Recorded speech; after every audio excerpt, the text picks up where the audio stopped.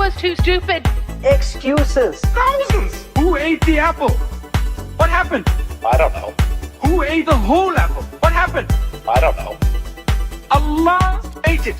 Allah ate it. Because he was too stupid. Excuses. Thousands! Who ate the apple? What happened? I don't know. Who ate the whole apple? What happened? I don't know. Allah ate it. Allah ate it. Because he was too stupid. Excuses. Thousands! Who ate the apple? What happened? I don't know. Who ate the whole apple? What happened? I don't know. Allah ate it. Allah ate it. Because he was too stupid. Excuses. Thousands! Who ate the apple? What happened? All right. We are live. If you're tuning in to see Mary, no worries. She'll be here in a couple minutes. For now, welcome back to Reasoned Answers, your home for all your favorite crackhead clown individuals. I have on my studio headphones today instead of my wireless earbuds because we're going to be doing some detailed analysis of some audio that was published on a channel which is totally not Muhammad Hijab. We know this because the channel tells us as much. Mary has in fact just joined. Welcome, Mary. Hello. Well, goodness. Hello. So my throat is terrible and I am doing remodeling. So I am voice only today, I am afraid. That's all right. We don't mind you not being in your ninja costume, even if you are here to destroy Islam. Today we're going to dive deep into the new evidence, I guess we can call it, released by Muhammad Hijab in a response by Behind Veils in the sex abuse case, or the fake marriage trickery case, whatever you want to call it, because you'll see that Muhammad Hijab disputes that it's abuse. Now his video is called Full Confession, Game Over.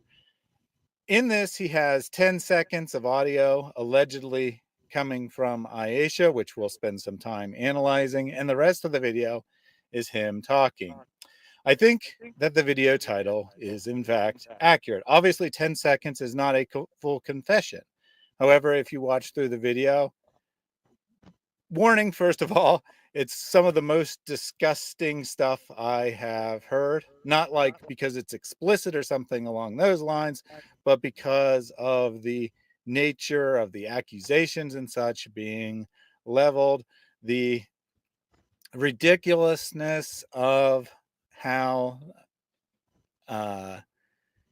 he's attacking Salman from behind veils and so forth. I was quite angry when I watched this video for the first time. I watched it a second time to remove all his doxing, and I was still quite angry watching it the second time. So in short, it is a very nasty video.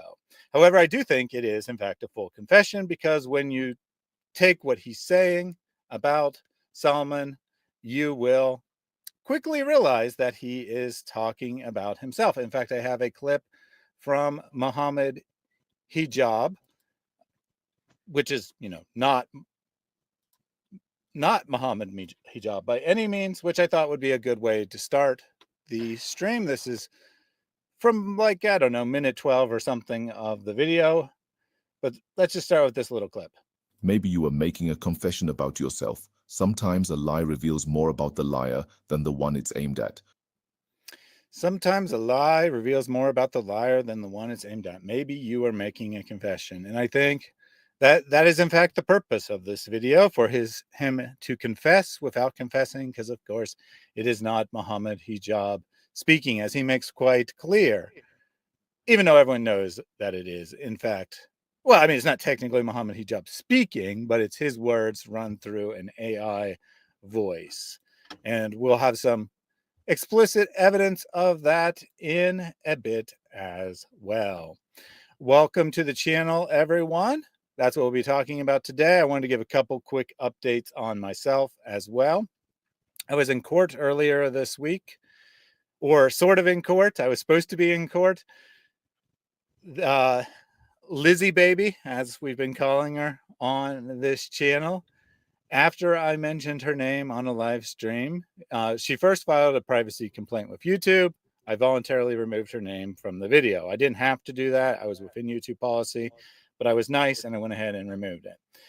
Well, when I caught her Lizzie Baby on the next live stream, she decided that that was enough, that she was going to file an anti-stalking order with me. So I was in court for that purpose on Tuesday. She, however, did not show up for the case. I'll have a video out about that.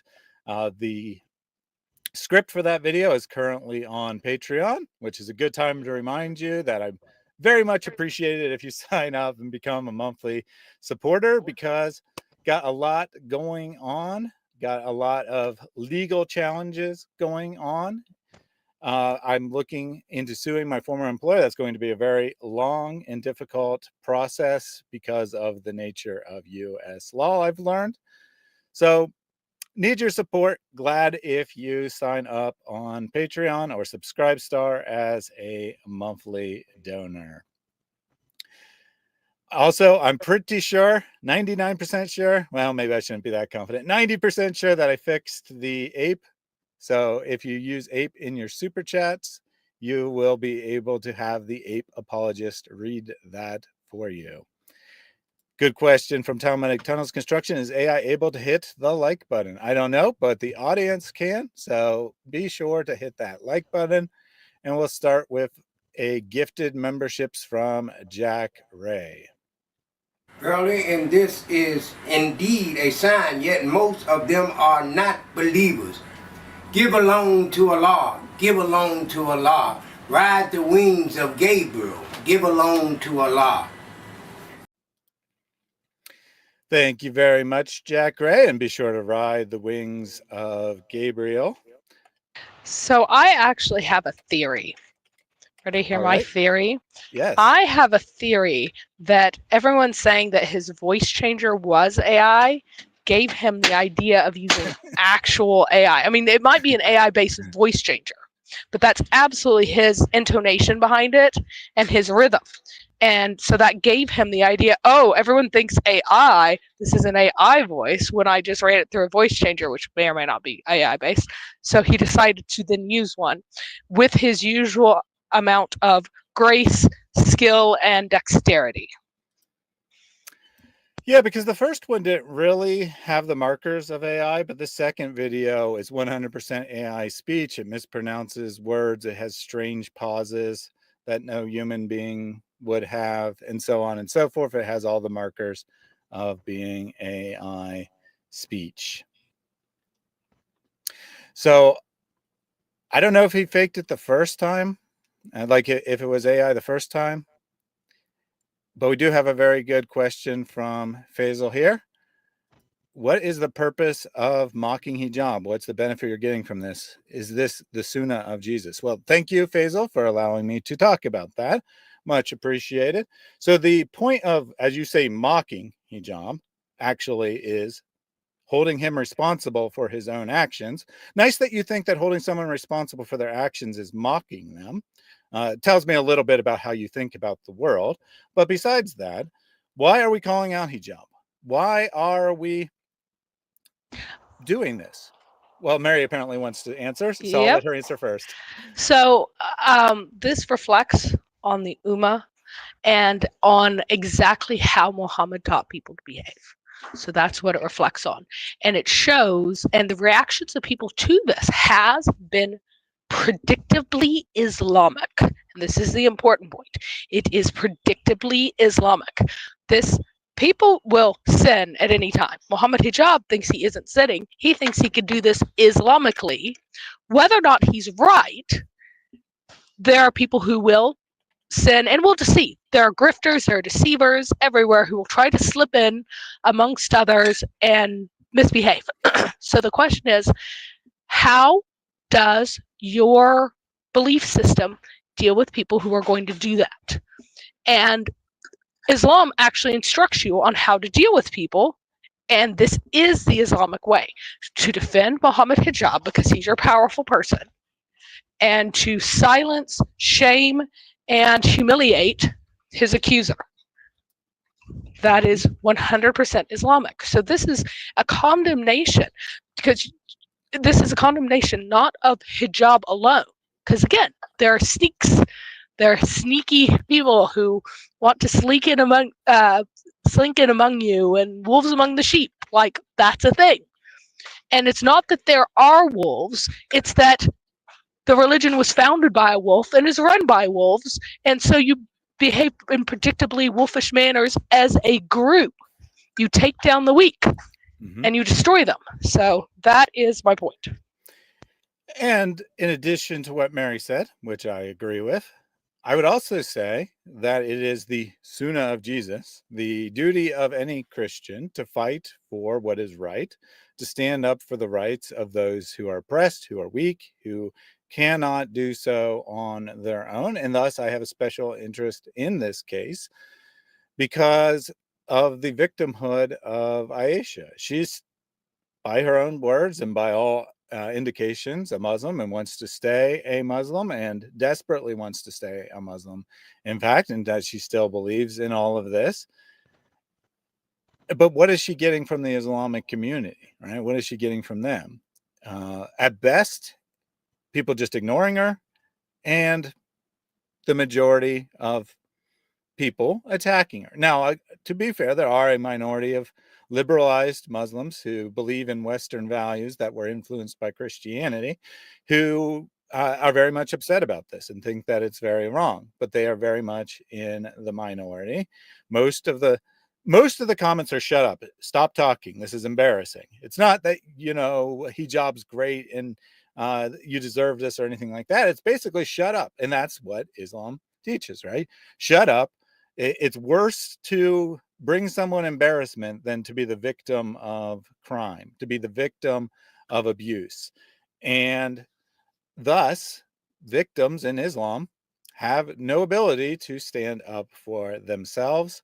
And so I view it as part of my duty as a Christian to stand up for that. All right. We did have a super chat to test the ape function here. Let's take a look from John Wilson. Inshallah, fathers, and Mary will keep exposing my lies. There you go. It worked. I fixed it. Inshallah. It didn't quite get inshallah pronounced correctly, though. But now we have a truly authentic, this is what Muhammad Hijab has said, according to the kinds of standards that Muhammad Hijab holds. It's totally him.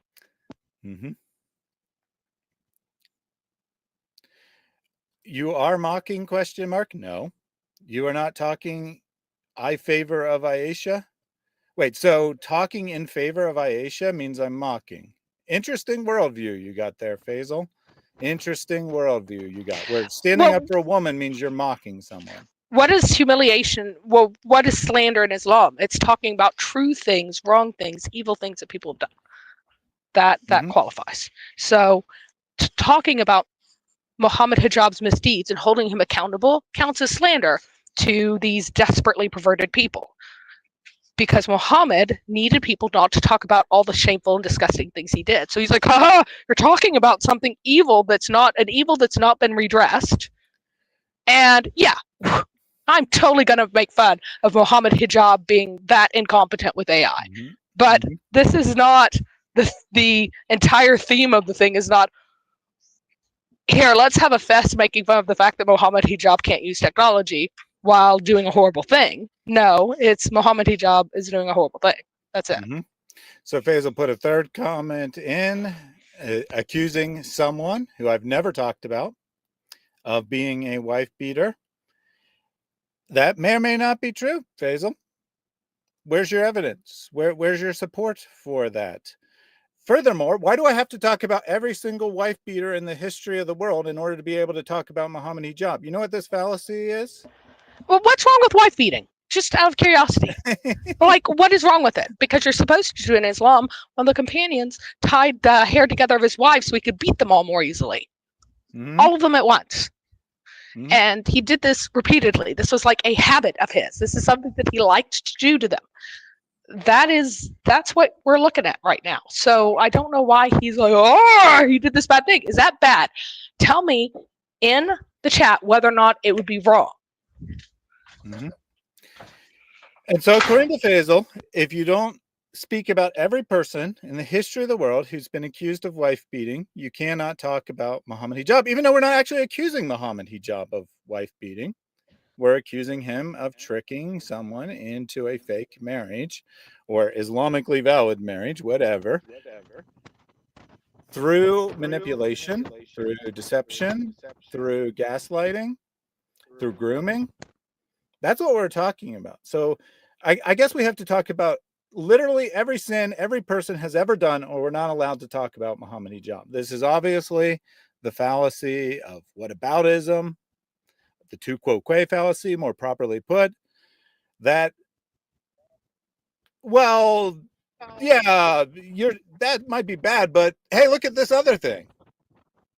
I don't have to talk about everything in order to be able to talk about something being wrong. Why can't you just agree that Muhammad Hijab did something wrong? Why do you have to say, but you're not talking about this other thing? Oh, right, because you don't think Muhammad Hijab did anything wrong. You think I'm doing something wrong by calling attention to Muhammad Hijab because you're a sick, disgusting woman abuser just like your buddy Muhammad Hijab. Okay, good. Got that. All right, let's get into the video then. So we'll start with this video, again, called Full Confession, Game Over, which was posted on the False Accusations channel, which is totally not Muhammad Hijab. And we know this because he says so early in this video. But we'll get to that. Is it False Accusations UK? Isn't that full name? Yeah. Well, so the channel name is False Accusations, but the handle they chose for this out, probably because the handle False Accusations was already taken, was at False Accusations UK. That might be relevant here in a minute. At that time, I look at this guy as a god. If no one would like to get me help with this, I would go to the most vile of the vilest of the... I'm in a public place, right? I have no problem even being hand to hand with shaitan to getting this out. Does he have any children, any kids himself? Yes, and I'm making dua on them as well. You're making dua on his children as well? Yes. Their atoms, their cells, their bodies give him cancer. Before we begin, let's... So notice how that's all cut together. That's all cut together. So we're not even sure what she necessarily said, because even between the whatever, yes, she said something else in reply to that. She did not say the yes. Yeah, I mean, the voice just changes tone considerably in between there, which indicates that it's two clips put together. I'm not saying she didn't say these words. Yeah. And basically, she's more or less admitted that she tried to bring curses on Muhammad Hijab and his family. She's apologized for that, said it was wrong. People do wrong things sometimes. But none of this is new, right? We're 30 seconds in. All that was clips that Muhammad Hijab and Ali Dawah have already been obsessing about and playing over and over again. I thought this was supposed to be new information. Well, they don't have anything. That's all they have is those tiny little clips taken out of context to tell the story they want to tell, which is going to be super ironic later in the video, but I keep giving things away. Let's just start with where it starts. Make something clear. This channel is not affiliated with Muhammad Hijab, nor are we based in the UK. This channel is not affiliated with Muhammad Hijab, nor are we based in the UK. That's why we named ourselves False Accusations UK, obviously, because that is totally normal to name yourself after a country you are not based in. And the accent too, which is even funnier. So if there's a British accent, and they name themselves UK, but they're not based in the UK. Mm-hmm. Yeah, it's an AI voice, but they chose a British AI voice because they have nothing to do with the UK. Now, what about this not associated with Muhammad Hijab? On April 8th, the day the first video came out, 11:17 p.m., according to the local time of Black Angel, who provided me this screenshot because, Muhammad Hijab has deleted this tweet for some reason. So I don't know what time that was exactly. I don't know if that's 11, because I don't know what time zone he's in, but at 11:17 p.m. on April 8th, Muhammad Hijab tweets, "I will release a video in 30 to 60 minutes, which will directly respond to some questions. I will directly respond to some questions." Interesting. But by that he means I psychically know that something will be released. That's what he meant. On a third-party channel that is not affiliated with me in any way. And then... Obviously, because that can be the only explanation. And then within about an hour, I don't know the exact amount of time, but remember it was 11:17 p.m. Now it's April 9th.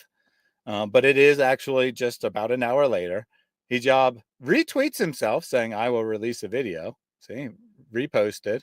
And then he posts a link to the Behind the Obsession video on the False Accusations channel.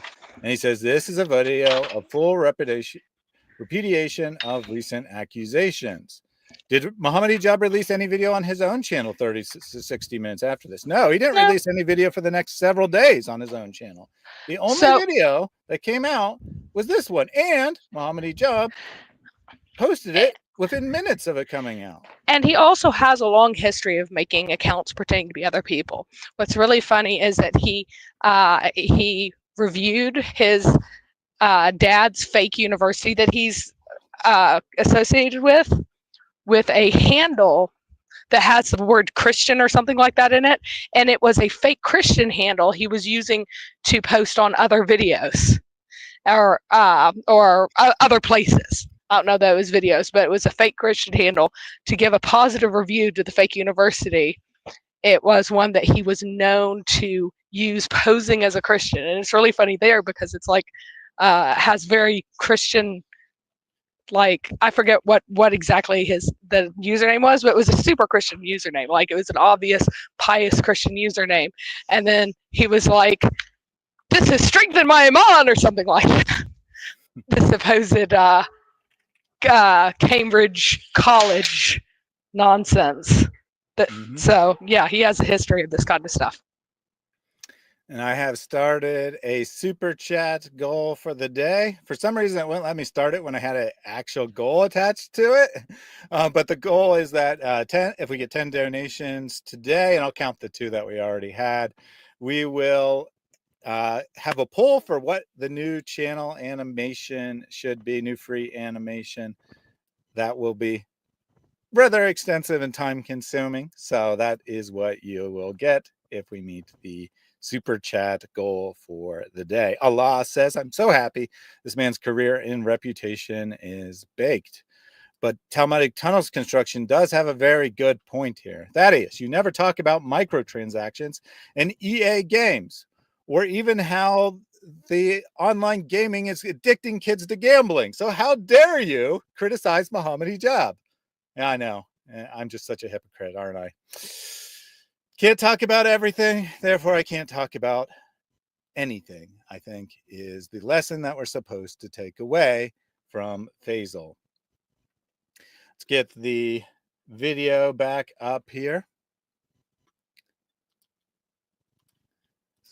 Sorry, the screenshot was very small, so I had to on-share my entire screen, or it would have just been microscopic for you. So resharing the video now. I think for the rest of the way, we can probably just keep that screen share. While it is true that in our initial video we reached out to Hijab, who provided us with key pieces of evidence that shaped our conclusions, this time there was no need to make any such request, because this time the evidence came directly to us. For what we are presenting today, the evidence came directly to them, almost like they put it into an AI program. Say these words and it came directly to them. Is nothing less than the final piece of the puzzle, the ultimate smoking gun. A voice recording of Bushra, in which... And I accidentally played the wrong one when I reopened it. So shame on me. Because I had censored all of her... I mean, people know her name by now, but still. out of principle. I had censored all that. And when I reshared it, I apparently did the wrong one. At that time, I think this is fair on him and his family. A voice recording of... See? There you go. It's censored. I'll probably go back and remove that after the fact. But like I said, Muhammad Hijab and his buddies have doxed her so many times. Her name is definitely out there. A voice recording of... in which she unequivocally states that there was no marriage to Muhammad Hijab and that she fabricated the entire story to avoid being labeled crazy. All right, so we got this voice clip, which they're later going to complain is complete and unedited. Complete and unedited. Just so you know, that's what they're going to be claiming here. Easy. So did you marry Hijab or not? I didn't marry him. But if I told people this, they would think I'm crazy and so on. Do you think this is fair on him and his family? With all due respect to yourself, I can take my rights with my own hand. And that is the extent of that entire full and unedited conversation, apparently. I do find it quite, and they're not going to tell us who she's talking to. They're going to say that the person wants to remain anonymous. I think it's very odd that Muhammad Hijab is willing to take anonymous testimony to be evidence for himself, but won't allow Aisha's testimony for herself, and has accused behind veils of having no idea who she actually is because they don't use her real name. Because they use an alias, we can't trust her testimony. But when he doesn't even bother to give an alias and changes the voice, if there was in fact another voice at all that wasn't just AI generated. Wait, can we hear that again? Because I'm suspicious of that they did something all of a sudden. Can we hear the little conversation one more time? Yep. Labeled crazy. So did you marry Hijab or not? I didn't marry him. But if I told people this, they would think I'm crazy and so on. Do you think this is fair on him and his family? With all due respect to yourself, I can take my rights with my own hand. Let's be clear. It's so bizarre. It's hard for me to tell whether or not... You just cut out. Whoops, sorry. Is that better? Yeah. I can't tell for sure whether or not it's AI or it's clips that were chopped together of smaller pieces of sentences. And just glued together and then ran through filters until you couldn't tell very well that it's clipped together. And so, because that's a completely inhuman inflection, completely inhuman. But if they took this clips from different sources, it's possible that it sounds inhuman because of the filters in the clips. Well, we're going to do some technical analysis on this in a little bit, and we'll see if Mary's right about that or if there are more important markers. It is definitely very unnatural speech, though. But wait 1 second.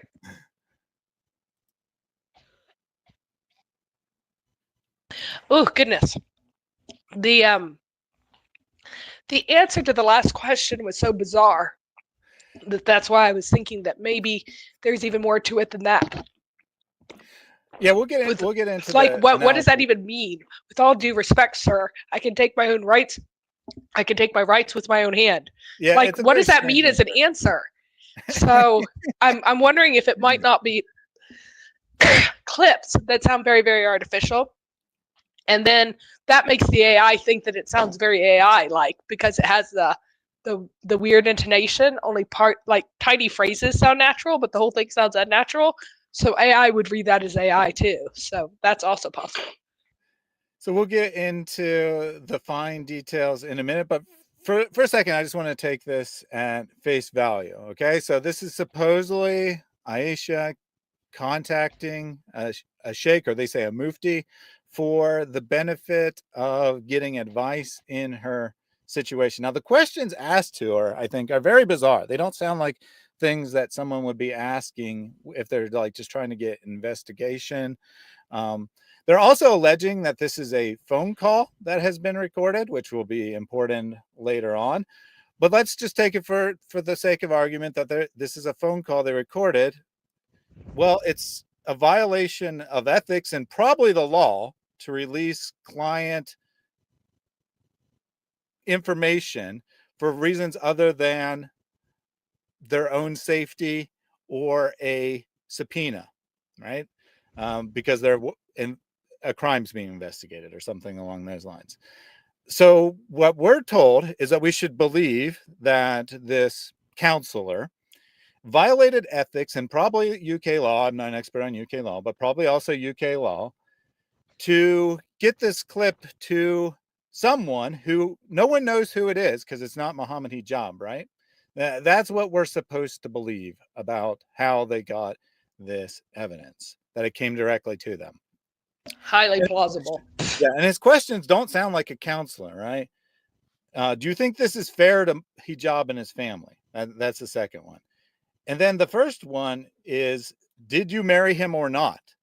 Which is awfully provocative, right? Why would he ask that? Why specifically the or not? That's a confrontational way of speaking. Why is a counselor who's supposedly giving her advice and just trying to hear her story saying, did you marry him or not? That's very strange to me. Like, nothing about this makes any sense to me. Like, they didn't even try to make this sound like a real conversation. So you go to a counselor and you're like, this guy abused me. He tricked me into a fake marriage. Well, did you marry him or not? Really? That's not a normal question you'd be asking. And then when she says, I didn't, I just made this up so I wouldn't appear crazy. What do you mean you wouldn't appear crazy? No one knows about this, right? Supposedly, when she's contacting some counselor months ago, who would be thinking she was crazy? I mean, I get that. Hold on. Yeah, that's why I thought it might be clips, because if you were writing a script to like no one would write that as a script, as if that's a conversation, because none of it makes sense as a conversation. The contents don't make sense. The questions don't make sense. The answers don't make sense. That's why I'm wondering if they didn't clip and then realize that it sounded so supernatural that they had to run it through a bunch of filters, and then it stopped sounding much like her. They're like, good enough, good enough. We'll get my conclusion later, but something is very, very off here, right?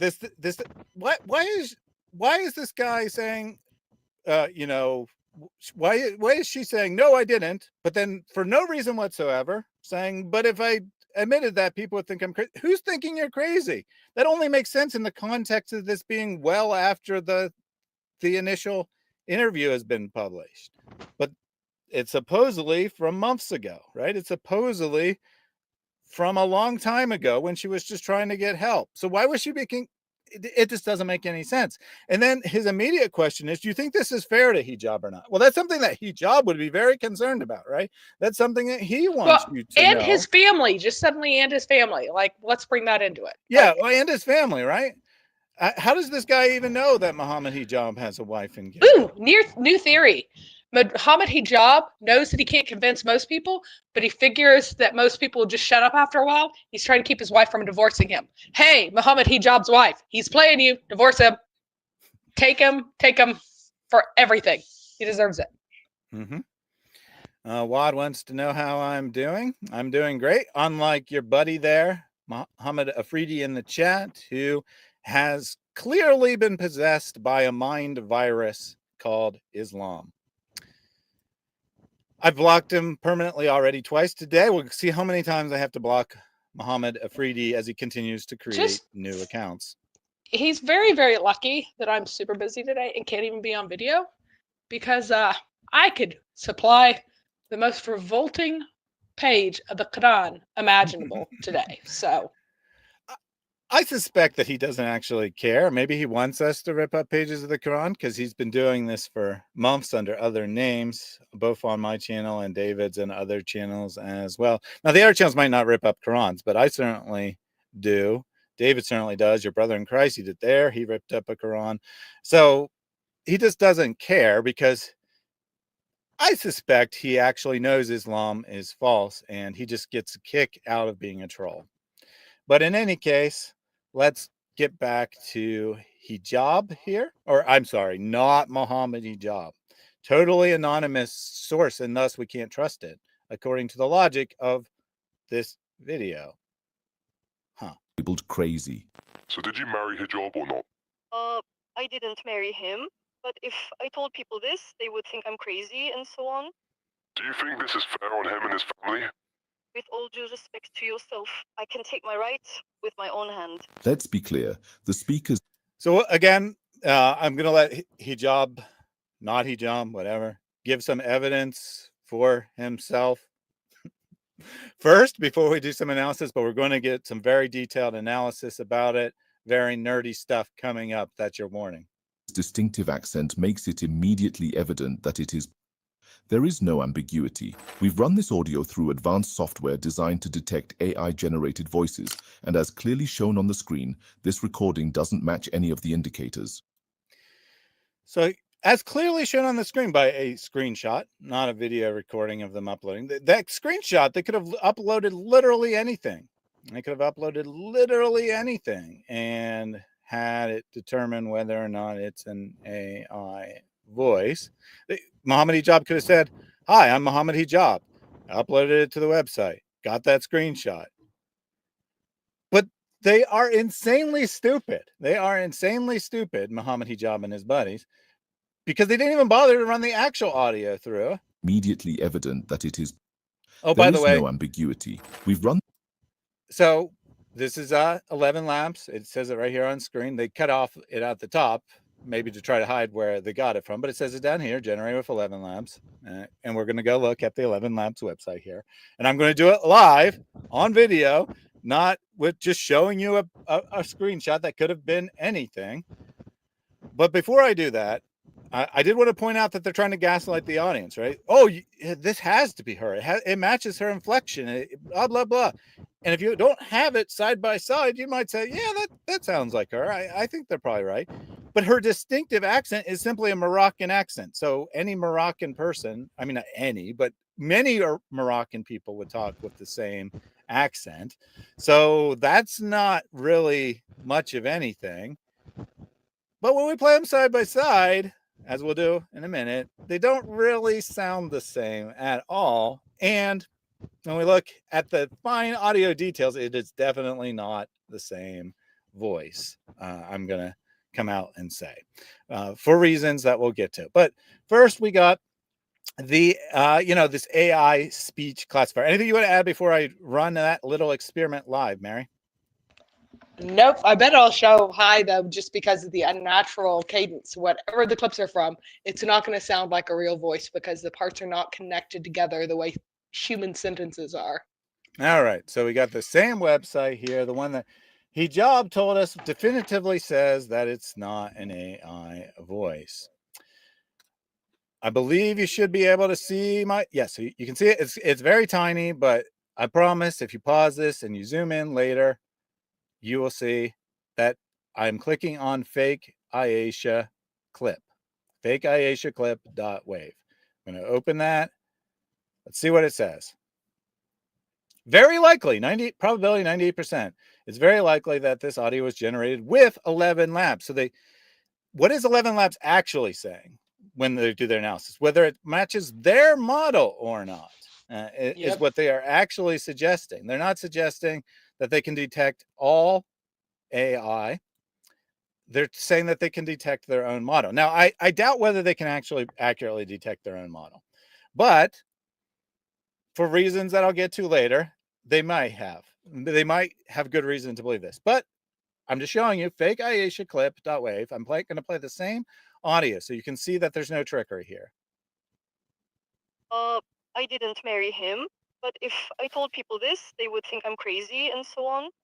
With all due respect to yourself, I can take my rights with my own hand. So you can see I uploaded the actual audio from their video. Now I'm going to upload another sample just to show you why I say don't trust this tool. Like, don't think it's actually definitive. This one's called hijabadmission.mp3.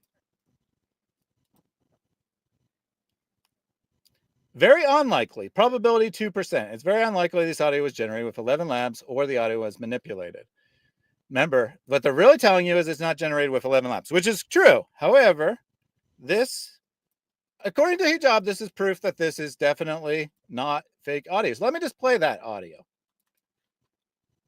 This is Mohammed Hijab speaking. I admit that I abused Aisha, and I don't care. Now get on your knees in intellectual submission, boy. There you go. He even identifies himself in the clip as Muhammad Hijab speaking. And then he admits everything. He admits that he abused her. And he says, so what? I don't care. And then he even stutters. He even stutters and says, as he's saying, get on your knees in intellectual submission, which we know is a phrase that Muhammad Hijab uses. And ironically, that's much better. I know it's much better, but That's I didn't generate it with funny. 11 Labs. I generated it with fish.audio. And so, I mean, technically 11 Labs is saying they didn't make it, which they didn't. But to suggest this means that it wasn't. Well, they also say or manipulated audio. Right. So they're claiming to be able to detect any.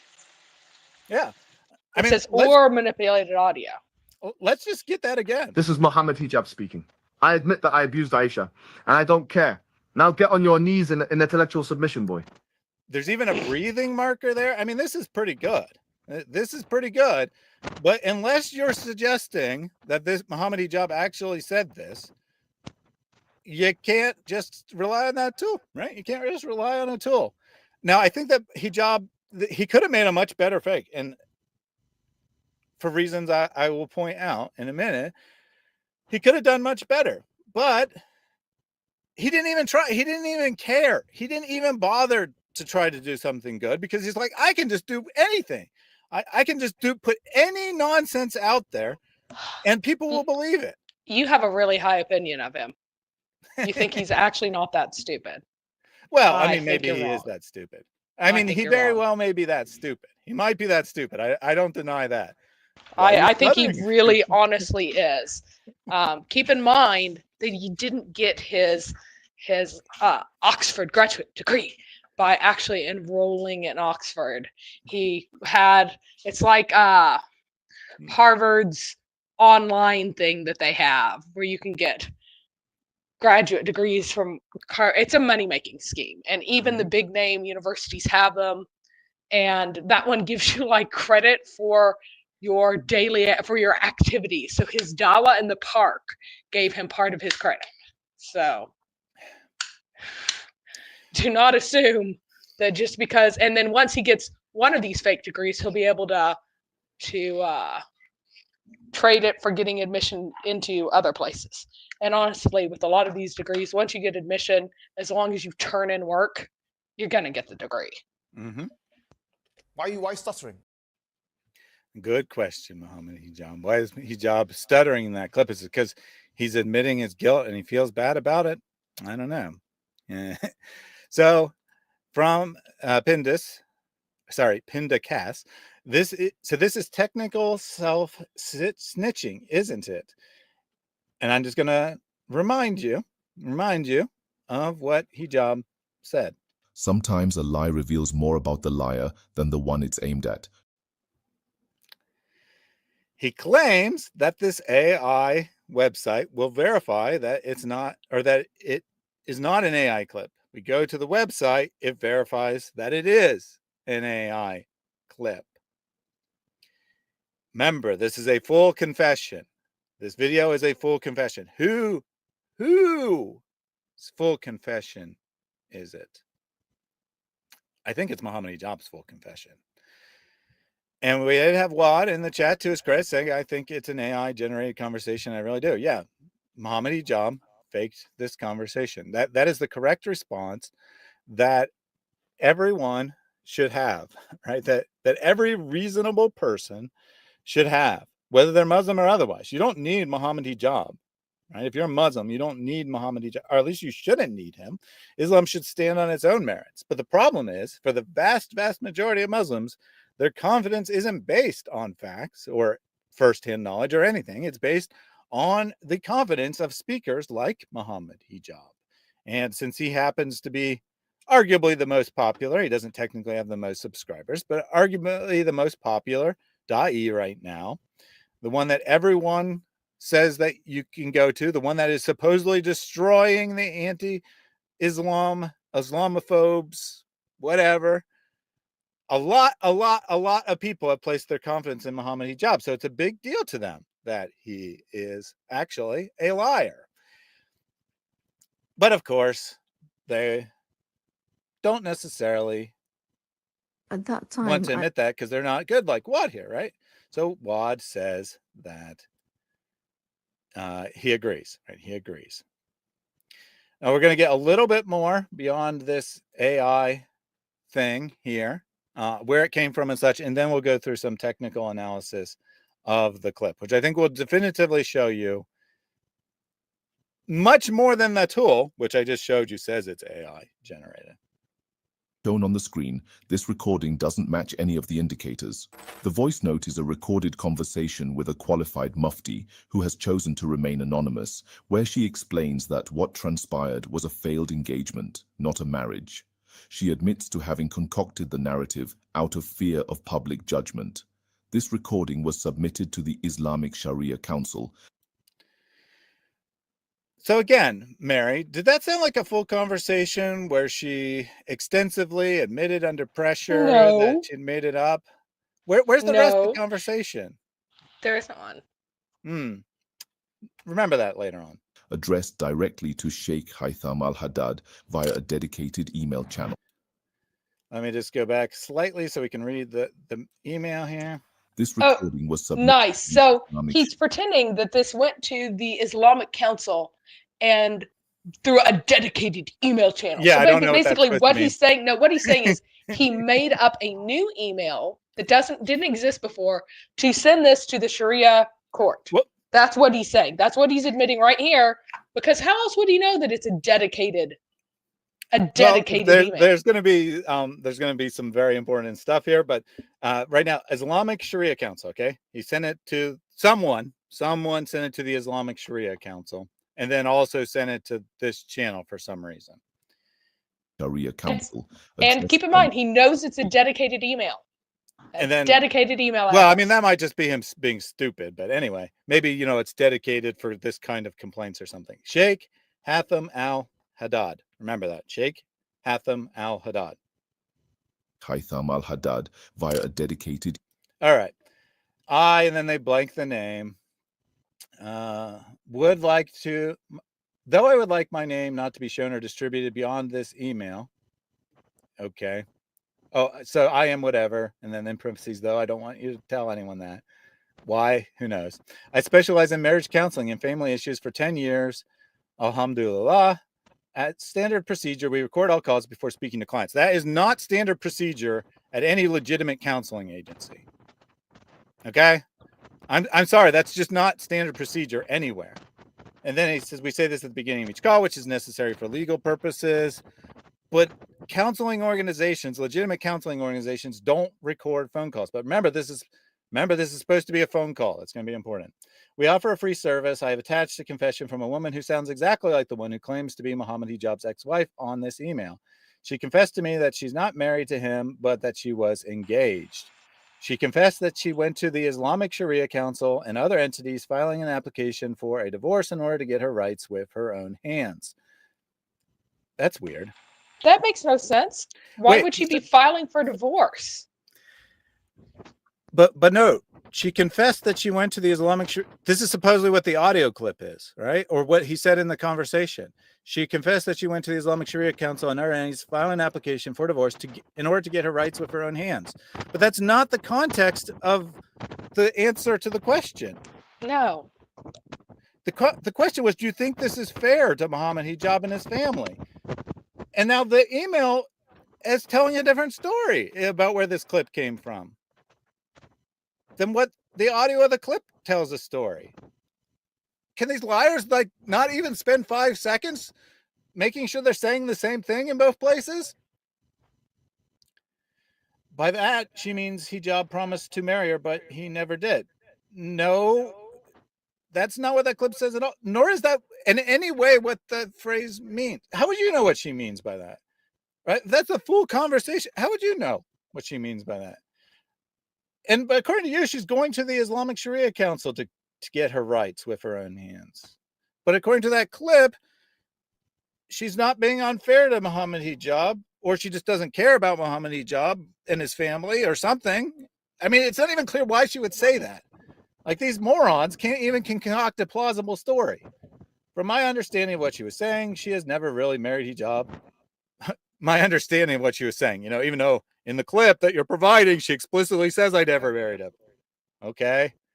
She's treating the matter as if it's an actual marriage. I've attached the section of audio which is most relevant to this email, which is, of course, supposedly the clip that we have. I would not like to be in any publication or have any institute I'm connected with featured on any program, but you may use this audio if you please. I blurred my voice in it. So supposedly, you know, he obscured his own voice, which means he's admitting to editing the audio, which means it's not an unedited clip. That's going to also be important later, right? So it's not, according to Not Hijab, it's not Hijab who blurred his voice. It was already blurred in the clip they received. Crazy. And that would be an admission of knowing wrongdoing, right? Well, yeah, like, why would you do that if you're a counselor, other than that you're doing wrongdoing? Yeah, I mean, why is he obscuring his voice? He surely does not expect this clip to show up on YouTube, right? If he's supplying this to the Islamic Sharia Council of London, which is what he's alleging he's applying this to, surely he doesn't think they're going to put it on YouTube. Oh, right, because this email never existed. This isn't an actual email. I mean, oh, this is a screenshot that someone wrote these words. They're going to say that this is proof that he submitted this claim. Well, first of all, proof that someone submitted a claim means absolutely nothing. That doesn't mean that the council is interested. It doesn't mean they care about it. But is it also, the wrong email address? Right. There's no email address shown. It could have been sent to anyone. It could have been sent literally anywhere at any time to anyone. Or it could have just been typed into a text, into a, you know, an email, and never just hit the send button. Like, this is so stupid. This is their proof, right? Notice, no to address, no date, no time, no from, nothing, right? No evidence whatsoever what this is. But the story it tells doesn't make any sense except under the knowledge that this clip is going to be in a YouTube video. Email channel. It was received, acknowledged, and stored as part of the official record. It was received, acknowledged, and stored as part of the official record. Why didn't you just show us the email saying your claim has been submitted? How would he know that? How would he know that? Good question. How would he know it was sent from a dedicated email? How would he know that it was stored? This is important data because you're the one who's fabricating this situation. Yeah, they're not very bright, right? Like, a liar exposes himself with 1,000 lies instead of one statement of truth, and that's exactly what's going on here. Nothing connects to anything else in the story. Everything is disconnected. As you can see on screen, here is the email confirming its submission for religious evaluation. Now, we already know what the response... Why would you have that? Well, I mean, I think that the story, weren't explicit, but I think what the story they were trying to tell is that it was submitted to the Islamic Sharia Council and to them. But they should only get the part that it was submitted to them, not that they should not get a reply from the council. They should only have the knowledge that it was sent to them. They shouldn't have the knowledge of this fictional person sending it.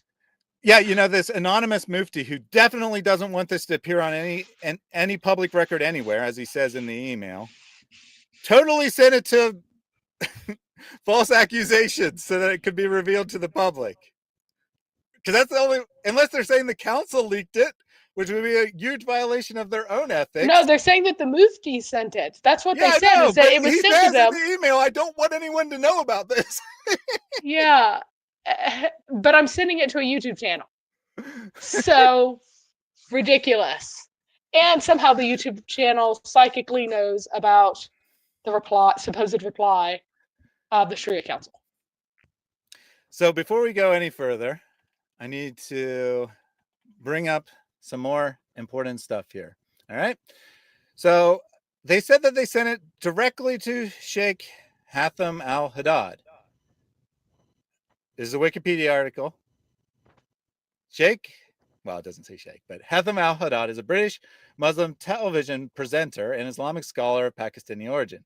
Al-Haddad sits on the boards of advisors of Islamic organizations in the United Kingdom, including the Islamic Sharia Council. Now, that's where they claimed they submitted it. There's a problem here, however. This Wikipedia article is out of date. Is he dead? He's not dead. He's not dead, but he no longer works with the Islamic Sharia Council. So supposedly this is submitted directly to him at the Islamic Sharia Council. Let's go to the Islamic Sharia Council webpage, shall we? It's the oldest Sharia council in Europe, blah, blah, blah, blah, blah. And then they have this nice notice here. We also offer nikah services with the office and outside the office. Please note that we have strict conditions for weddings at the ISC. You must be eligible to be married in the UK, have a UK civil marriage certificate, must be over 18. We require parental consent for all brides as per Islamic law. You must have 2 witnesses. If you're previously divorced, we require a valid divorce certificate. Now, this doesn't really sound like very strict conditions to me, but... yeah, there is one. You have to have a UK marriage certificate. He won't do plural marriages. That's exactly what I was getting at. So they're saying that they won't do polygamous marriages. They're saying, if you're coming here to get a fake second marriage, we won't do it, is what they are saying. And it is very strict requirements, Islamically speaking. I thought that was very interesting. Probably because that's actually the main thing they do is nikah services. So they have to tell the public, hey, we're not doing your fake marriages here. And that they also have to be adults. That's also very strict. True. No 9-year-olds. All right, let's click on Meet the Team. So we've worked with many people. Some still work here, have worked here the entire time since 1982. Others have joined recently, which obviously means other people have left the organization. Here's the current members. See, do you see Al-Haddad on this? I don't see Al-Haddad on this. Let's just be sure. Okay?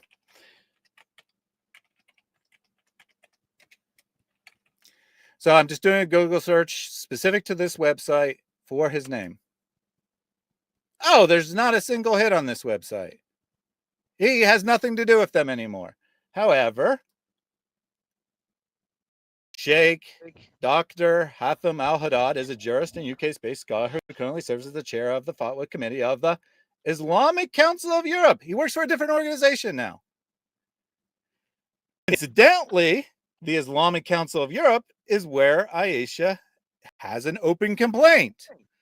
So they used his name and then gave the wrong organization, either because they forgot where he worked or because they wanted to not actually lie about submitting it to him. Like they could say, oh, we sent it to him. We didn't know he didn't work there anymore or whatever. And I think that the reason Hijab says at the start of the video, oh, let's make this clear, this has nothing to do with Muhammad Hijab, is because he's committing crimes now. He's committing actual crimes, right? He's frauding. He's saying things that didn't occur. He's faking someone's voice for the purpose of harming them. These just are be crimes clear, in the United Kingdom. It is very hard to win a libel case in the United States. It is typically very easy to win a libel case in the UK unless you're going against a news organization, right? So it is very, very easy that the standards are quite different. This would absolutely not only, because you have to show like damages that of certain types in the US. But for this one, it's absolutely liability, huge liability, major legal error there. Yeah, and I think he knows he's committing crimes, right? So the whole original situation, he probably could say that he didn't technically commit any crimes, right? But now he knows he's committing crimes. He's committing fraud. He's slandering someone. He's faking evidence. He's making up stories. And he knows all this, which is why he's so eager to not have it associated with his name and why he's playing games, like saying they submitted it to the Islamic Sharia Council when the relevant council for the current organization and for Hatham al-Haddad as well is the Islamic Council of Europe. He knows what he's doing. He knows absolutely what he's doing. He is intentionally frauding while pretending not to be himself in order that it will be harder to hold him accountable for the words that he is saying, and making subtle lies that normal people won't catch that he can use in the event this ever goes to court and say, oh, I guess we just submitted it somewhere where it didn't exist, right? And of course, he didn't want to actually submit it. Not that any of these Islamic institutes have any legal authority, but he still didn't want to actually submit it because they might, at least might, investigate and be like, this is obviously a fraud. And then he wouldn't have any credibility. But as long as it's some anonymous person we've never heard of doing the channel, Job could just say, I had nothing to do with this. They made this up on their own, and a misguided attempt to save me, right? And in case it actually went to court, that's what he could try to say. And that's what he probably intends to do if it goes to court, is say, I never made this video. Maybe it's AI, maybe it's not. I don't know. I had nothing to do with it. All right, let's get a little bit more on the context here, and then we'll dive into some fine details of certain corners, it's fake. But let's actually examine that claim. If this clear, uncut voice note. Clear, uncut voice note. 10 seconds. That's the entire conversation, apparently. Submitted to a religious authority, matching tone, accent, and verbal mannerism. Tone, accent, and verbal mannerisms match, according to what he wants us to believe. Obviously, he's gaslighting us. He's telling us what we should believe about it, what we should obviously believe about it. Indeed. Is to be dismissed as fabricated, then what assurance do we have that the WhatsApp messages you've circulated aren't fake? And there's the real motive, right? There's the real motive of faking this.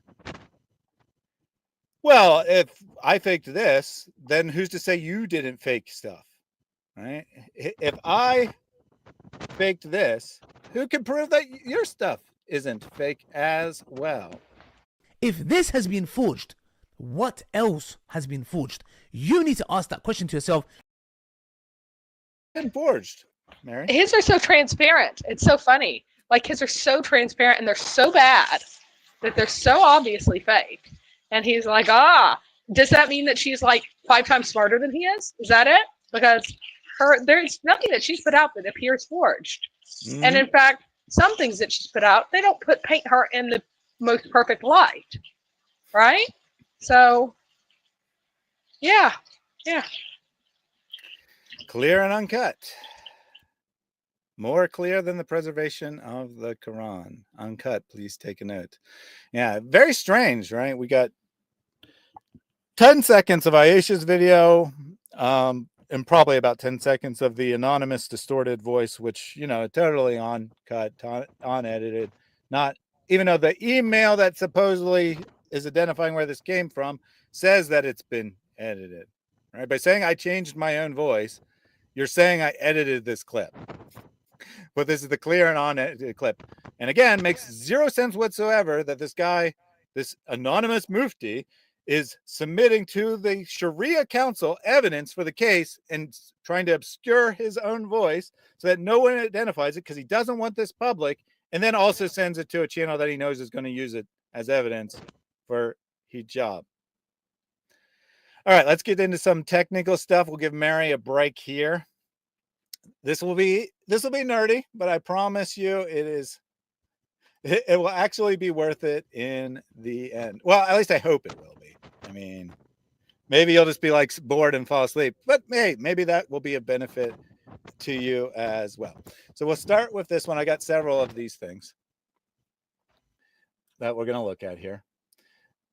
So I've loaded some audio into Audacity, a free sound editing program. Let's play the first clip here.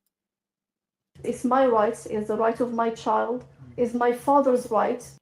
So this is actually Aisha from the interview with Ali Dawa. It's my rights, it's the right of my child, it's my father's right. All right. Now, this is audio that is supposedly from her full confession, right? With all due respect to yourself, I can take my rights with my own hand. Now you hear that kind of sounds like, that like the audio is in a narrow range, right? Which is what would actually happen in a phone call. That the top end of the vocal frequency and the bottom end of the vocal frequency would be cut off. So that's why it sounds kind of distorted in comparison. However, I've lined up a key phrase here, right? Okay. My right. My right. I actually need it to hear. So, my right. My right. Hear how hard she hits the sound? My right. And the T as well. So the hear how hard she hits that. My right. Okay? Now let's compare that to the legitimate speaking or the same phrase. My rights. My rights. Notice how it's very subdued. There's no T sound. The S is very subtle. Rights, rights, rights. This is going to be a theme, right? Okay. This is a distinctive way of speaking. And when she says rights the second time, which I think is the last word. Right. Right. Same thing. Right. Right. No hard T sound. Minimal S sound. Again. My right. Now let me just do a frequency analysis on this here. This is the frequency of the fake audio, or what we're going to say is potentially fake audio. There's two spikes here. There's a spike in this 2,000, roughly speaking, to 3,000, roughly speaking, frequency. Well, there's kind of a spike here too. I'll explain what all these are here in a second. Then there's a spike here in this like 5,000 to 7,000 frequency. And then there's a tiny bit of a spike in the 11,000 plus hertz frequency. This here, this is a really non-natural speaking pattern to have audio look like this. This 2,000 to 4,000 frequency is the consonantal sounds. It is what is important for kind of giving the voice like a full inflection. Now, in normal speech, it doesn't spike like this, but there's a known technique in editing audio where if you give this range a boost, the voice sounds better. Right? You give this a boost, it sounds better. This 5,000 to 7,000 range, this is where the hard consonantal and hard enunciation is going to come from.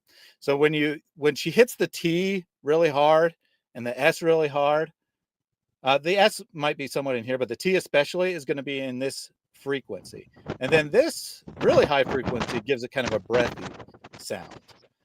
So this isn't a natural pattern. I'm going to suggest that this is a manufactured voice. Now, it is a very small clip, so you can get it can be deceptive, but we're going to look at a bunch more audio here in a minute. This is not like the 5,000 to 7,000. That can happen. That's the result of her hitting the T really hard. This doesn't happen in normal speech. And for reasons I'll explain later, it definitely doesn't happen on a phone call.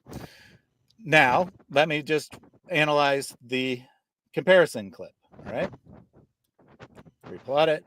As you can see, there's a little bit of an elevation in the 7,000 range, nothing in the 2,000 to 4,000 range. And you can see that has much higher amount of frequency here, and it goes all the way up to like 17,000.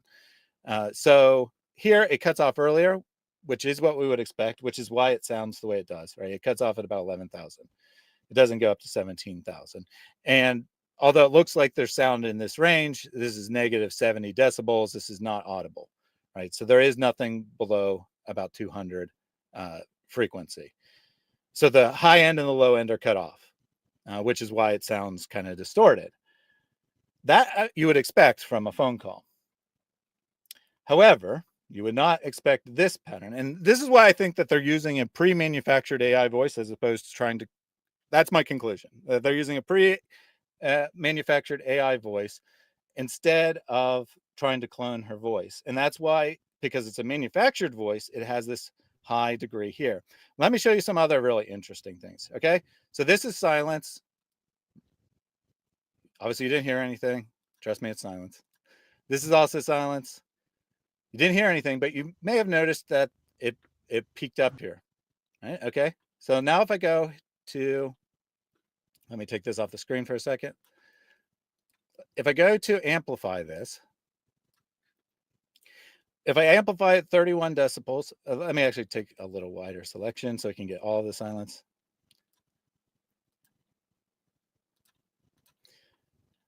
Now it's 30 decibels, but you can see if I amplify it 30 decibels, it'll be the maximum loudness without clipping. And I'm going to play that. It's background noise, right? It's really loud now, but that's background noise. Now, what happens if I do the same thing over here on this clip? What happens if I go to amplify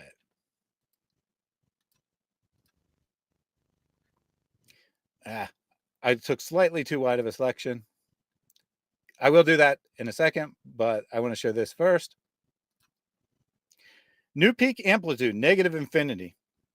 This is absolute silence. This cannot happen in a real recording. You cannot have absolute silence. So either, like if you were in a specifically designed quiet room with a microphone, you'd get probably still get some sound in like the negative 70, 80 decibel range. This is absolute silence. So either they edited this clip and made it silent, or it's not a recording to begin with.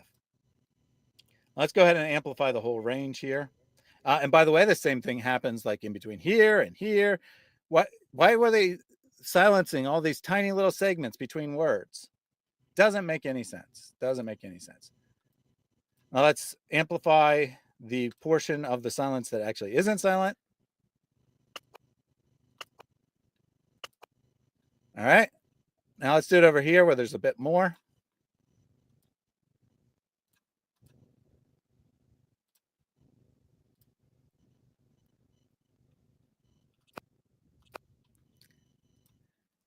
I may have gotten something that wasn't technically silent, so I may amplify it some more. Yeah, okay. Now listen to this. Does that sound like background noise, or does that sound like a mechanical sound? That's you be the very judge. Mechanical. That's very mechanical. So we got real background noise. Hold on, Mary. Let me just play this one more time, and then you can speak. Real background noise. The background noise in our non-AI clip. All right, Mary, what do you want to say? So the words are entirely unnatural, and I remember some of those phrases from things that she'd said before. So that probably means that they had started out doing the clips, and then when they went to AI, they just decided to keep the same script, even though the words didn't really make any sense. Because the words are nonsensical. You could have had the AI say anything, and yet it's nonsensical and stupid. That's not the way human beings talk, even write. And the only way it makes any sense to me that you'd come up with that is because you were clipping stuff trying to create a feeling of something. Because they could have had her fully confess. Because again, at one point she says, "I didn't marry him then." I remember hearing those words or something very close to it. So when they stitched it together, it must have sounded so bad. You just cut it out. I don't know if Mary realized it. I'm back. Sorry, Okay. my phone went to sleep. When it goes to sleep, it doesn't. Sorry. So the only thing I can think of is that they wrote the script trying to make it sound like something, but not actually succeeding. And then when it sounded terrible and they couldn't fix it, what did they do? They just wrote the same script into AI rather than coming up with much better and more natural sounding conversation. That's stunning. That's stunning. Because the first time I listened to it, I'm like, that sounds like AI speech. Everything is the end of every word is clipped in a certain way that's over enunciated. Nothing gets slurred, nothing gets lost, and the emphasis is on the wrong part of the sentence and stuff. So it sounds AI. But then I listen to it again, I'm like, these phrases don't string together into coherent sentences. So that can't just be the full explanation. So wow, that's what my money's on currently. Because I can't imagine anyone writing out that conversation from scratch because it's totally incoherent. So interestingly, so not all these words are in the audio that is available. Now, Hijab might have other audio of it, right? He might have other voice recordings. So that is a possibility. And of course, absolute science could easily be from you taking things and putting you together. And Raph also says that that really sharp sound, and he's correct, right? That when you hear in a video where it like kind of makes that sharp sound, that kind of mechanical sound, it's because you have two dissimilar audio next to each other, and that's how your ear perceives it, as that like sharp clicky sound. So that is also a possibility. So your theory is well in play, Mary, about this being maybe a copy. little column A, a little column B together. Yeah, it could be both. Yeah, the reason I think that, so this is why I think that it's definitely AI, is because of the very unnatural peak of frequencies in this range, which is known that if you boost that range, it makes the voice more distinct, more clear, which is something you'd want from a manufactured AI voice, but not something that would occur in real speech. Well, it's definitely been thrown through a ton of filters. Yeah, so they've definitely messed with this, right? This definitely isn't a real recording. Let's put it that way. Whether it's AI or it's manual manipulation, this is definitely not a real recording. Now, interestingly, in that clip where they say, "Were you married to him?" she says, "I never married him." Or sorry, "I did not marry him." Present tense. I did not marry. I mean, obviously that's that. That's present tense. Marry. Anyway, marry in the present tense, right? In the recording, the interview, she says married or marriage, like, I don't know, 20, 30, 40 times, something like that. She never once uses that tense. She always talks about, we were looking to get married. He was convincing me to get married. Never, he asked me to marry him, right? So there's plenty of things that she could have put in that tense. Or she says the marriage didn't happen. She didn't say I didn't marry him, or I did marry him, or whatever, right? So to me, it's very interesting that it's not definitive, right? It's just a couple seconds. But in that couple seconds, she uses a phrase, a tense, that she doesn't normally use to describe the situation. Right? She's always referring it to a specific way, using specific phraseology, and then they use a different phraseology. So that's an additional piece of evidence. However, I got more. I told you this was going to be boring and nerdy, guys. All right, so this time up here on top, we have her second sentence in the full confession. I didn't marry him, but if I told people this, they would think I'm crazy and so on. So again, same pattern. You got that really hard T on didn't. Didn't. And see, let me go ahead and zoom in a bit here. You even got a tiny bit of silence in between did and the T sound, which is normal. That's natural. If you are inflecting words very carefully. Didn't. That's how you get this. You get this little tiny pop of the T sound. My speech, I know because I've edited my own speech a lot, often does have this marker in it. But as we're going to see, Aisha's speech does not. I took every instance of her saying didn't in her original interview. Let's play that track. I didn't know if he didn't give me any. I actually I didn't stop. We didn't go ahead. He said you didn't ask. He didn't want to pay for the bills. He said you didn't ask for it because I didn't need. A couple times you got a soft T. A lot of times she just drops the T entirely. Didn't, which is a very natural way of speaking as well, by the way. None of these visually, right? None of these visually have this pattern of did and none of them. None of them have that little pop.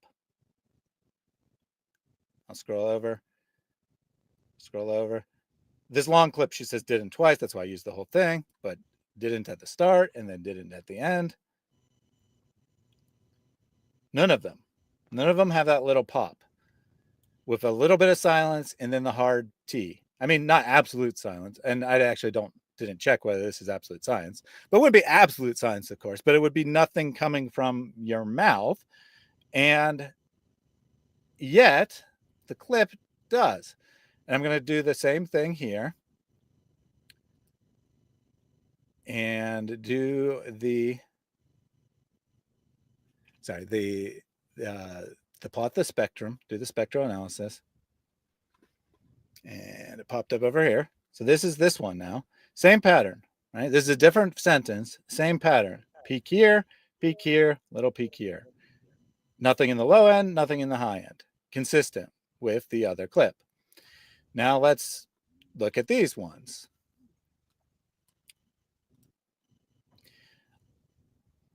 Slightly bigger clip, but still peak than last time, but still a peak in the 5,000 to 7,000 range, which is normal for speech, and a little bit up here above 11,000 where the other one cuts off in the very breathy range, and no peak here in the 2,000 to 3,000 range. Again, these are short clips, so you can get some weird results. I'm not saying any piece of evidence is definitive by itself. Here's our entire interview, okay?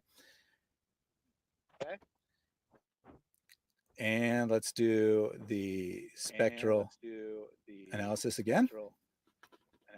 It's opening in my other window, but no worries. Here's the whole here's our entire conversation. So you get a peak up here, you get a little bit of a peak here, no peak in the 2,000 to 3,000 range. In fact, you see a drop here between a sharp drop between 3,000 and 4,000.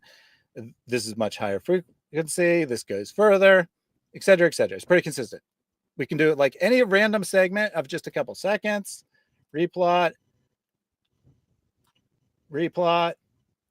Never, I did a bunch of these.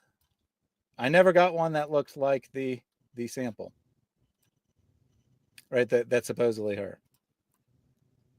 You get the point, right?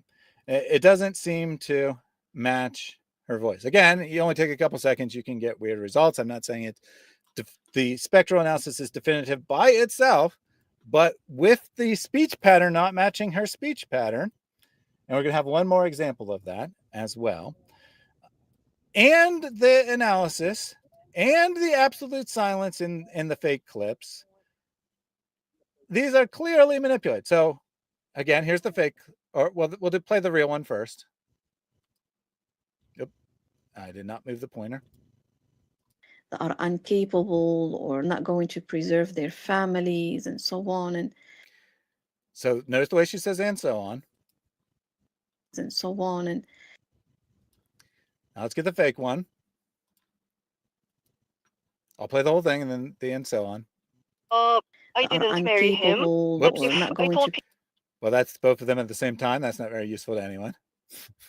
I didn't marry him, but if I told people this, they would think I'm crazy and so on. All right. That up talk at the end, by the way, is something that she never does. She never has up talk.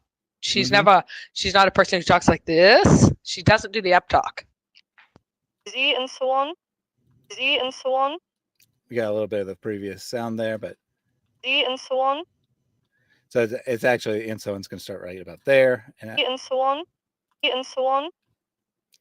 And then again, compare. So on and so on. And so it actually starts here because there's another and at the end, which I didn't want to cut off because I didn't want to cut off the distortion. Or I didn't want to, have a sharp cutoff from so on to. And so on and so on. And it doesn't sound anything alike. She says and so on way, way different in the two clips. Well, because she doesn't say it in this one, obviously. D and so on. Like, it's not even close to the same way of saying that phrase. As Mary said, right? It like elevates it. You can even just tell visually. I mean, look at how much sharper these waves are than the waves in this one, right? And these are normalized to be the same volume. Look how much smaller the waves are here, because she's tailing off at the end of the sentence, which is a natural way of speaking. When you tail, most people at least tail off at the end of the sentence. This one, because it's designed to, in my opinion, designed to be very articulate and easy to understand, it hits the words harder at the end of the sentence. All right, this concludes. Oh wait, I did want to show one more thing before we wrap up this nerdy analysis. This is the hijab emission clip. This is Mohammed Hijab speaking. I admit that I abused Aisha, and I don't care. Now get on your knees in intellectual submission, boy. Pull up the spectrum, and you'll see that it doesn't have those weird peaks, which is what makes you think it's a designed voice as opposed to just a generic AI voice. But it does cut off in a similar frequency range. And I did forget one more thing. So they claimed this was a phone call, which is absolutely impossible. Absolutely impossible. I have an actual phone call just a random phone call. The contents of the phone call are not relevant. Two, actually. I downloaded 2 random phone calls off the internet. I'll just play a tiny bit of it. It's just a random phone call. 71 miles an hour. So you hear that the frequencies are cut off the same way the other ones. However, what's going to happen when we do the spectral analysis on this? Anyone want to guess? Anyone already know? If you already know, put it in the chat. I know you got 20 seconds after I talk, so you'll have a chance. Here's what it actually looks like. Here's what a phone call actually looks like. All the frequency, like this tails off because of the way it does the analysis. There's nothing really here. All the frequency is basically between 200 hertz and 3400 hertz. Why? Because that's all the range that a telephone call has. Because the system was designed 100 years ago, and almost all important aspects for understanding speech are in that range, they made the decision to have that narrow bandwidth to allow more phone calls to happen simultaneously. Now, it wouldn't use as much data, so to speak. So the range of 300 to 3400 is the official telephone call frequency range. Because of the way frequency works, you get some stuff below it, despite it not being transmitted by the phone call, and then it tails off quickly. That's what a phone call looks like. But their phone call, that he even said, we record phone calls with clients' permissions, right? That's what he said. Their phone call goes up to 11,000 hertz. That cannot happen on an actual phone call. This is not a phone call, people. This is a phone call. That is not a phone call. And I have a second phone call here. If I did the analysis, you'll see the same thing.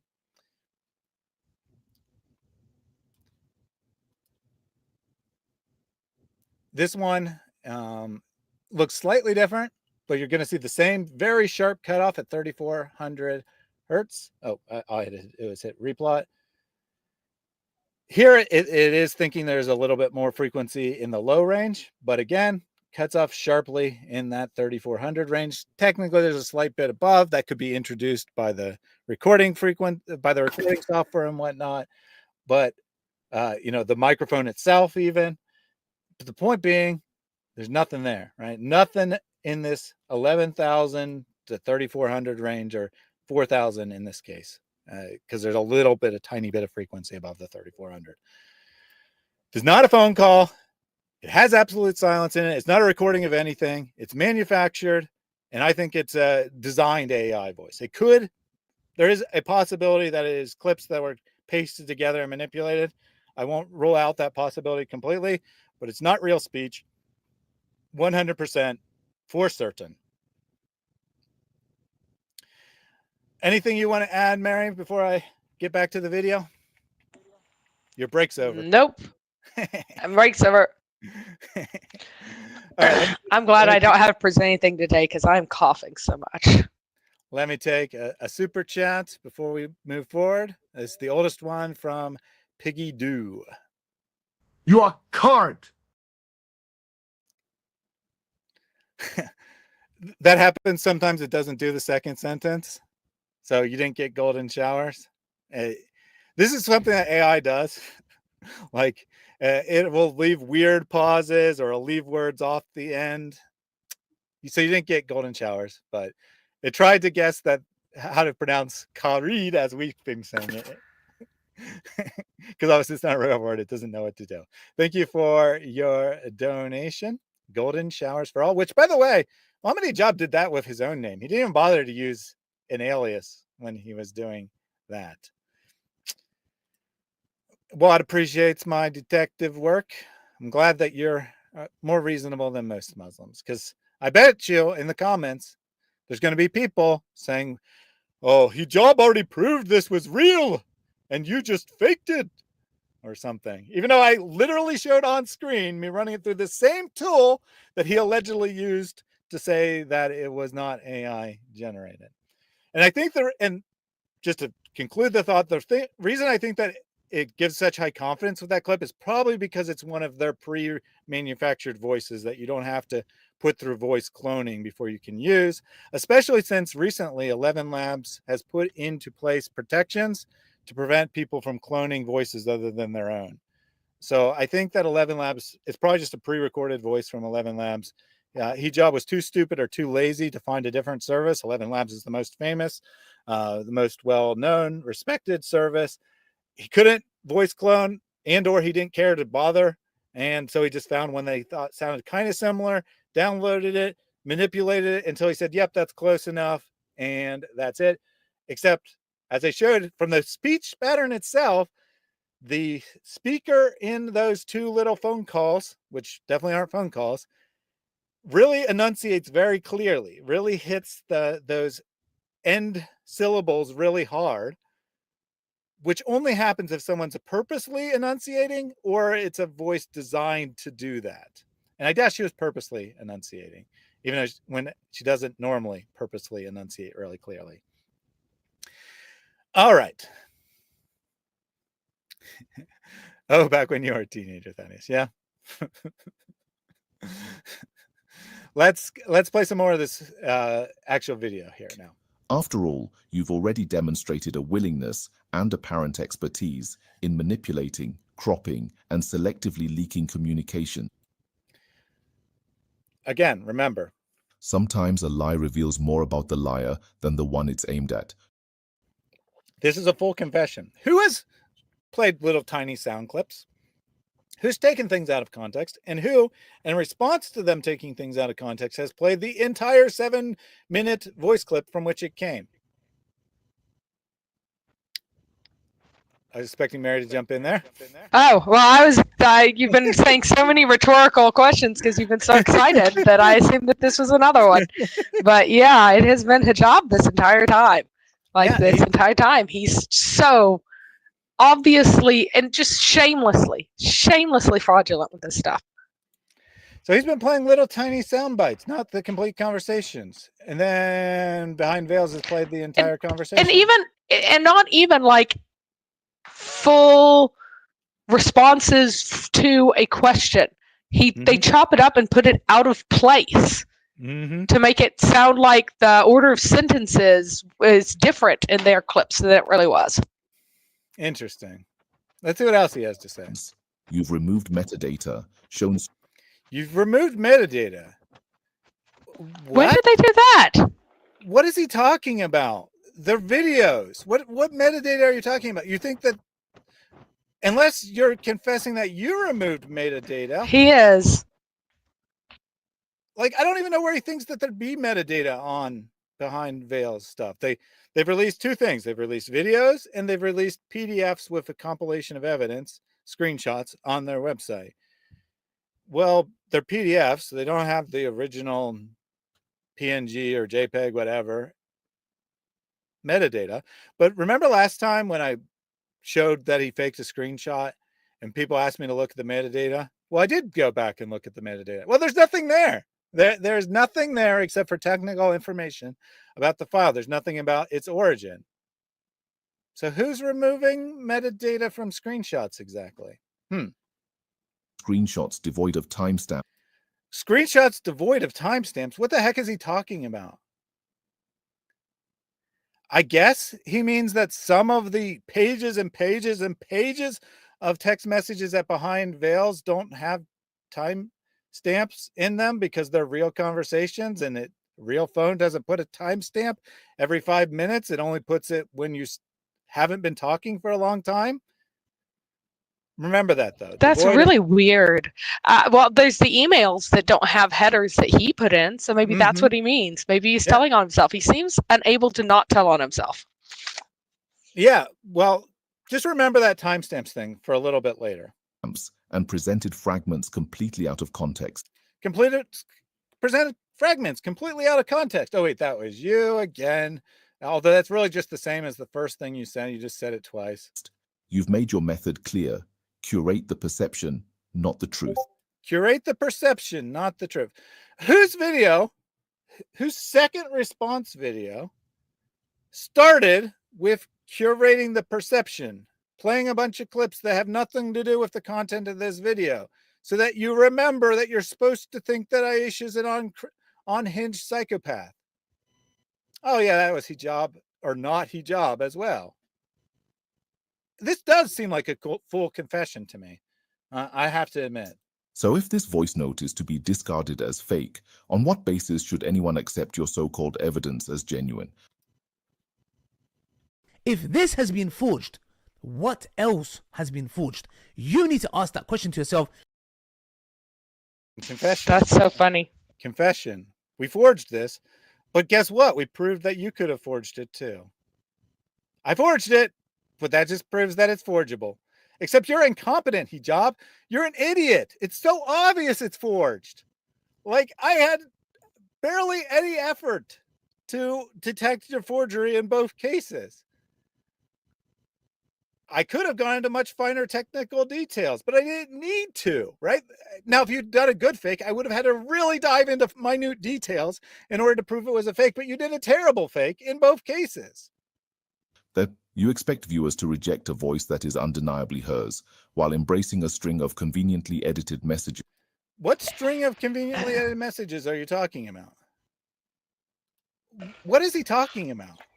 The fake one that he sent, which is only one page, one screenshot. Well, there's two of them. Remember, they faked two of them. Yeah, but they gave up on the other one when they realized how stupid it was. Yep. I mean, what is he talking about? He hasn't even alleged that Salman edited anything previously. And now he's just alluding to it like, oh, everyone knows you forged this. Well, Muhammad Hijab did, and Muhammad Hijab forgot that this guy didn't. His other... Right. That's what's happened.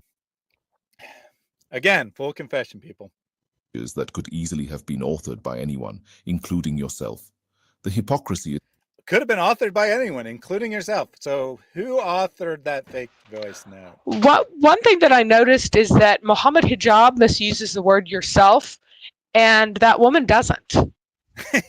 So maybe he was trying to take words that he thought that she said, because I did not hear her say yourself wrongly, but Muhammad Hijab has no idea how the English language works and uses yourself wrongly all the time because he thinks it's a pompous way of saying you. Indeed. The hypocrisy is staggering. Indeed it is. Staggering. The truth is, this recording stands on firmer ground than anything you've published. On what basis exactly? What is the firmer ground? It's a couple seconds out of context. You just said you can't trust a couple seconds out of context. And then you say my couple seconds out of context, which are also fake, but even ignoring they're fake, those are good. Those are solid. You can believe those.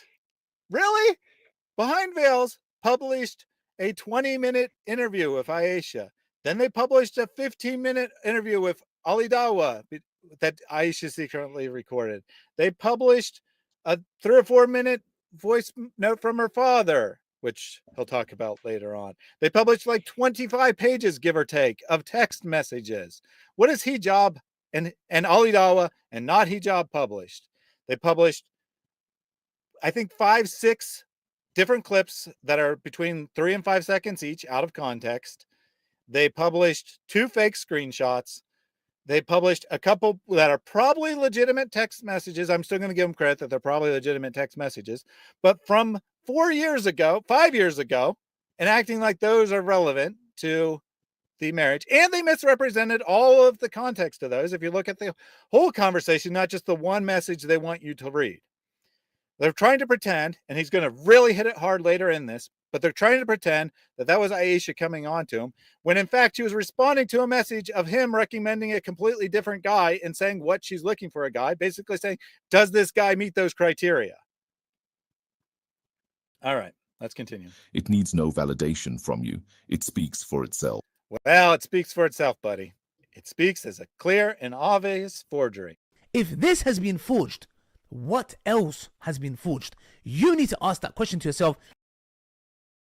The lie collapses. Now that the truth is out, it is incumbent upon Dunya Shuaib's ex-husband, his enabler Abu Aya, and everyone who played a part in spreading this malicious slander to issue a full and sincere apology to Muhammad Hijab, to his family, and to the wider Muslim community. Will Salman do that? So now he demands an apology based on nothing, but well, based on his own confession of what he's done, I guess.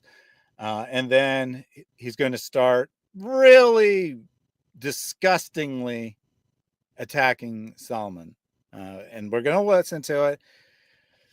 But just remember, everything he says could be taken as a admission of what he himself has done. John Wilson said, don't forget to hit the like button. Oh, people of the chat. Indeed. Let me take one of these super chats. Wasting your time on social media is one of the best deeds a Muslim can do. There's a huge need for it. You know this and I know this. So that makes the reward even greater. So give generously and Allah Azza wa Jal will give you even more. There you go. There's a legitimate clip of exactly what he meant. Just like he gives. Yeah. I mean, that's a very good point, Mary, right? Because if I just played that clip, that definitely is Muhammad Hijab. Those are his words saying that wasting time on social media is the best thing a Muslim can do. Now, what did I actually do? I took that part and deleted some part in between to make it look like he was saying something he didn't. But I didn't do it for purposes of deception. I did it for purposes of humor. Everyone knows that's what I did. But that's exactly what they've done to the conversations. Deleted, rearranged, distorted. And yet their evidence is very solid. So AT Ministry says, hi, Mary. Did you write / paint today?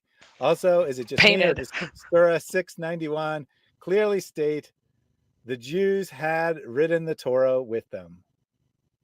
Had the written Torah. Sorry. Oh, yeah. And a ton of them do. A ton of them do. And that's one of them. Yep. Mary's been very, very busy this week. She didn't have time to get ready for the stream. That's why she's not on camera. I can testify, since she's also my friend and tells me things that are not related to the channel, that she has been doing a ton of housework, or home improvement, I guess would be a better term for it, this week. Jimmy Swaggart style asking money. Absolutely. We don't think so, because what he has consistently demonstrated is not accountability, but arrogance. Who has consistently demonstrated arrogance instead of accountability? Hijab. Full confession. His conduct has irreparably damaged his credibility. His conduct has irreparably damaged his reputation. Nice. His nice. reputation is in free fall. His reputation is in free fall. This is Muhammad Hijab looking at his own comment section, which he curates, but he can still see all the comments, right? On his videos, he has it set so that only approved comments ever show up. So even if you leave a comment, he doesn't have to delete it for it not to show publicly. But that doesn't mean he doesn't see those comments. He doesn't see all the Muslims saying, "Why'd you do this, hijab? You're ruining my imam. You're ruining my faith in Islam. This is terrible. You should just confess and move on." This chapter of his narrative is over. Game over. Game over. Yeah, totally over. Now, to the heart of the matter. Despite all the noise, not a single shred of real evidence has been produced to support the claim that any marriage ever took place. Not a single shred of evidence. Huh? Nice gaslighting or confession, your choice. But I'm pretty sure that 25 pages of text message, testimony of the victim, testimony of her father, I'm pretty sure that all that counts as evidence. In fact, Ali Dawah said it was very good evidence, that he strongly believed her until he found out it was hijab anyway. And then he changed his tune and said, you can't trust any of this. But what evidence has hijab produced that's actually relevant, right? That's actually relevant to the question of whether they were married? None. His evidence consists of, here are some clips that you should doubt her character, which is marginal, if they weren't distorted, right? If they weren't out of context, that would be marginally relevant because part of the evidence is her testimony. And he's presented texts from 5 years ago, 6 years ago that have nothing to do with the marriage. But those that back up her story, that back up her narrative, that confirm her narrative. Well, first he said that he had no idea who she was. Then he said she was a crazy stalker. And then to prove she's a crazy stalker, he brought out text messages that give evidence for her side of the story when you slow them down. Yep. They tried to present, and keep in mind, they keep presenting the same couple messages over and over again because that's the best they have, right? That's the best they have that they can distort to represent what a stalker. As long as you don't read why she's saying the word she's saying, as long as you don't slow it down and know that the reason why she would send her very long messages is because Muhammad Hijab asked for specific feedback on a video and she was giving specific feedback with specific Quran verses typed out in full, and thus it was a very long message. Additionally, what she labeled in his phone, crazy stalker?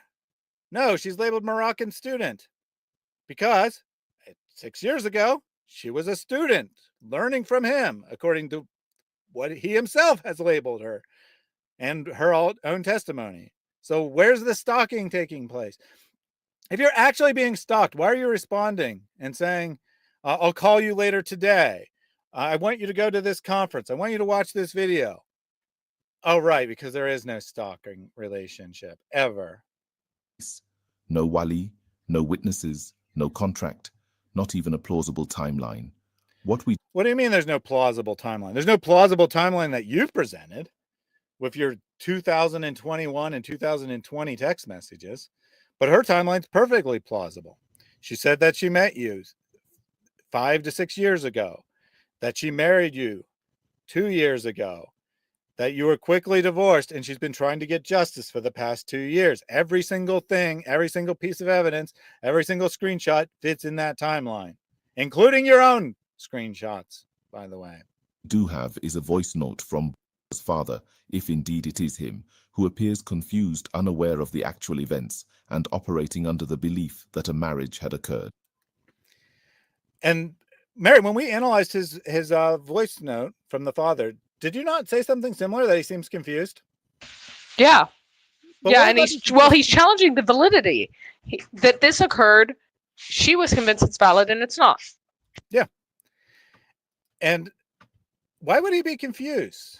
Would he be confused if her story was completely true and she had hidden things from her father and she'd been deceived and she'd been instructed to lie to him? Yeah, he would be. Would he be confused in Muhammad Hijab's version that there was never any talk of a marriage, that she was just a stalker, that she made everything up? Probably not. He probably would just say, I know of no marriage. What else would he say? I have no idea who this person is. Right. that it didn't go very far at all. That, because his new one is that there was a prospective one, but it never came through, and that it just was not, it never went very far, is his current one. So first one was did not know her. Second one is crazy stalker. Third one is now it didn't that it didn't proceed all the way that that they were, but then it didn't proceed. These are three contradictory stories. And he's going to offer, as a hypothetical, his real defense in this video as well. Again, complete confession. But that testimony from the father does say that he talked to Hijab. ولهذا سيدي الشيخ أطلب من سيادتكم أن تساعد ابنتي لإتمام فسخ أي علاقة. This is the second screen. They didn't show the first, but on the first screen, he said that he had a couple conversations with Hijab and that he didn't think that the marriage was going forward. Well, that he didn't want it to. Yeah, that too. And where it says Muhammad Nabil, that's what he's calling Muhammad Hijab, because his full name is Muhammad Nabil Hijab. And then the first time he talks about him, he says the full name, and then the second time he's just calling him by, his personal name, by using both of his non-family names. He requests a fast, which would be meaningless unless he thought they were still married. Yet,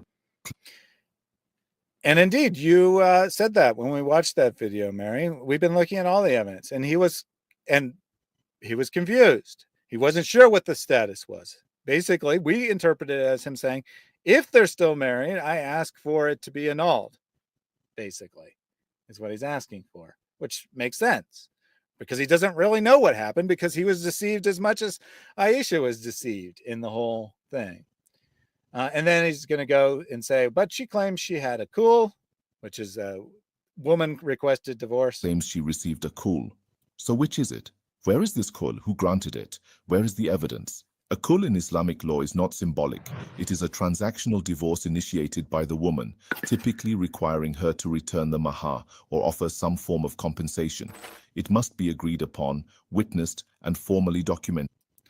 You say that, but you told her that you didn't have to have formal documentation for the marriage, that an oral contract was good enough. So you really expect me to believe that you told her that you gave her a written contract for the divorce? No, of course you just said, fine, get out of my sight, never talk to me again, like she says.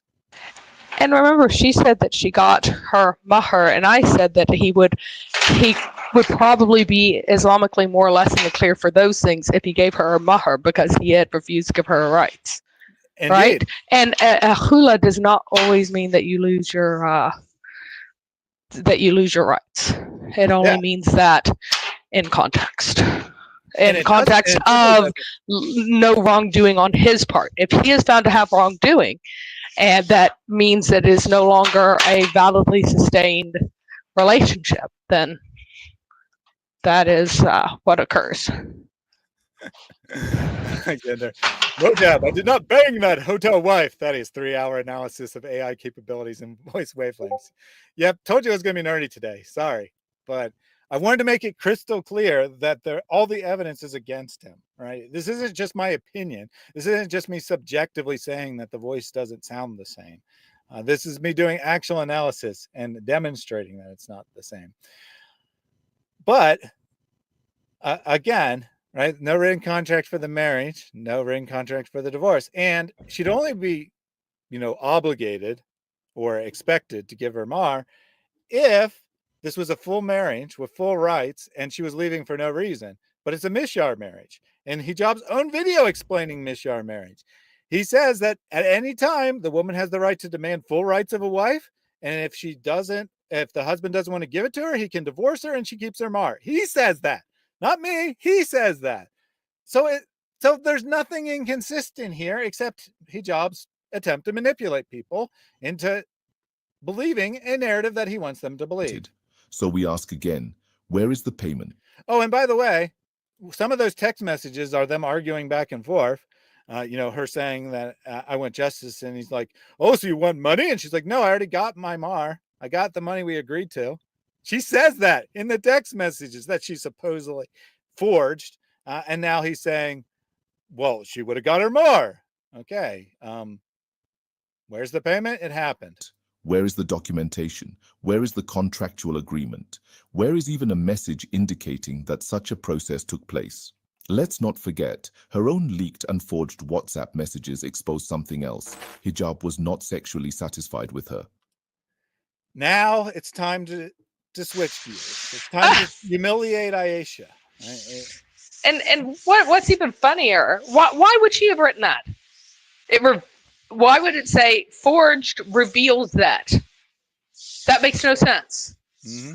She forged it, but it reveals that this is actually true. Mm-hmm. What? That's ridiculous. And note that was just what he threatened to say about her, and it was clearly in the context a lie. Yeah. If you do, right, it's not on here, but I remember, right? Oh, actually it is. It is on here. It's not like I have spoken publicly or in public. If you do, I would simply say you couldn't satisfy me sexually. So what is this actual conversation? This is him threatening her with humiliation. What is this video doing? Attempting to humiliate her by getting out the thing that he threatened he would do in the event she went public. But again, if she forged it, then... Well, yeah, why would she write that in a forgery? Well, I mean, she might write that, but why would anyone interpret it that way? Ha ha. This is the truth. This thing that she supposedly forged. This is revealing. Like, this is what revealing actually happened. It's like, really? That's what you said, isn't it? This reveals what actually happened. I mean, let's just replay that. And formally documented. So we ask again, where is the payment? Where is the documentation? Where is the contractual agreement? Where is even a message indicating that such a process took place? Let's not forget, her own leaked and forged WhatsApp messages exposed something else. Expose something else. Hijab was not sexually... So Hijab was not sexually satisfied with her. It exposes that Hijab was not sexually satisfied with her. Which is his own lie. That he would say, and then by the way, at the end of that, and it makes no sense, none at all. And then, by the way, he then sent her another message after she blocked him for his ridiculous attempts to blackmail her and humiliate her. He sent her a message from another number saying that this is Muhammad Hijab. I just wanted you to know that I was lying when I said I wasn't sexually satisfied. You were actually good in bed. Yep. Satisfied with her. That is their own claim, not ours. So what are we being asked to... What do you mean that's their own claim, not ours? Complete confession, people. Complete confession. Behind Veils most certainly has not claimed that Hijab was not sexually satisfied in bed. Yet you just claimed that. And said that was their claim. And that's not what the text says either. It says that I'm going to lie about it. I'm going to be a liar. And he's trying to claim that that must have been the truth somehow, even though it didn't happen. So bizarre. I know. It's like a 5-year-old lying. He's so dumb. Like, I mean, you couldn't make this worse if you tried. Believe that a man entered a marriage, experienced intimacy, found it, let's say, uninspiring, and then decided not to continue, and that he's now expected to be legally or emotionally bound to someone whose presence, it seems, left little to be desired. Disgusting, man. Disgusting. And he doesn't even use that phrase right, typical of him. It left little to be desired. That means that you got everything you could desire from it.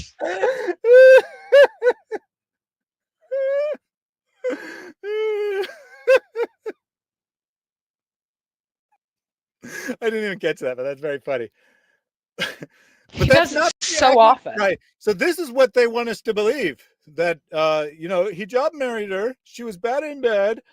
He got rid of her. And now she desperately wants to be married to him anyway. That's not remotely what she said. That's not remotely the story they want you to believe. But it is the story that Muhammad Hijab wants to give as his defense, but can't. Right? He can't give this as his defense. What is he really doing here? He's giving a full confession. This is his new understanding of the situation. We got married. I was unsatisfied with the marriage. I divorced her. That's the end of it. It's all halal. That's what he wants to say. He can't say that though, probably because of his first wife. Probably that's the reason that he's holding back from just saying, yeah, it all happened. I didn't do anything wrong. Yep.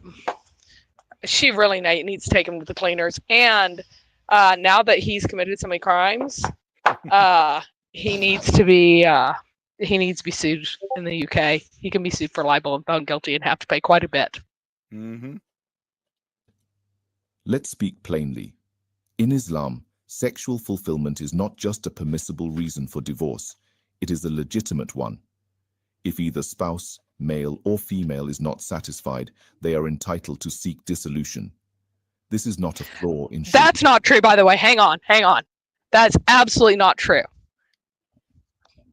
So for the man, yes. For the woman, absolutely not true. He just has to be present and able to fulfill his duties, and that's it. Yeah, I mean, the example Muhammad says that, right? Because the woman, the green-skinned woman that we cite fairly often, why did she come to Muhammad? She came to him. Well, I mean, besides being beaten and mistreated. Well, she also wanted a halal divorce. She went into a marriage wanting a divorce, but so here's the thing. Impotence would be a reason for a divorce, okay? That's the one thing. So if a woman can show that he is not performing his semenly services, she can divorce him because he's not doing it what he is, but he's obliged to give her semen. That's it. Mm-hmm. He's not obliged to give her a good time. Uh-huh. He's not obliged to do it in any sort of way that she enjoys. She just has to get a semen 4 times a week, or excuse me, once out of every 4 days, if he is in, within a reasonable distance of her. Otherwise, she could ask for a divorce. Mm-hmm. There's nothing about satisfaction. There's just emission. Seminal emissions make it valid for a woman. Period. For men, it is satisfaction. And what was Muhammad, not Hijab, Prophet Muhammad's evaluation of the case? Well, he said that she was. Children look like him. No. He had children from another wife. Oh, right. From a previous marriage. Because men can never become impotent, apparently. Therefore, he is sticking his penis inside you. Therefore, you have no grounds for divorce. Right.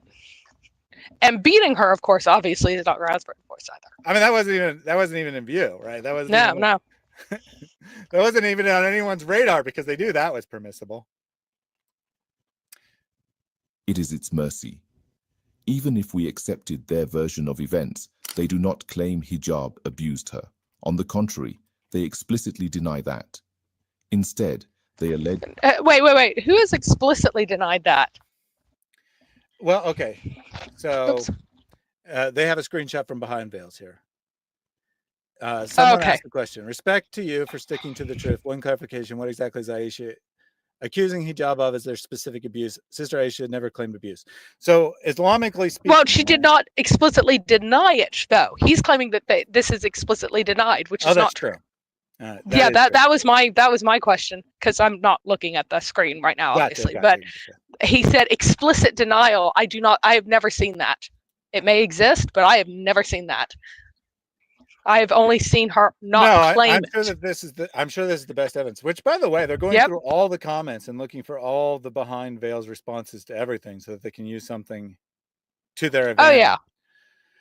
But all this is actually saying, right? All this is actually saying is she didn't allege abuse, which would not be a reason for divorce anyway. Right. In his mind could mean physical abuse. I mean, usually when you say abuse, you mean physical. Yeah. But I mean, emotional abuse wouldn't be a grounds for divorce either. Now, I would absolutely describe the situation as abuse, but Islamically speaking, it's not abuse. And so they're saying Islamically, we're not accusing him of abuse. We're accusing him of trickery, of deception, whatever, which isn't abuse in Islam. But it's just a technical thing.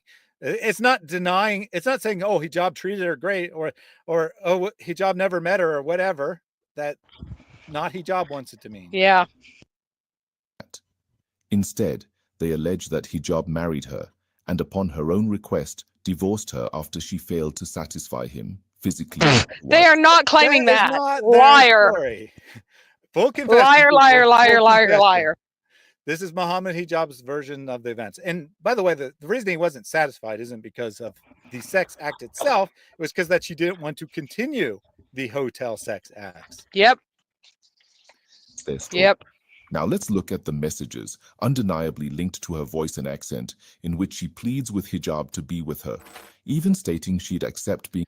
Hey, look, it's the same fake text message. Well, not fake text message, but out of context text message where she's responding to a request, or as near as we can tell, there's obviously some messages deleted, but as near as we can tell, she's talking about a proposition from a third party that's not Hijab. Yes, and only about being a secret wife. That this has nothing to do with what he's claiming, and it shows that in the text that they're scrolling through. It shows that this is another Muslim brother that he knows. Yes. Would you consent to marry him? Now, notice something about this. Timestamp, Thursday, 21st, October, 2021. Long before they married. Well, yes, but notice there's a timestamp. Notice there's a timestamp. Okay? It's not really malicious this time, but it's still important because remember what he said in his confession earlier. There's submitting messages with no timestamps. Okay? Let me put that back up there.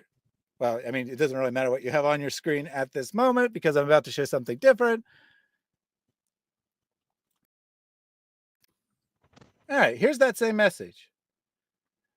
Well, the full context. This is the message, the screen before it. I know a 20-year-old brother, Tunisian, and it's blurry because I took this from them scrolling really fast rather than, using their screenshots, all right? Because they scrolled through the conversation to show you it was a real conversation, which is Tuesday, 19th of October.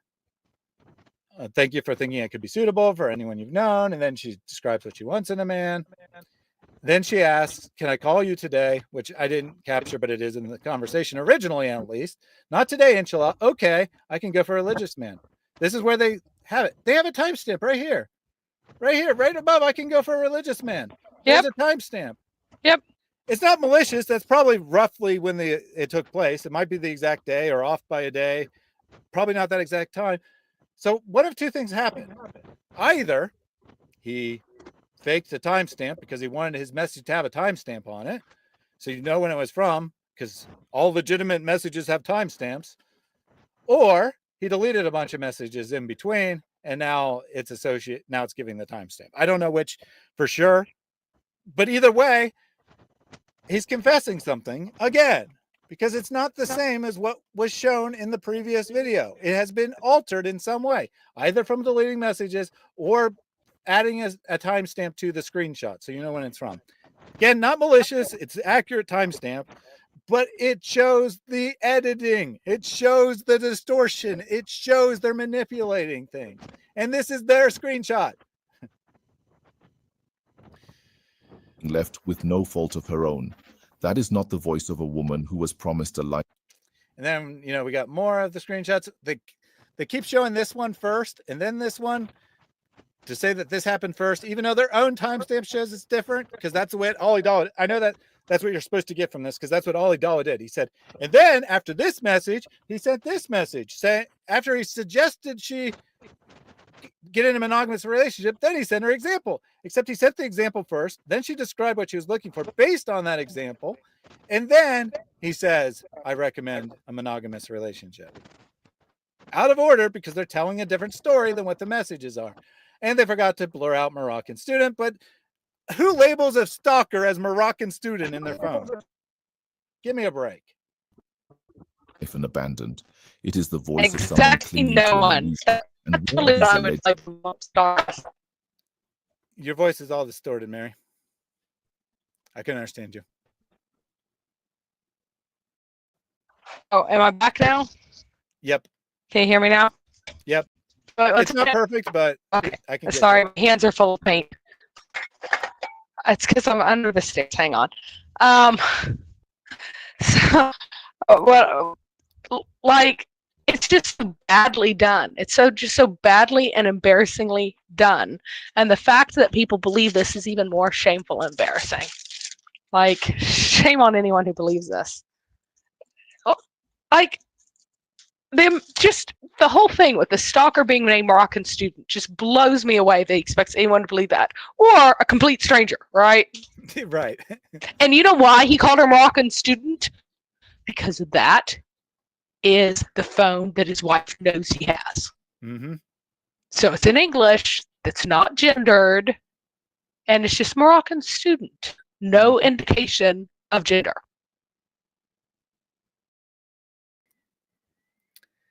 And then we have from Gluck, give up on equality would be misyar, but maybe she changed her mind by Muhammad Hijab, or it's fake. I think these are real text messages. I just think they have absolutely nothing to do with anything, right? Because he manipulated her over the period of 3 years. She did agree. Yeah. And here's the thing. She did agree to have technical misyar, meaning that she's a secret wife. By being a secret wife, it's a misyar, period. Done. You're misyar. Secret wife, misyar, because you don't have your entire full right. She's giving up on that. But you don't give up all your rights just because you give up some of them. Mm-hmm. So she's in the category of misyar, but she expected to have him pay for her house, come to her home, give her money for food, et cetera, support her and her daughter, do all of those things. She still expected that. Yeah, again, they agreed to a contract. They agreed to terms. I guess contract is somewhat debatable since it was verbal, but they agreed to terms. Her story isn't, that I didn't agree to anything. He raped me and now I want payment. No, that's not her story at all. Nor is her story, we were married and then he didn't like me and divorced me without cause. That's not her story either. Her story is, we agreed to terms. He changed those terms after the marriage. I said, I'm not accepting your new terms, and he divorced me. That's her story. And it has been consistent every time she's told it, and it's been consistent with all the actual evidence that isn't obviously forged presented by Muhammad Hijab as well. And really, if you are in a completely regular marriage, and your husband doesn't want to give you your terms, your only resolution is to ask for a divorce anyway. You can either agree to become a misyar under certain terms, or you can ask for a divorce. That's it. Like in any case, a husband can do that as long as he's willing to divorce you and give up the mahr if you leave. Mm-hmm. So I don't understand why he's trying to be so ridiculous with this, because it's embarrassing for him. Because he's a child and he thinks that by saying she's bad in bed, he's humiliating her. That's why he's saying this. And that's why he's doing this video. That's the defense. Be right back in a moment. All along. When he made that threat, he probably intended that to be his actual defense in the case she went public. To say, yeah, we were married. I didn't like her. I got rid of her. Suck it. It's halal. But the problem is, his first wife, there'd be consequences. Right? There might not be any consequences Islamically to just admitting the whole thing happened and saying that I didn't like her anymore and I got rid of her because I have full rights to divorce. However, his first wife will know that he took a secret second wife again after she warned him the previous time he tried to take a secret wife. If you do this again, it's bye-bye. Bye-bye. Our marriage is over and you're never seeing your kids again. That's what he's really worried about. Or a future together. Where is the proof that Hijab made such commitments? Nowhere. Not in any real message. Not in any credible source.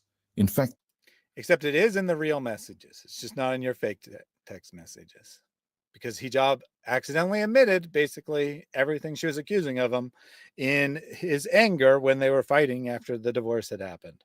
The very messages shared by Behind Veils contradict their own narrative. No, they don't. What we see in full confession, your own messages contradict your narrative, but the messages presented by Behind Veils are completely consistent with their narrative. Instead is repeatedly proposing a radical version of misyar, a form of marriage where the husband may leave at any time, even on their version of events. Okay, first of all, that's not a radical version of misyar. That's not even a radical version of Islamic marriage. A husband basically does have unlimited rights to leave his wife at any time for any reason. So that's not radical, nor has any suggestion ever been made by Hijab or otherwise that she repeatedly did this. They show one text message, which is clearly not a request of anyone and is not about Hijab. It's a description of what she was looking for in a marriage in response to a proposal by a third party. This is just utter nonsense. There's no case. His credibility is irreparably damaged. Who would trust her now? This is a woman who obsessively chased Hijab, deified him, spoke of shaking hands with the devil, and in a deranged moment of rage wished death upon his children. And Salman, not a... So again, repeating the same character assassination sound bites that Aisha has apologized for, while also saying they're out of context and they aren't as bad as they are presented, which I believe. They're probably not as bad as presented. But she did apologize. She did say it was inappropriate for her to bring curses upon his children, even though it apparently is within the example of Muhammad, because he brought curses on his own children when he got mad, and then they ended up dying. So you be the judge on whether it's Islamic or not. But regardless, she apologized for it. She also explained that it was a figure of speech and poor words when she called Muhammad Hijab like a god. Any sane person understands what she meant. Maybe it's technically shirk or something, but it's obvious what she means. She means that I viewed him very highly, and I chose a poor word to describe that. Nothing inconsistent about that. Now he says that there's not a word of condemnation from Salman, except how do we know that Aisha has repented of those things? Oh, because Salman said they were wrong and said that she had repented of them. So where is this lack of condemnation? Oh, yeah. Full confession. Hijab has not accepted a word of condemnation. He's not apologized. He's not done anything to alleviate his own suffering, his own guilt. A word of condemnation. He didn't flinch, didn't push back. Can you imagine if someone said that about his children? Would he stay silent? Instead, he shields her, enables her, platformizes her. They also falsely claim that Mohammed Tarawneh was coerced into silence. But when Tarawneh learned the truth, he apologized to Hijab. Okay, Platformized. Yeah, platformized. Not a word. People normally say platformed. All the markers of hijab speech. But they don't claim that. They don't claim that Tarawneh was coerced into silence. They said that the sheikh who performed the marriage was coerced into silence, which is someone else, according to all accounts. Yep. So again, full confession, he coerced Tarawneh into silence, which makes perfect sense when you listen to the voice note that he's going to play again. Yeah, he apologized to Hijab. I think they're about to play it, so let's just go ahead and hear it. Now about this case, Akhi, when sister reached out to me and she told me about the marriage between her and Muhammad Hijab, I believed her. Later, Muhammad denied this marriage. Now, on my side, I tried to speak to... By the way, there's one of those audio pops that we were talking about earlier, indicating that there was a poorly done edit there. I tried to advise her. Ooh, yep. Also, I tried to make her feel that she's hurt and to calm her emotions down. But none of my efforts made any difference to her. And at the end of the day, Allah Azza wa Jal is the one who judges between all our affairs, and Allah Azza wa Jal is the one who is just and fair, Tabaraka wa Ta'ala. So I will leave this matter to Allah, Tabaraka wa Ta'ala. So what does he actually say? I heard both of you, and I don't know who to believe, so I'm just going to leave it up to Allah. That's hardly saying, oh, I agree, she's a stalker. I apologize. I mean, he definitely says, I apologize. But is this really an apology? Doesn't really seem like an apology to me. Also, my brother, I don't want to get involved in this matter any further. So please, my brother, don't contact me for this matter anymore. Jazakallah khair.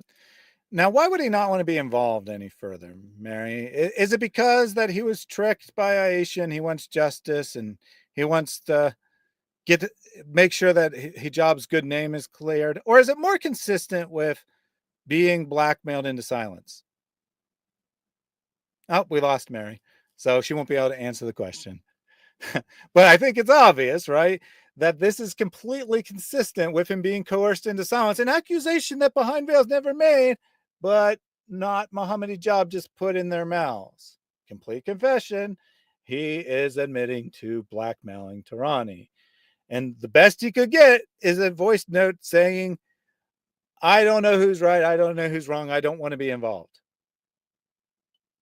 Now, notice what he says about this voice note here. Publicly aired voice note shared by Ali Dawa with Tarani's permission. This voice note between Muhammad Hijab and Sheikh Tarani was publicly aired by Ali Dawa with Tarani's permission. Who aired that? I think he forgot. I think he literally forgot who aired that voice note. It was him. It was this same channel. It was in their first video. Ali Dawa may have also played it.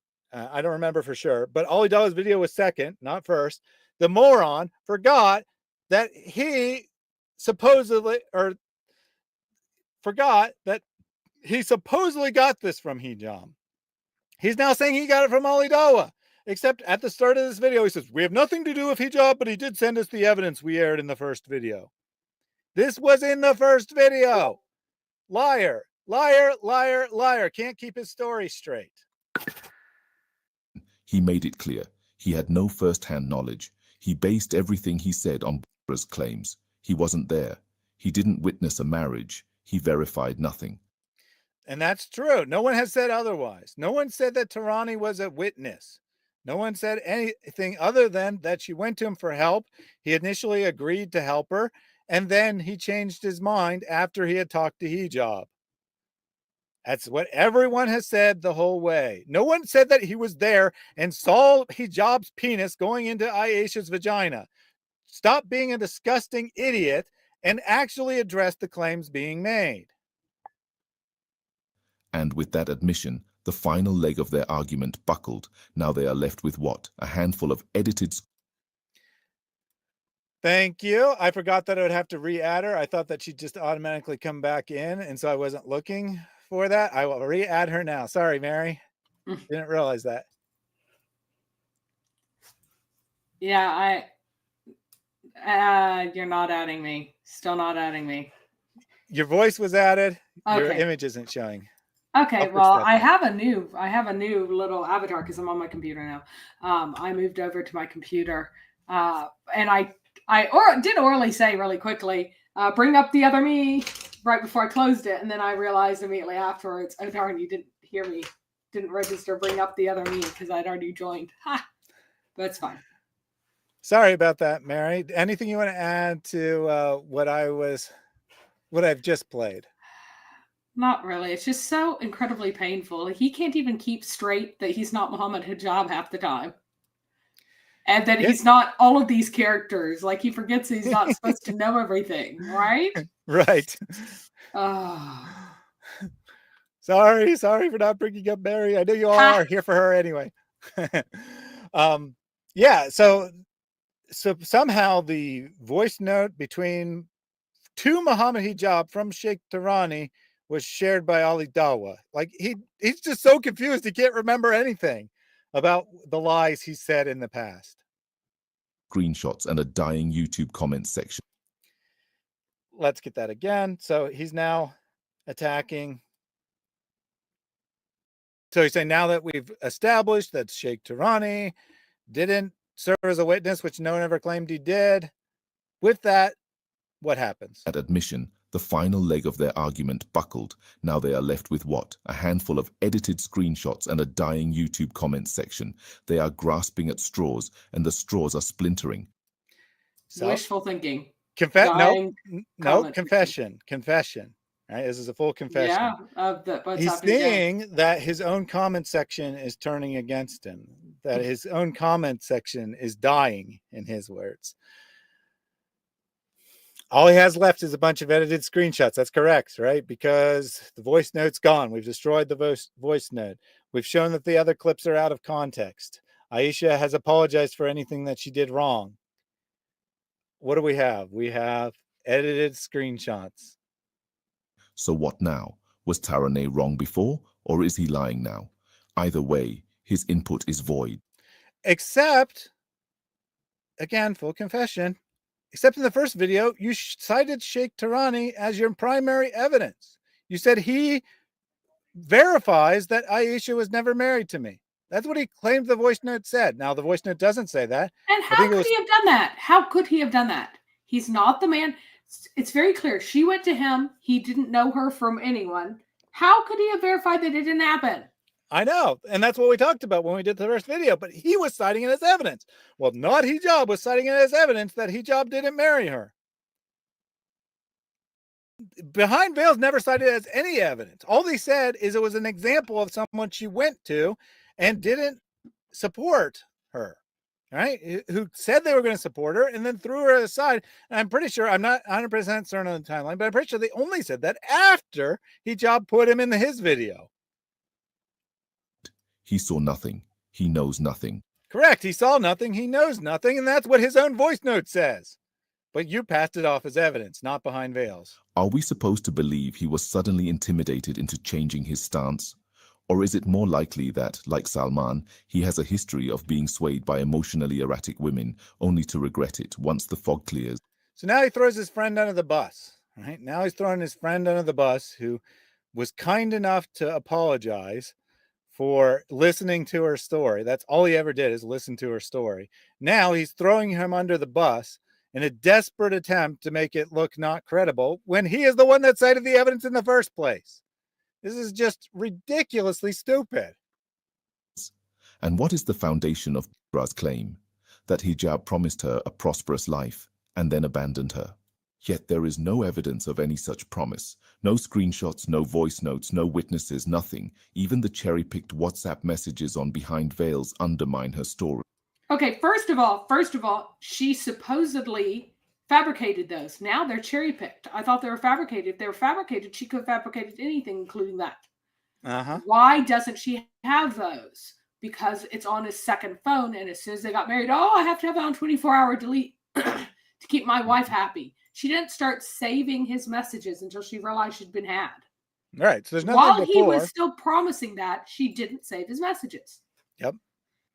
Consistent with her story.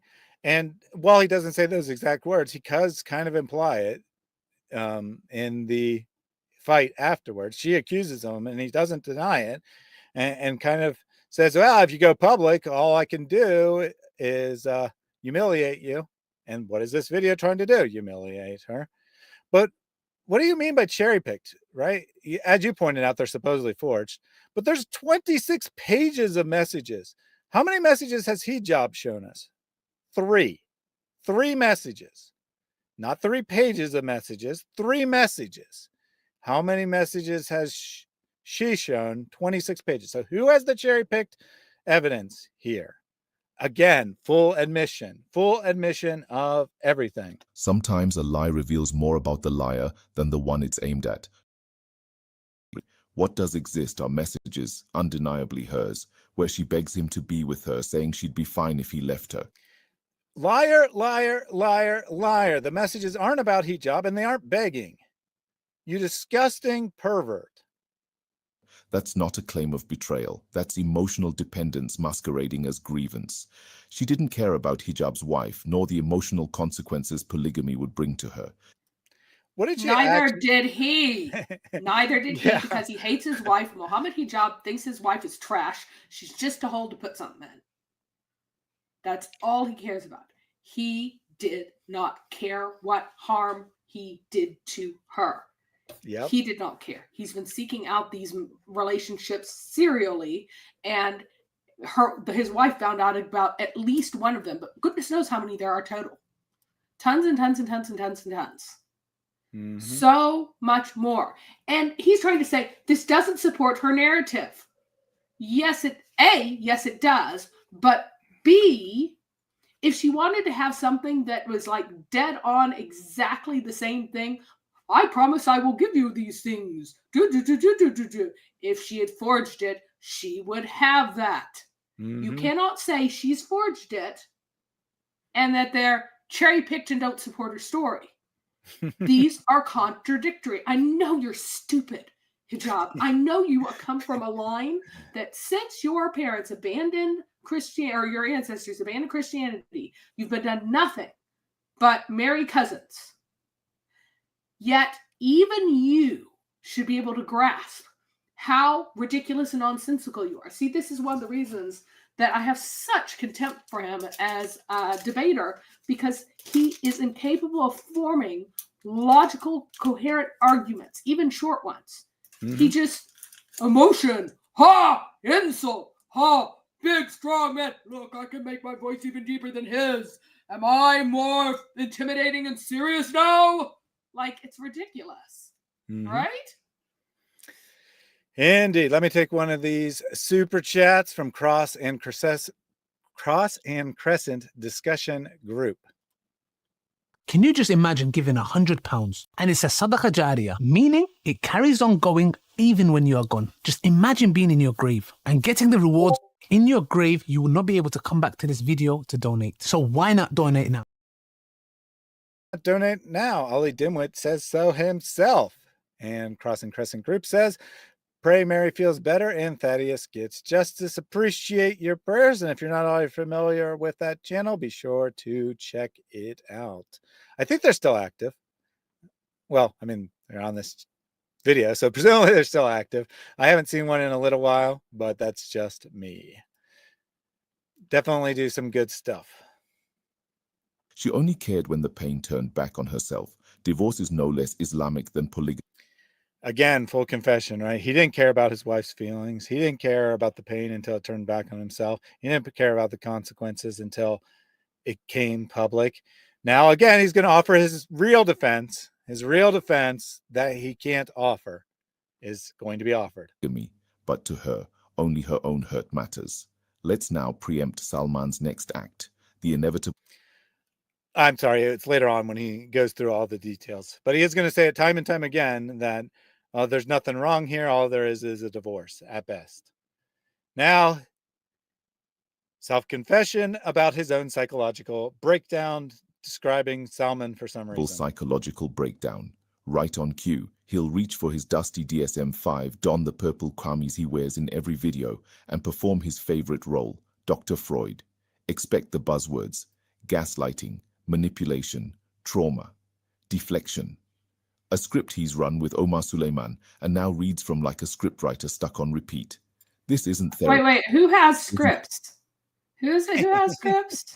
Who put a script into an AI to make this video? I mean, under any circumstance, right? This is definitely not a person talking. This is definitely a script put into AI. Funny though. Now he says trauma. I'm not 100% certain. I didn't check, but I really don't think that's a word they used in the Behind Veils video. Now they did say gaslighting and manipulation because that's a perfect description of Muhammad Hijab. Yeah, okay. And then he said he did mention that he reaches for his DSM-5. What is that, Mary? That's the diagnostic manual for psychiatric illnesses. It's the 5th one. Yeah, the current edition, as far as I know. Yeah, it's current edition, and it has several stupid changes, but that's fine. Well, that's irrelevant. Yes. What is? Who actually sounds like they're trying to pretend to be a psychologist? Mohammed Hijab. He always tries to sound intelligent, but never manages it. And isn't he the one diagnosing someone with a psychological condition? The one he made up, neurotypical syndrome, apparently. Yes, neurotypical syndrome. There was a message from Nissan Attic on those lines saying he tried to use the ape, but it wasn't a super chat, so it won't actually play. Neurotypicals can't appreciate my eloquence. You see? There you go. He used the supporter message, but a supporter message isn't a super chat. so it didn't get flagged for doing the ape. Aw. I know, it's sad. I'll change it so that I think I can change it so it flags those. I'm not certain because those messages generally aren't auto flagged as it is because they're not considered. It'll flag things that are financial, but it's not considered a financial transaction. So I'll try to figure out how to fix that so that it can do those messages as well. Maybe I'll put that in and we'll get it later. But anyway, thank you for being a supporter for 7 months. Court hearing. It isn't spiritual counsel. It's a performance, one designed to distract from his own glaring absence of Islamic knowledge. And what about the real questions? Who funds behind veils? Why are many of its followers radical feminists and far-right Islamophobes who believe a woman's word is always enough? Who believes that exactly? I don't believe that. Salman doesn't believe that. Nobody believes that. No one believes that. Yeah. I mean, some of the goofiest people in the Me Too movement try to claim that, but very few people believe that even. And the people who are like, hey, this whole sex abuse thing in Hollywood is not really cool. Like, yeah. Yeah. I mean, I think that her testimony should certainly be evaluated and considered. And I think that it's a very strong piece of evidence because people don't normally, I'm not saying it never happens, but people don't normally make up abuse. Well, especially one that would look very bad for her. Yeah, like, exactly. What could she gain by this reputationally? She can't. By being public, she loses reputationally no matter what. She's now been married to 2 men. And in Islam, you're done, right? She could have just kept this marriage a complete secret and found someone else. Mm-hmm. And that's, of course, what Hijab wanted to happen. But as she said, she's damaged and she can't trust a man ever again. She has no interest in getting married ever again. And this is all that she can do. Safer for a daughter, especially with Muslim. Yeah. Goodness. She better not trust a man with her daughter after all this. If that's the standard, then what about Salman? Salman, who has been accused of things far worse than hijab, who, at most, is alleged to have married and divorced. Salman, whose ex-wife called... Again, his real offense, all I did is marry and divorce. Not a problem. And then he's going to go into the Salman crap. We can just basically ignore that. Again, if she's making something up, would she not have made up something that was extraordinarily clear? Mm-hmm. And she wouldn't have, she knows who the Sheikh is, and so she would have said, oh, I don't know who he was, right? Yeah. She would have said, here, this is what actually happened, all these other things. She would have made up something else. Yeah, exactly. Something to make up. She gave a specific sheikh's name, unless we're supposed to believe that behind veils it just makes up everything, which makes no sense. But unless they make up everything, she gave a specific sheikh's name. He was approached, and he initially agreed to expose hijab, and then he got really sick and had to go to the hospital from all the stress, presumably of Muhammad Hijab calling him and saying, hey, you exposed me. I picked you for this nikah for a reason. I got a pile of evidence. You exposed me. Guess what happens? I'm going public. Your life is over. Your wife's leaving you. I know about your prostitutes. I know about your whatever else, right? And then the guy's like, oh, fuck. Right? I want to do what's right, but I can't. And then he ended up in the hospital because of stress. His words. Oh, yeah. Maybe even more than stress. Who knows? The police in distress. Salman, who allegedly had sex on camera. If a woman's testimony is sufficient, what does that mean for him? Why should feminists trust a potential wife beater? And if Dunya... Side note here, is there actually anything wrong Islamically with having sex on camera? Who ate the apple? Because that's the allegation, that he had sex with his wife and filmed it to blackmail her. I don't think there's anything wrong with that. I mean, I doubt he actually did that, but regardless, Islamically speaking, I don't think there's anything wrong with it. No. And obviously, morally and legally, if you did it without consent, you secretly filmed something, that would be very wrong. But that's just her accusation. And I don't actually really care that much, because even if all these allegations were true and Salman was a horrible, disgusting creature, it would have absolutely nothing to do with whether or not Muhammad Hijab married Aisha and then cast her aside after tricking her into terms that she didn't agree with. Shuaib did in fact witness such footage. What then? Is her pain not evidence enough? And finally, people ask, why doesn't hijab engage in mubahala? Simple. Now we're going to get the mubahala here, but first I have this question from Cyber. If a Muslim can marry more than one lady, why have a secret marriage? Why not just make the marriage known? Because in the West, particularly, number one, you just don't want to tell your first wife because she'll be mad. So you just put her off. Just in general, anywhere in the world.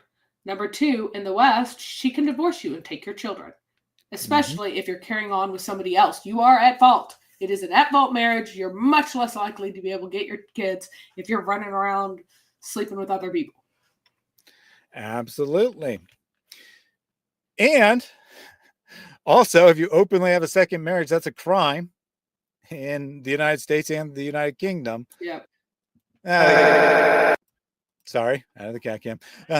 They generally ignore it, right? They generally pretend that it didn't happen, but it is technically still a crime in the United States and in the UK. So, of course, you keep it a secret. Of course, you pretend that it's not real. But Islamically, it's valid. So, remember,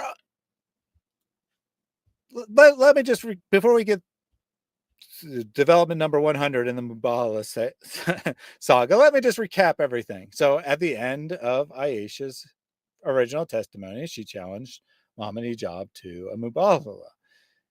And then I think, right, it's a little foggy on what exactly happened when, but then I believe that Hijab sent a voice note to Behind Veils challenging him to a Mubahala.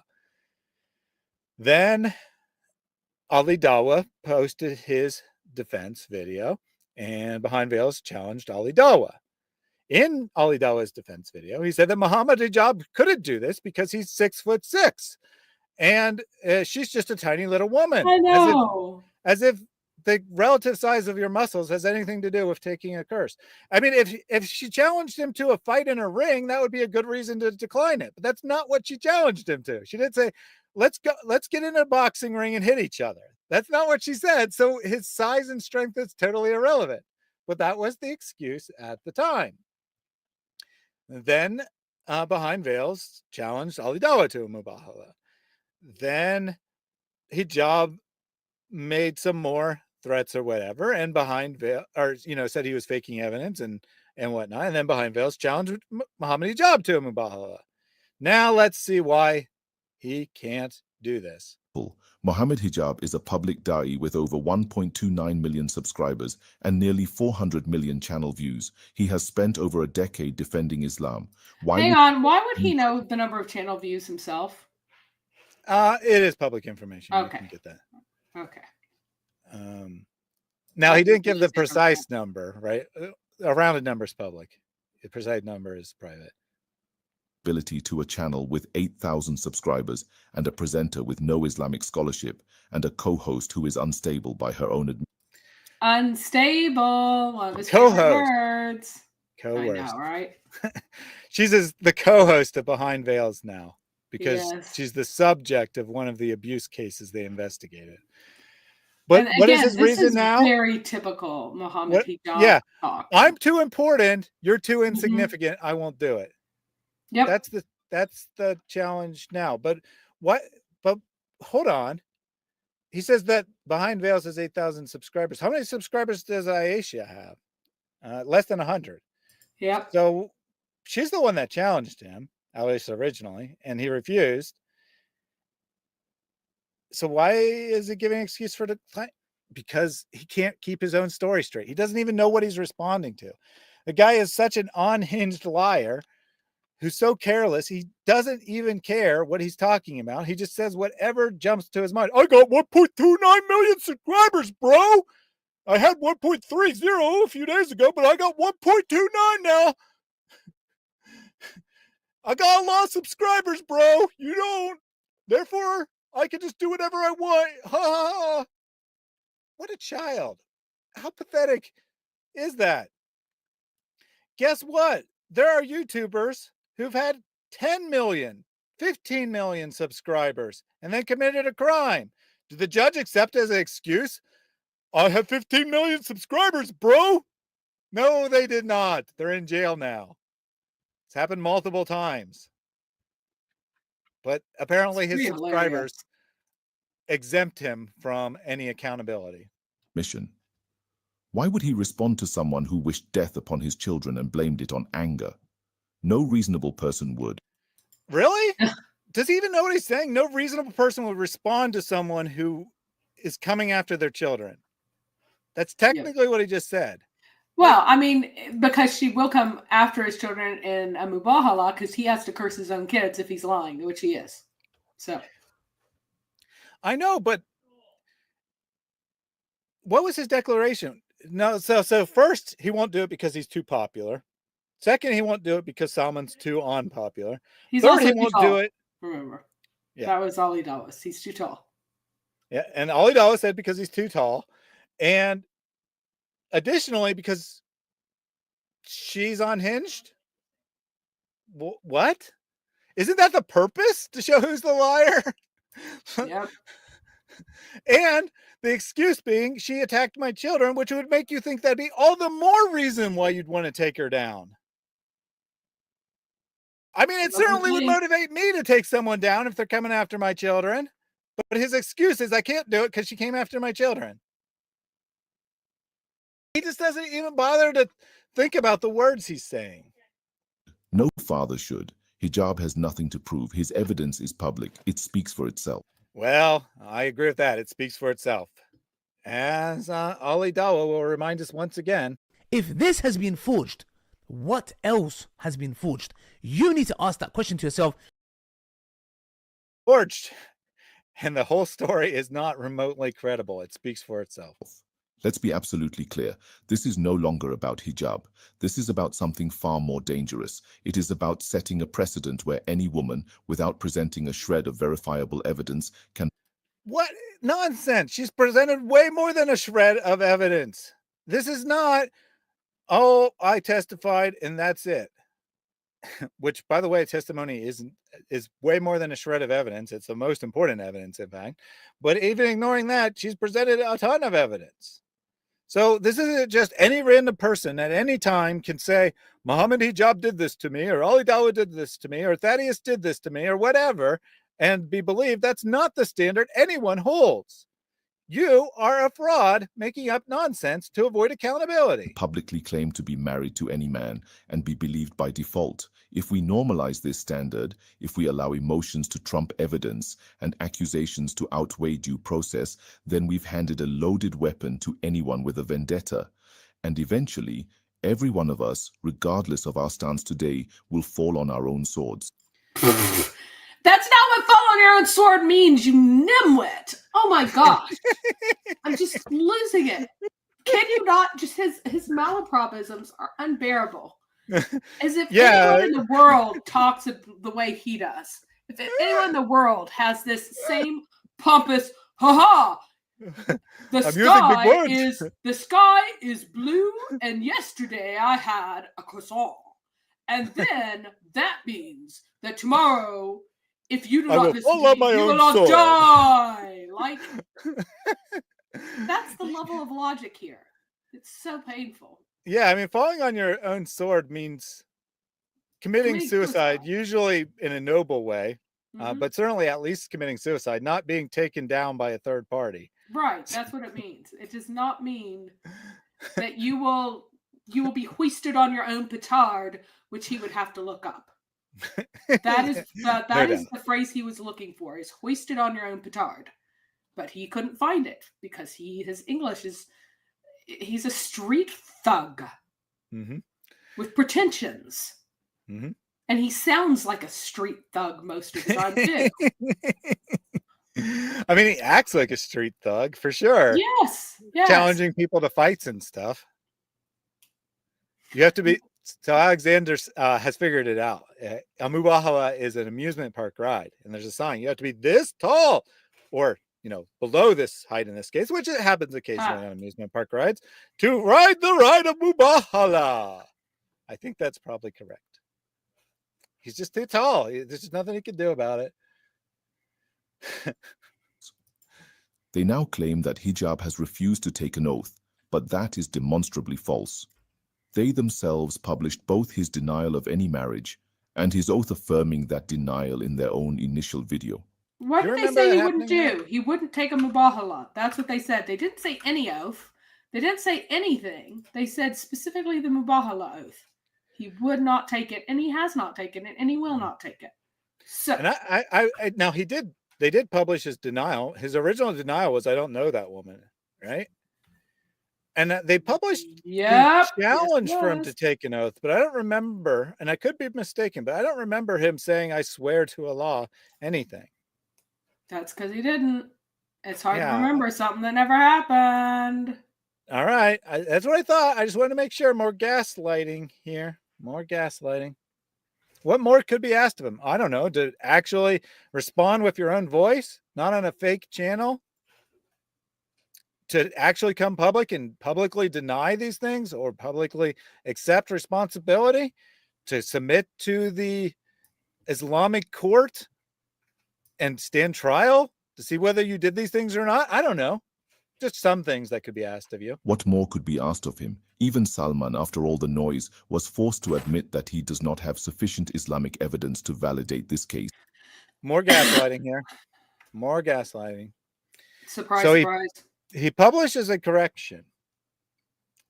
And again, Hijab is so stupid, he puts it on the screen, probably because he didn't even bother to read it all. He only read the first sentence or something. We'd like to correct an earlier point regarding the victim's personal testimony. In Islamic legal proceedings, the claimant's own statement is not considered valid evidence on its own. While it can initiate legal actions such as compelling the accused to take an oath, which is what they have said, that Muhammad Hijab should take an oath, it does not fulfill the Islamic legal requirement of testimony unless supported by external witnesses or clear proof.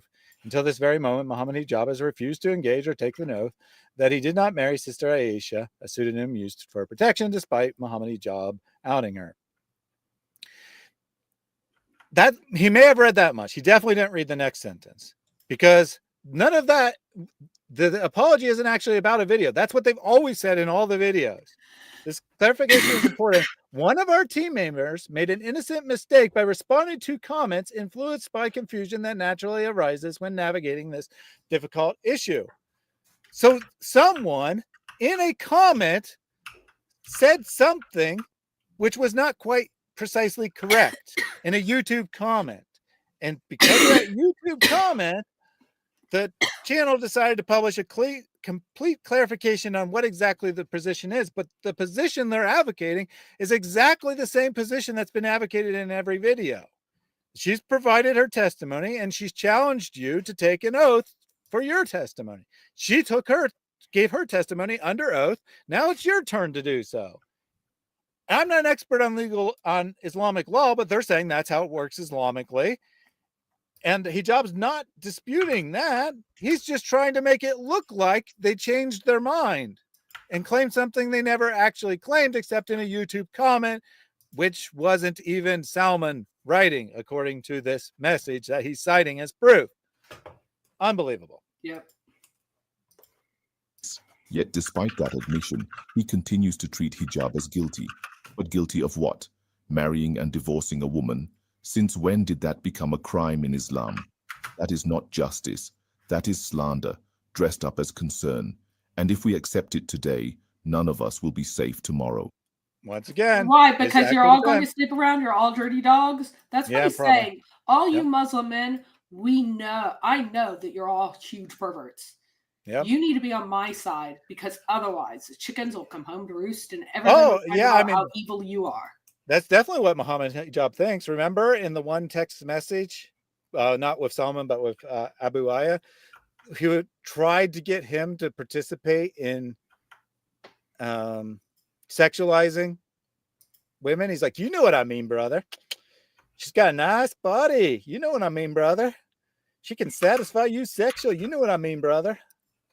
tried to get him to participate. He refused to do so. But in Hijab's mind, all men are like that, right? All men are disgusting perverts like him who can think of nothing when they see a woman, but, oh man, I want her in bed, right? That's what Hijab thinks every time he sees a woman, I'm sure. For all his chest pounding online, Salman couldn't even control his own household, let alone the narrative of his crumbling masculinity. Did you hit? Can he control his? Can Hijab control his household? I think this is a full confession. I have no idea, but I think he's confessing he can't control his household. Yeah. And that's why he had to go behind her back in the first place and try to do all this secret. And why he can't just admit that he provide his real defense, that all this is Islamically allowed. I didn't do anything wrong Islamically speaking. And if you don't like that, too bad. I'm the man. I'm in control. I have all the authority. I have all the power. He can't do that because he can't actually control his first wife. Another admission. His own masculinity is crumbling. Dunya Salman, was it when the truth became too heavy to bear that she moved freely among da'is, respected and unbothered? I think, I don't know the exact story. I don't know what really happened, but I think Hijab is suggesting move freely among other da'is means sexually, that she was having sex with other da'is. Yep, because she's slandering her now again. Well, no, this would be Dunya, so that he's talking about now. So the accusation is that Dunya was sleeping around and it's your fault, Salman. That makes no sense at all. That's the accusation he's leveling. I don't know. While you sat on the sidelines offering forced salams with a smile stretched so thin it was almost a cry for help. She didn't even bother to show up to the panels you demanded, didn't even dignify your ultimatums with an answer, and you sat there powerless, ignored, irrelevant, and forgot. So wait, I thought he was an abuser. I thought he's the bad guy. I thought he is mistreating her. I didn't think that she was mistreating him. See, this is Muhammad Hijab. Oh, I will try to say things that sound eloquent, but I can't because I actually suck at English. And while I do that, I will say whatever is most vicious in my mind at the moment, even if it immediately contradicts everything I've previously been saying. Right. So his purpose now is to humiliate him by saying that Dunya is a whore and she was sleeping around and that shows you're weak. When before it was like, oh, you mistreated her. Ooh, and you couldn't do anything to stop her, right? You couldn't do anything to stop her. You were too weak. You tried to get justice from the Islamic Institute and she just ignored it. She refused to show up when they asked her questions. That's what he's saying. And yet, because he's trying to demean Salman, he's contradicting what he previously said. So which is it, buddy? It can't be both. Meanwhile, you depended on her work, her standing, her success to survive, reduced to a house husband whose only real contribution was resentment. Even now, years later, every trembling video you post is little more than a desperate signal flaring into the void, an attempt to force her gaze back toward you. That's not what flaring means. Like, Mary, if you point out every time he misuses a word, we're going to be here all night. And he's trying to make it sound like poetic, but that is I know he's poetic trying to use. But again, you know, complete confession. This is apparently how he views his own videos, is they're just pointless flaring in the wind or whatever nonsense he said. Because this isn't an accurate description of his channel. The only reason Dunya ever came up is because Muhammad Hijab tried to make it about her. That's the only reason she came up. He's the one that keeps mentioning her name and his buddies and not Hijab AI narrator. And thus Salman has to respond and say, this is unrelated to your case. I've wanted justice in my case all along. And I want justice in this case. I'm consistent. You're not. And then they have to try to slander him because they have no actual evidence. And yet she treats you like an insignificant fly, easily brushed away, barely noticed, beneath her concern. Self-confession, that's how he views Aisha. Right? Insignificant fly, unworthy of his concern, brushed aside. And what of your new wife, Salman? How does she bear the shame of living with a man still shackled to the memory of a woman he failed to guide, failed to support, and according to his own species, left searching I for thought a law guides. never embody? And Well, anyway, again, and he's what do you mean he supposed to be failed to an guide her? What do you Yeah. mean, I don't understand. How do you fail to guide her? I thought that he was the one who was abusing her and Yeah. threatening to run her over, and she wasn't doing anything wrong. Gosh, he's so pathetic. He's so pathetic. Anyway, I'm going to switch back to my phone now. So when I show up, let me on, please. Okay, will do. Let me take a super chat while Mary is switching devices. This one from Nissan Attic. But blatant lies work in dawah. Why not now? Good question. Good question from Muhammad Hijab there. If blatant lies work so well in Islam, why is now any different? I don't have a response. Good point, Muhammad Hijab. Now, your lies have always worked. Why shouldn't they continue to work? And let me take another one, also from Nissan Attic.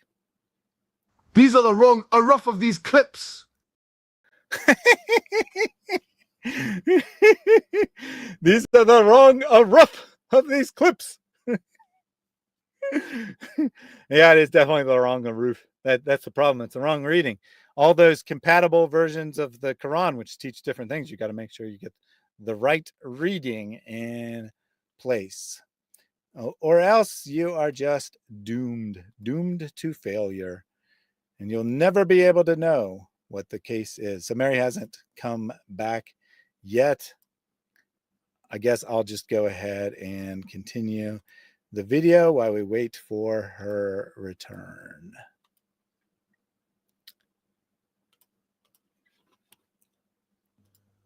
Do you still love Dunya? Because if not, why can't you stop saying her name while she refuses to utter yours? Why is she living in your head like unpaid rent while you sit there broadcasting your heartbreak to the world in 4K?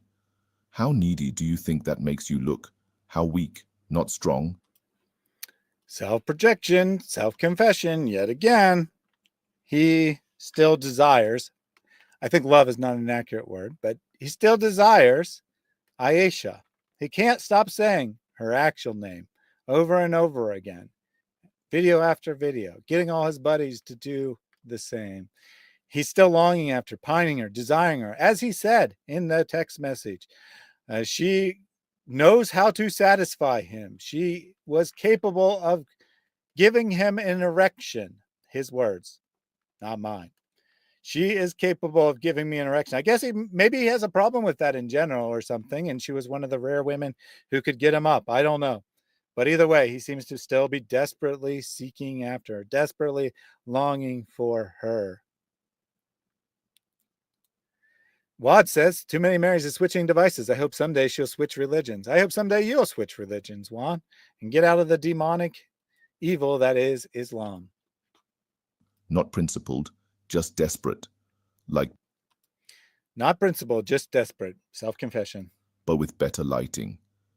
And as for the WhatsApp leaks you so proudly circulated, your attempt to expose Hijab, when was supposedly told she couldn't satisfy him, if you forged it, maybe you were making a confession about yourself. Ironic. Well, maybe not ironic.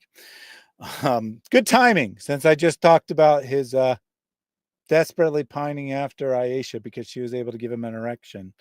His words to Abu Aya, right? So not even alleged one of the forged messages, not even alleged to be forged, just his actual words to Abu Aya that he has not denied.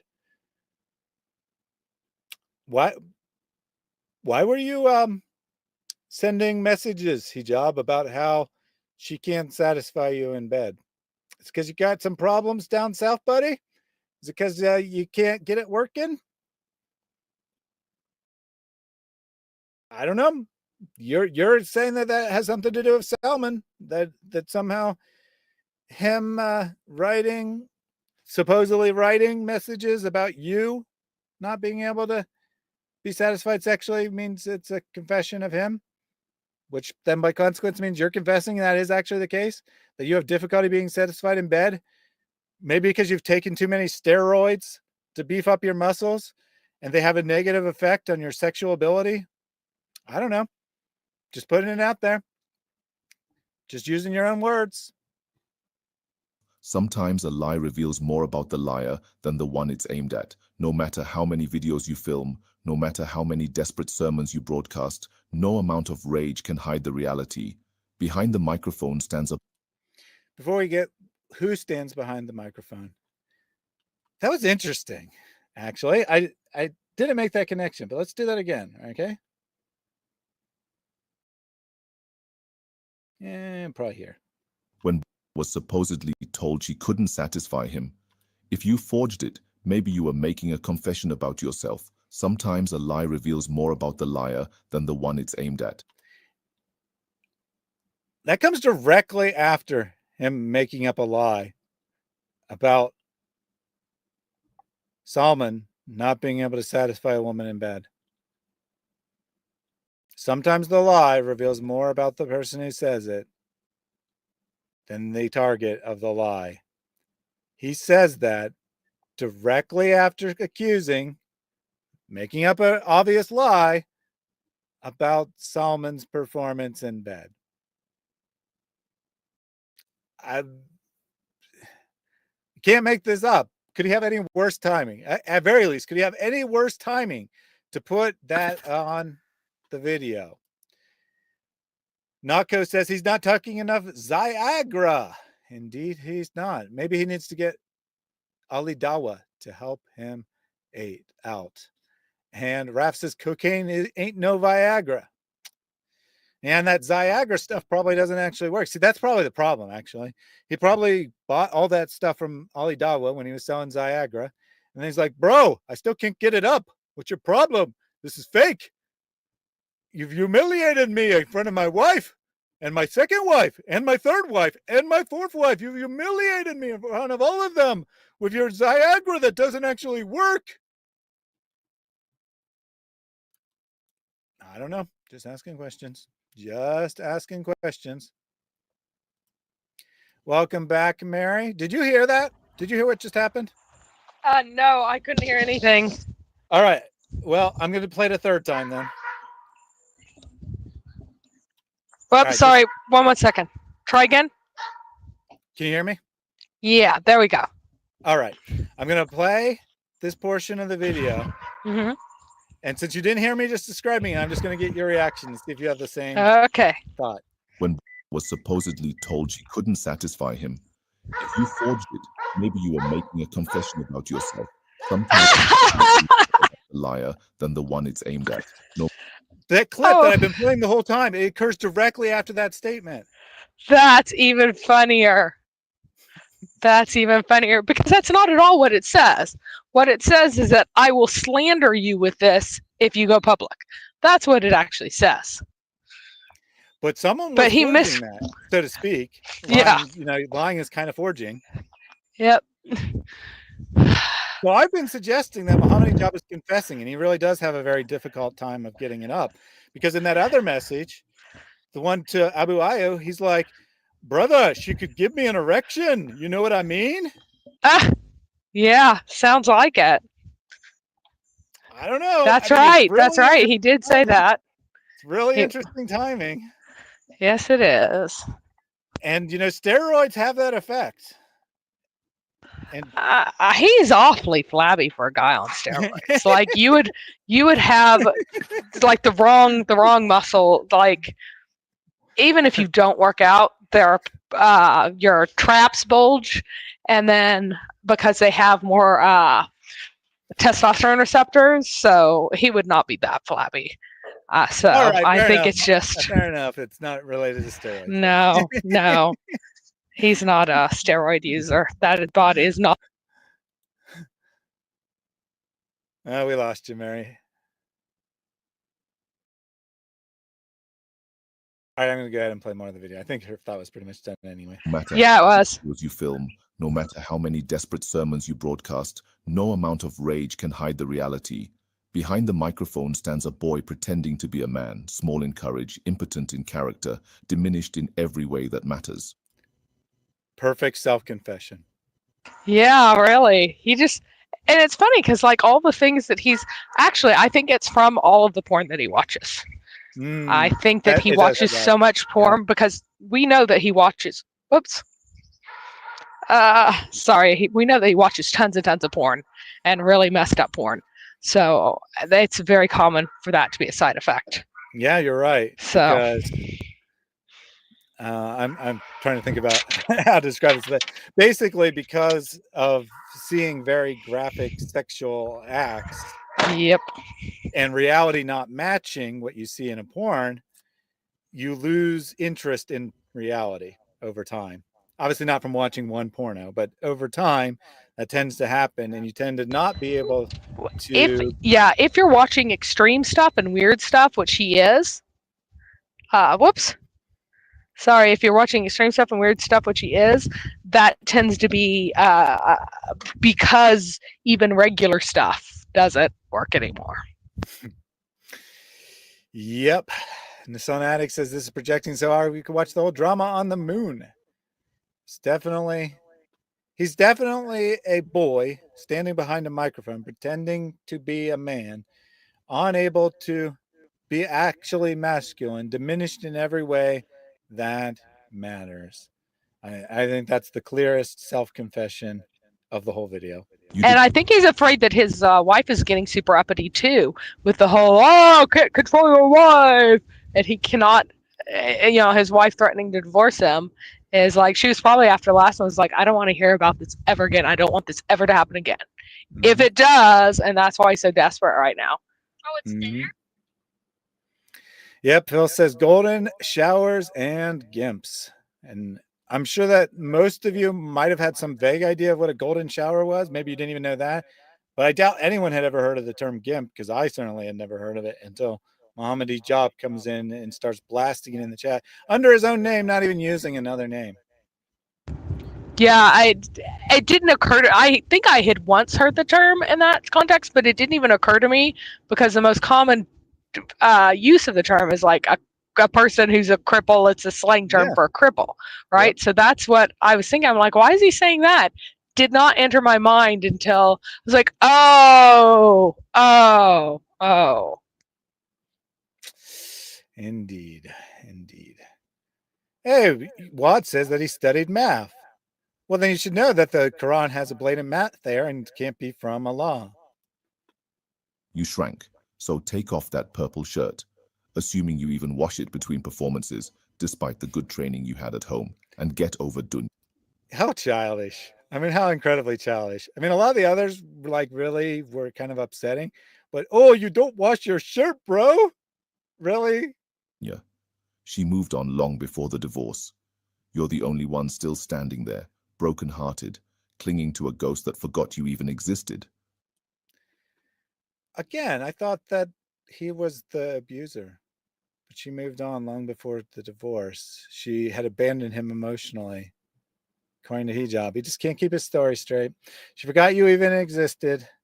Well, I mean, Aisha definitely hasn't forgot Hijab existed, but wants nothing to do with him for sure. Salman hasn't spent his energy refuting Zionists or Islam's enemies. He has devoted himself to attacking Muslim duat across genders, backgrounds, and schools of thought. So perhaps it's time his own family gave him the advice he never gave himself. Stop. Stop betraying trust. Stop playing judge. Stop pretending to be Freud. Stop performing therapy on strangers. Just stop. The voice note is out. The lie is dead. And the evidence you promised? It never came. Game over. Game over, everyone. Game over. He says so himself. But most of those descriptions at the end were, again, himself. He's the one psychoanalyzing people. He's the one pretending to diagnose people with mental illness and so on and so forth. That is the end of Hijab's story. Now, Behind Veils did release a video. Right. It has a lot of the same information that I had, which for some reason is not in this directory. Well, let me take a couple super chats, and I'll see if I do have that, or if I forgot to download it. In any case, it doesn't really have a lot of different information than what we've already covered, so we've run through it real quick one way or another. There are two new Behind the Veils. Yeah, I know there's a newer one, but I was referring to the one specifically about the AI fake. Super chat from Jack Ray. Muhammad Hijab preys on women, not to women. That's true. Just like Allah preys upon the Prophet, not to the Prophet. Muhammad Hijab preys upon women, not to women. Hard to deny that. I think that that is a completely accurate statement. And as we know, we just heard Muhammad Hijab admitting it himself. We ran through the voice thing earlier, and it said there was only a 2% chance it was an AI fake. So it must be real. All right, I'll just play it through YouTube since I apparently forgot to download it. But Muhammad Hijab used AI to fake Aisha's voice. Here's the proof. Let me take one more super chat before we get that, though, from Jack Ray. Let's hit that goal with a miswhack. Let's hit that goal with a miswhack. And we did hit that goal. I'll put up a community post later so that everyone has a chance to participate in that on what you want the next channel animation to be. Those do take, I mean, some of them don't take a long time, but a lot of them take a couple hours to make.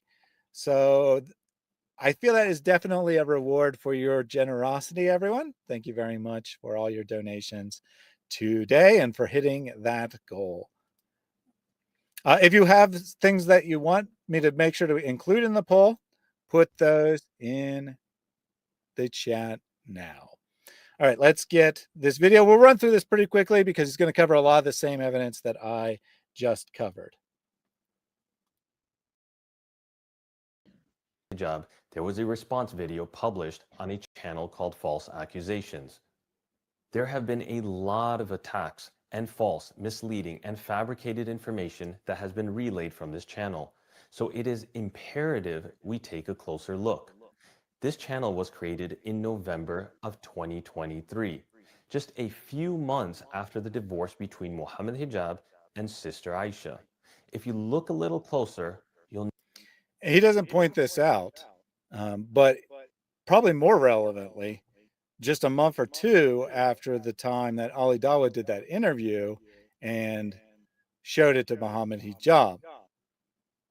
Also, they said they've been investigating this for 6 to 8 months, and it would also be right after the investigation had started.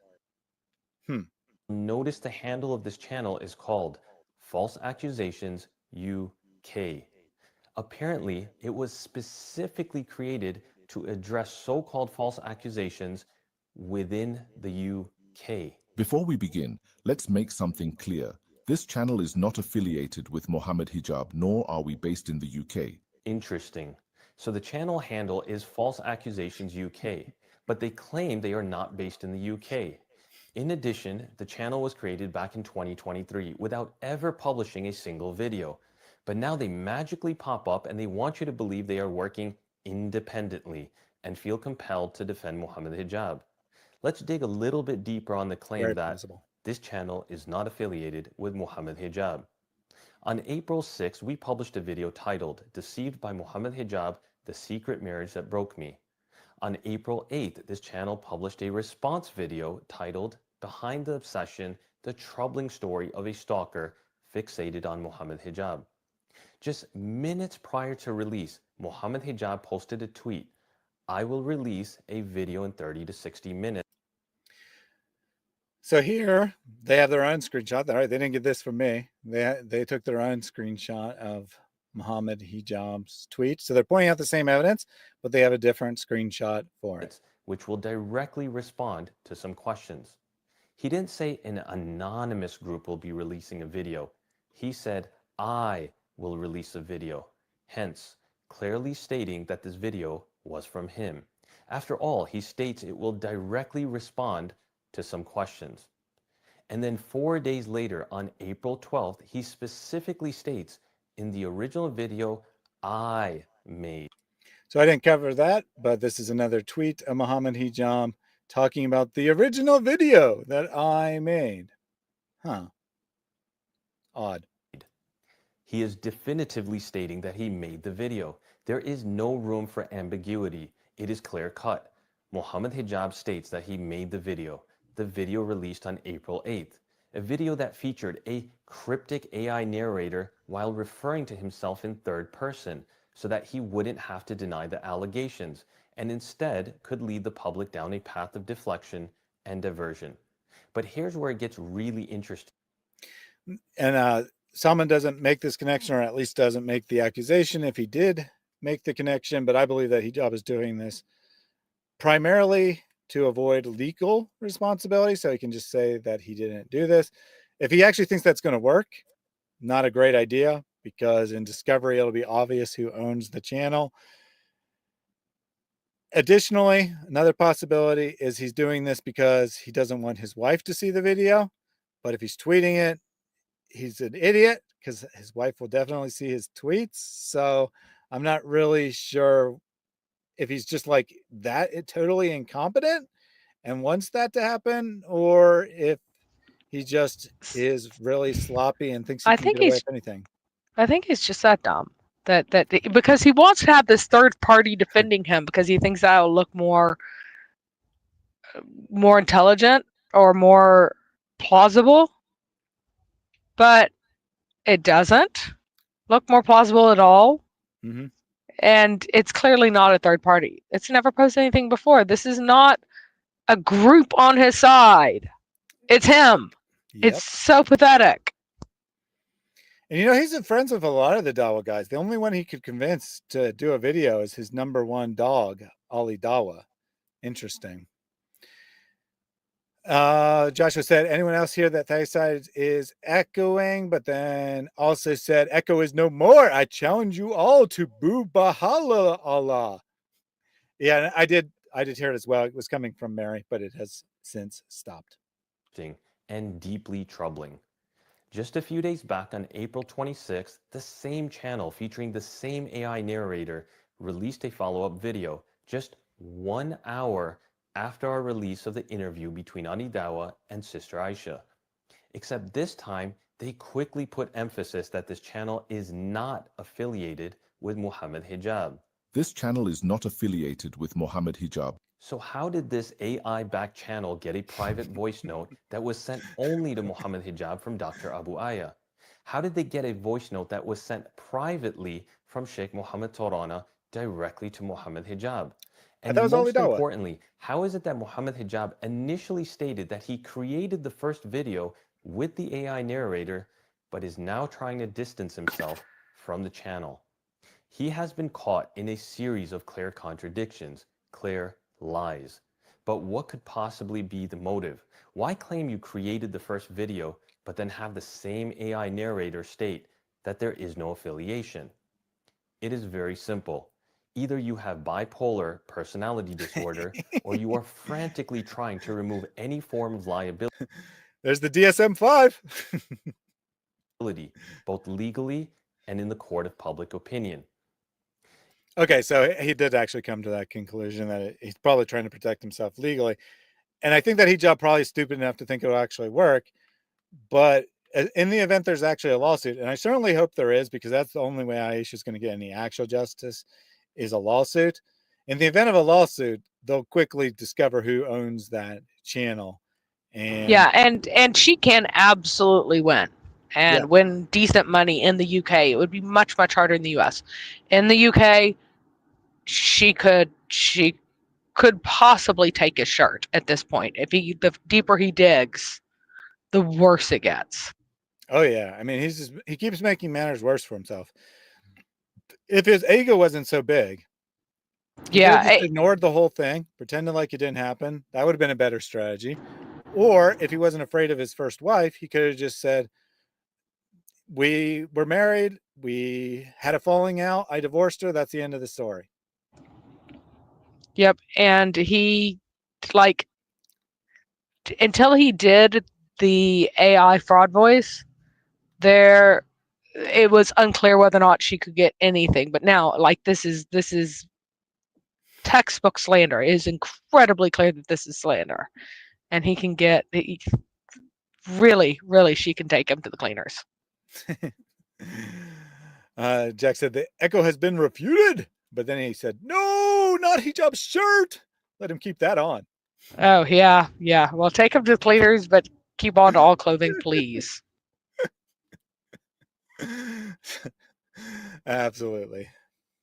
In the second video, the same AI avatar that Hijab featured in the first video now relays an alleged confession by Sister Aisha. Nice. Whoever did the reverse stripperness on Attic, perfect timing on that. This time, somehow in the past few days, they magically captured her speaking to an anonymous Mufti and confessing that she didn't actually marry Hijab. So did you marry Hijab or not? I didn't marry him, but if I told people this, they would think I'm crazy and so on. Do you think this is fair on him and his family? With all due respect to yourself, I can take my rights with my own hand. Of course, we spent extensive time discussing that clip. I'm pretty sure I did talk about the weird timing of them suddenly getting this clip. I mean, supposedly this is a conversation that took place months ago, and yet they apparently they didn't have it at the time of their first video, or they would have put it in the first video. Apparently, it was just brought to them within the last couple of days, which is quite bizarre to say the least. Almost like it, I forget the exact words they used, but basically came directly to them from an AI generator. Let's be clear, the speaker's distinctive accent makes it immediately evident that it is. There is no ambiguity. We've run this audio through advanced software designed to detect AI-generated voices, and as clearly shown on the screen, this recording doesn't match any of the indicators. First off, as someone who has spoken at great lengths with Sister Aisha, this sounds nothing like her. It is clearly a desperate attempt to try and deceive the public. Well, it says anonymous equals the biblical standard, which is totally false. The author of Matthew is Matthew, the author of John is John, and so on and so forth. The books are not anonymous. Unlike your Quran, which is actually anonymous, it doesn't have any indication of who it came from. But let's not take my word for it. Let's use the same AI detection tool they used to validate whether or not this was AI. Let's head over to 11 Labs, a website used to generate AI voices. Here, we'll go ahead and upload the extracted clip of what they claim is Sister Aisha's confession. I didn't marry him, but if I told people this, they would think I'm crazy and so on. With all due respect to yourself, I can take my rights with my own hand.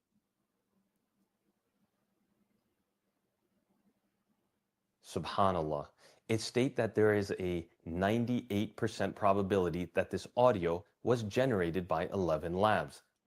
And just so you know, I independently did this before I had watched their video. I had already run it through 11 Labs. And I had watched this before, but I actually didn't even realize that because I was only listening to it, I wasn't on screen. I didn't realize that they had done the exact same thing I did, where they literally showed it being uploaded. That's great. Yeah. But again, they didn't get it from me. I didn't get it from them. We both independently did the same thing. That's how sloppy and pathetic Muhammad Hijab and his AI fakery is that it's the first thing that occurs to someone to check. I don't know how much sloppier Hijab and his incompetent deepfake team could get. Not only did they generate a voice clip that didn't sound like her, but they literally showed the world exactly where they did it. All while trying to dupe and deceive the public by showing a screenshot trying to validate their malicious claim. In addition, they state, the voice note is a recorded conversation with a qualified Mufti who has chosen to remain anonymous. So now they want to protect this random and anonymous Mufti's identity. But when it came to Shik Tani, who did not want his name to be used anywhere, they happily disclosed it and have used his voice clips in nearly every video. Sheikh Mohammed of Speaker's Corner, Mr. Tarani, Mohammed Tarani's permission. Mohammed Tarani. This completely contradictory reasoning just does not add up. Unless, of course, you have... Yeah, because they have that email, right? That for some reason they had just access to the guy's email who sent in the thing, and they blur out the name. So they actually do know the name. It's not like they just got this anonymously. Nor would they accept it by their own standard if they got it anonymously. So they're choosing to not reveal his name, even though they revealed Sheikh Tarani's name when he explicitly says in the voice note, I don't want to be involved with this. I don't want anyone associating me with this. Sheikh Tarani under the bus. Mr. Mufti, well, we got to protect his identity. Why? Because he doesn't exist. That's why. No ethical or religious basis, and you're in damage control mode and doing anything and everything to save yourself from drowning. But the intriguing narrative continues, where she explains that what transpired was a failed engagement, not a marriage. So the same AI narrator that Hijab initially utilized, where he claimed to have created the video, is now relaying that Sister Aisha confesses to a failed engagement. And this time, the AI narrator, as an extension of Hijab, does not deny such a claim. So it went from being a crazy stalker to now being a failed engagement. I guess that makes sense when you keep trying to change your story, especially after we released an audio recording of Sister Aisha's father testifying that Hijab had called him twice, seeking his daughter's hand in marriage. Again, Hijab's original story. I never knew her. I have no idea what you're talking about.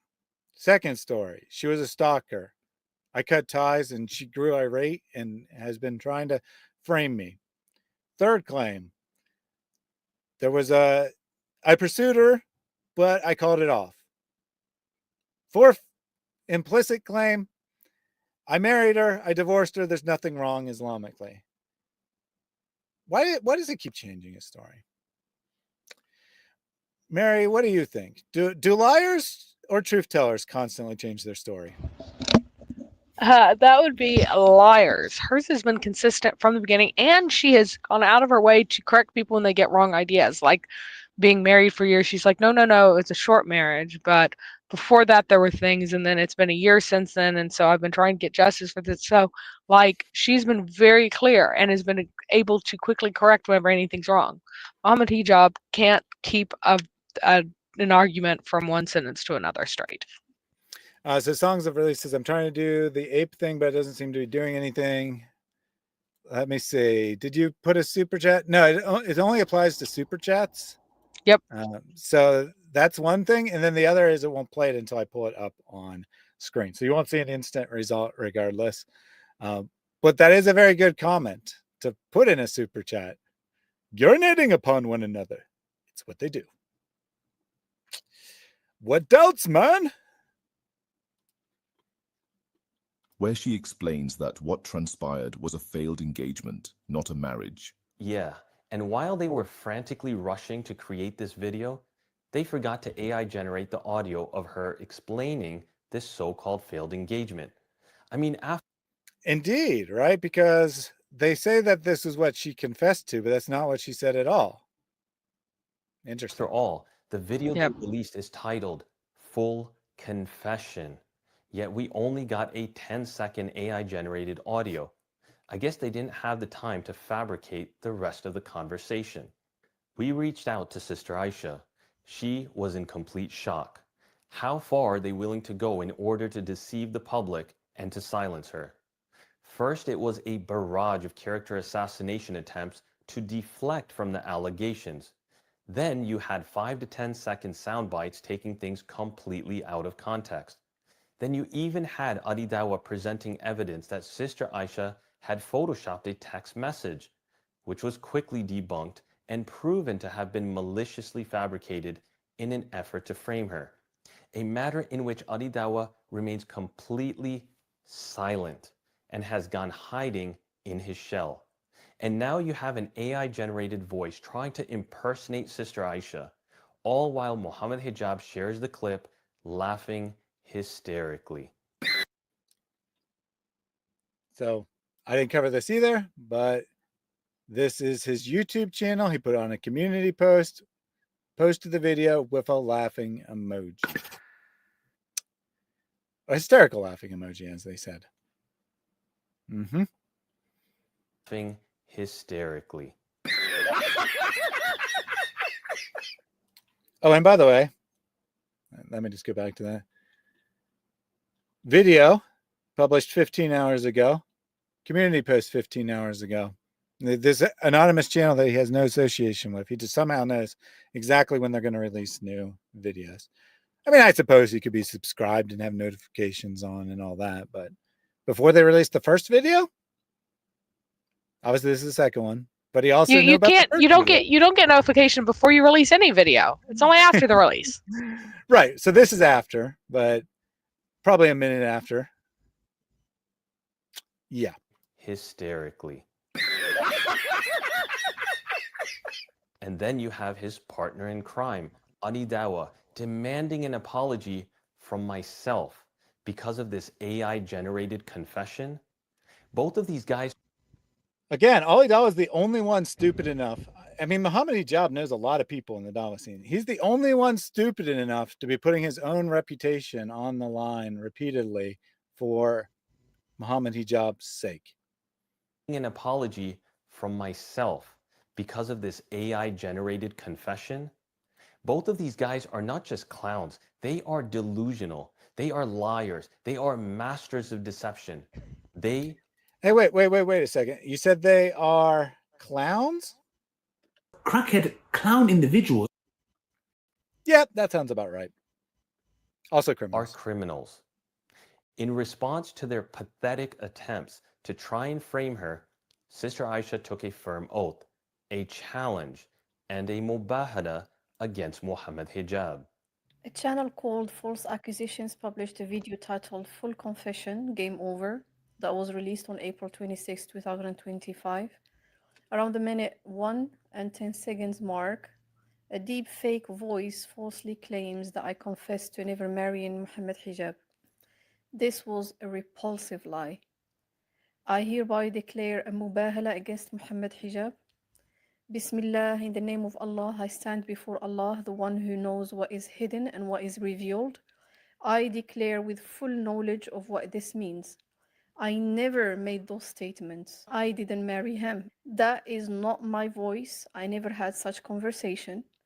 If I am lying in what I have said, then I ask you, Allah, to send your curse upon me, to disgrace me in this world and the next, and to make me a warning sign for those who lie. Ya Allah, send your judgment upon the one who is lying. اللهم اجعل لعنتك على الكاذب منا في الدنيا قبل الآخرة وأظهر الحق واضحا جليا. I ask you, Allah, to bring justice not tomorrow but in this life. Expose the liar amongst us for the world to see, and let the truth be seen. وحسبي الله ونعم الوكيل. So we end with another mubahala. So yet another one has been declared, this one against the False Accusations channel, which obviously is a different individual than Muhammad Hijab, at least according to their own claims. And I did want to, with the mubahala coming back up, I did mean to play this earlier. Muhammad Hijab says he would never take a mubahala because he's too big, too important. He's got lots of views. She's crazy, whatever. But here's Muhammad Hijab. Let's do a mubahala. Let's do mubahala, bro. Seems that he was challenging him to do a mubahala just a couple weeks ago. Very, very strange stuff. Anything you want to say about the Behind Veils video, Mary? Nope. I mean, good for them for calling out. It was absolutely ridiculous. This is just embarrassing for Muhammad Hijab. He looks dumber and dumber every time he says anything. Indeed. But good for him for doing it, because now he's definitely violated law. It was not entirely clear before that she'd be able to nail him on anything, but now absolutely she could. So awesome. Keep going. Yes. And actually, that's what we'll be talking about either tomorrow or Sunday. I haven't finalized the time, but we'll be talking about Aisha's response to all this. She has actually put out some stuff on her own. So we'll be looking at that material and looking at the newest Behind Veils video at the same time. So much more to come on this. Story just never ends. Levi says this woman needs Jesus. Amen, amen, amen, and amen. Ali Dawa must be mubahaling his career. Seems very probable there. I think Hijab can survive this. I think has too many core fans, too much actual support. Ali Dawa, I'm not convinced he can actually survive. And, oh, there he goes, falling on his own sword. Used correctly for the As benefit he calls it. of Muhammad Hijab. Right? Because that's what he's doing. He's committing career suicide. And that's the normal way someone would use that phrase, not to say that someone else is attacking you. Let's get some of these super chats from Jack Ray. Ali D works for Hijab, and he's proud of that. Nice. I like the way he said, and he's proud of that. He's proud of that. And we're proud of that.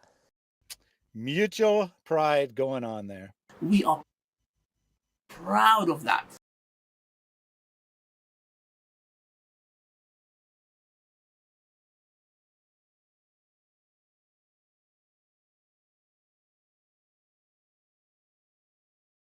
Context is Islamophobic.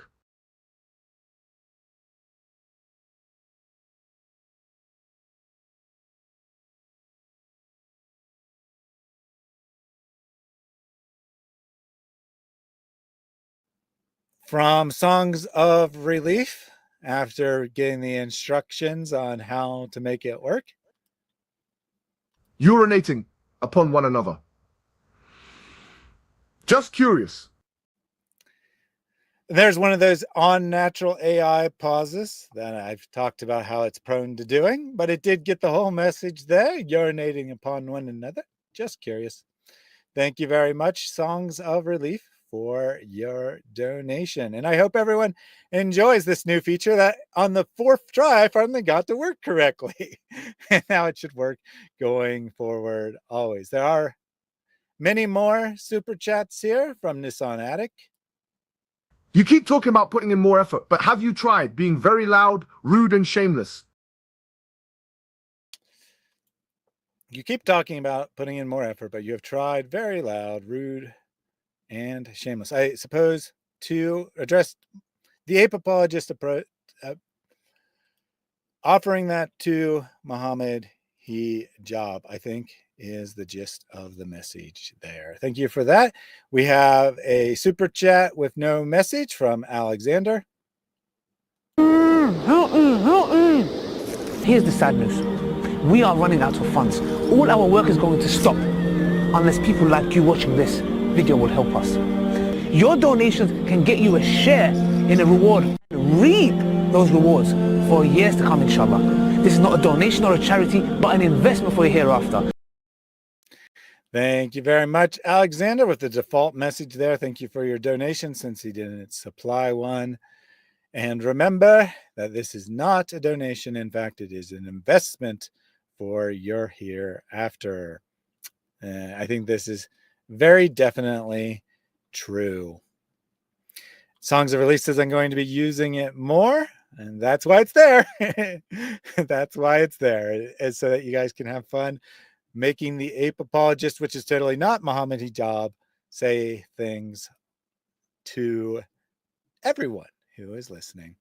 Abu Raif says, if Thaddeus can do it, any court-appointed expert can do this analysis as well. Absolutely. I'm not an expert, or I'm not an actual expert in this. If it was a good fake, you would probably need an actual expert to diagnose it, but it was a very bad fake. Both of the fakes, both the screenshot and the video or the audio clip, are both very bad fakes. Got all kinds of things wrong. And so in the event this goes to court, all this is on the public record, right? They can't destroy it. It's not like Hijab can just delete that video and pretend it never occurred. It's out there. He committed fraud. Also, super chat from Abu Aruf. Girlie, and this is indeed a sign, yet most of them are not believers. Give alone to Allah, give alone to Allah. Ride the wings of Gabriel, give alone to Allah. Thank you very much for your donation. Abu says, better than Sherlock and Dr. Watson. Congrats, guys. Lose lips, sink ships. I mean, in fairness, it wasn't very hard. I mean, I definitely showed you some technical stuff there, but it wasn't very hard because it was so blatantly obvious the way it had been forged. And yes, Levi, you did see the Islamic equivalent of the prosperity gospel. We call it the prosperity hadith around here. Prosperity hadith. Jack Ray donating 50 gifted reasoned answers memberships. 50 big ones from Jack Ray. And Allah will bless you in a million ways. You find the tree will grow and you will have lots and lots of wealth. This is the example that we gave to the children. And I'm letting you know that when you sow that seed by giving, you shall receive much more than you gave by the will of Allah. Give as much as you can, for indeed you will reap much more than you have sown. Jack Ray says he doesn't say sent. He sent 50 gifted reason answers memberships. Thank you again, Jack Ray, for all your support. And Jack Ray says, that reminds me when Thaddeus found out about the empty super chat message getting thank you for your donation injected by his app. And I thought that, I'm pretty sure it was Jack Ray actually, who did it the first time. And I actually thought that he was like being silly, since I usually say thank you for your donation, and on the screen it says thank you for your donation, and repeating that message, but it turned out that he didn't write it. It was just an empty message. Good times for sure. Good times. Prosperity Muta. I don't know about that one. No about that one. I mean, it does bring prosperity to the women, I suppose. Not a lot, but at least a little prosperity. I mean, in many ways, misyar is actually worse than Muta, because it's like the same thing. Sex for money, but without a predefined time. So you can't just get paid $100 for an hour or whatever the going rate for prostitutes is. I have no idea, but you can't just get paid for an hour. You got to be married to the man until he gets sick of you. And then you get your mar, you get your bride price. Probably a much worse deal for the woman, misyar, than Muta, I must say. J.A. became a channel member. Early, and this is indeed a sign, yet most of them are not believers. Give alone to Allah, give alone to Allah. Ride the wings of Gabriel, give alone to Allah. Thank you to J.A. for becoming a channel member. For all those who are not channel members, despite the 50 gifted reason answers memberships today, I encourage you to sign up. I think I'll probably try to have a members only live stream this weekend, unless of course I'm too busy covering Muhammad Hijab and Aisha, because I greatly appreciate you guys and I want to give back and give you something in exchange for your donations. Your brother in Christ says hello everyone. A little late, but we're not quite done yet. Talmudic Tunnels Construction says no happy meals. And Snoopy said happy meals are extra. Yes, Amar could be as little as a McDonald's meal, according to Muhammad Hijab. So just because a woman's getting a bride price doesn't necessarily mean she's gaining prosperity for sure. The weird stuff used the Apple way to get a free super chat in there to say, is the Sheikh 2 weeks later still in the hospital for stress? I think that he's just declining to speak. I would say I don't think he's still in the hospital. I think it was implied that he was only in the hospital for one night with stomach pains and such from stress. Other things could also cause stomach pains. I just want to point that out there. But in any case, I think he has recovered, but for some reason no longer wants to come forward and to testify that he did the marriage between Muhammad Hijab and Aisha. Levi says, I'm kind of dumbfounded right now by the prosperity hadith. I think. I'm not certain that's what it has. So Mary, I think Mary signed off for the day. She told me that she'd have to go after 6. I think she decided to get on her phone while she was in the car as well, but I think that she got to her destination and she won't be available. Joshua, I'll make sure to ask her about the 2 verses that you also gave super chats about, and I will post her replies, or I'll probably just have her directly post her replies, but I'll make sure to capture your exact question, give it to her, and have her post it in a channel message after the video is done. And in regards to that, we do have that super chat from Joshua Wooden. Here's the sad news. We are running out of funds. All our work is going to stop. unless people like you watching this video will help us. Your donations can get you a share in a reward. Reap those rewards for years to come, inshallah. This is not a donation or a charity, but an investment for your hereafter. Thank you for investing in your hereafter, and we'll get Mary's view on this for sure. Let me just real quick get my impression of it as well. I'm sure that her analysis will be of more use to you, more value, but let me just I pulled it up here. Let's start with verse 84. Say we believe in Allah and what has been revealed to us, and what has been revealed to Abraham, Ishmael, Isaac, Jacob, and the tribes, and in the books, implied books, it's not actually in the text, given to Moses, Jesus, and the prophets from their Lord. We make no distinction between one and another among them, and to Allah do we bow our will. They add in Islam because, of course, Allah doesn't actually say in Islam. If anyone desires a religion other than Islam, never will be accepted of him, and in him hereafter he will be in the ranks of those who have lost. So if you don't accept the message that Muhammad's giving, and have to look at the Arabic there, see if that translation of Islam is actually justified, but I'll assume for the moment it is. So we believe in Allah and what has been revealed in by all the previous prophets. We make no distinction between them. Then it goes, if anyone desires religion other than this, let's just put this here for now because it's obviously in reference to this stuff here. It will never be accepted of him. How shall Allah guide those who reject faith after they accepted it and bore witness that the messenger was true and that clear signs had come upon them? But Allah guides not a people unjust. So Allah can't guide those who have apostatized, basically, right? Who accepted that the messenger was true and that he had clear signs, which apparently just means the Quran, and then rejected him. Allah can't accept them because they've apostatized. Of such a reward is that on them the curse of Allah and his angels and all of mankind.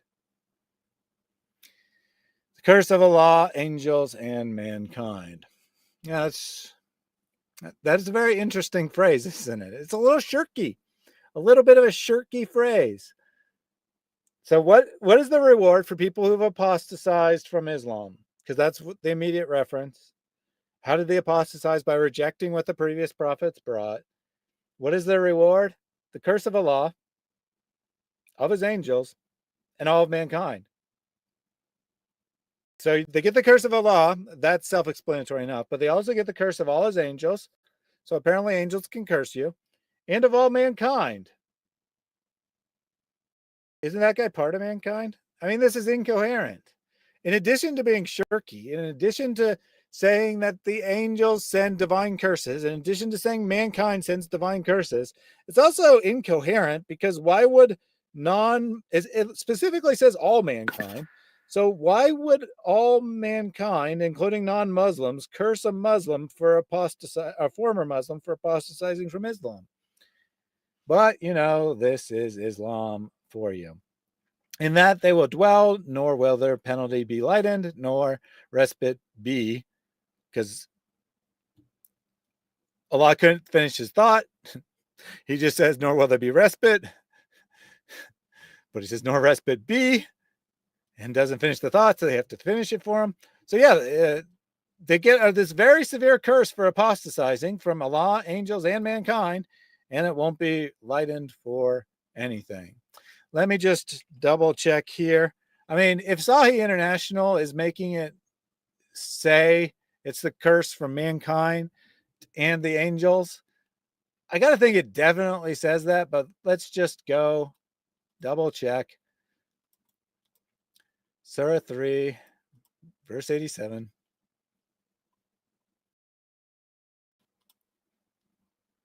Go. How guide Allah a people disbelieved after their belief and witnessed that the messenger true and came to them clear proofs, and Allah not guide the people wrongdoers their recompense, that on them, curse Allah and the angels and the people. And you see the little wa at the start of it? That's the Arabic conjunction represented right here for and. So, yep, curse of Allah and his angels and the people. So it's unambiguous. There's no possibility of reading this any other way legitimately, I would have to say. Cyber Flaneur says, does this mean Muhammad Hijab could end up doing time? Absolutely. He could definitely be in some legal trouble. He could definitely face consequences from the law. Now, the fraud is less likely. Like the actual criminal charge is less likely to be brought against him because the prosecutor will have to choose to do that. But as far as like the legal consequences of committing fraud in terms of his marital status, his wife could absolutely get full custody of their children and whatnot. And in terms of Aisha getting a civil judgment against him, absolutely. I'm going to guess he probably won't be charged criminally, but if the parties who have been wrong choose to bring civil charges against him, he absolutely could have severe consequences for him. Allah's curse is not enough. He has to have angels and mankind. Really? Allah is so powerless? Yeah, it seems to be the case. I mean, I don't see any other way you could read this verse. I don't see any other way you could read the verse. And then our super chat from Joshua Wooden. If you want your wealth to increase in this dunya, then give sadaqah more and more. Every single day, 2 angels come down. One of them is making dua for those who give. He says, Ya Allah, give those who give. So this other super chat is going to be about the other verse he wanted an opinion on. What is the name of common?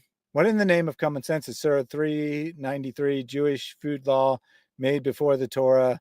What's this? A clear Quranic error or some polemic against the Jews?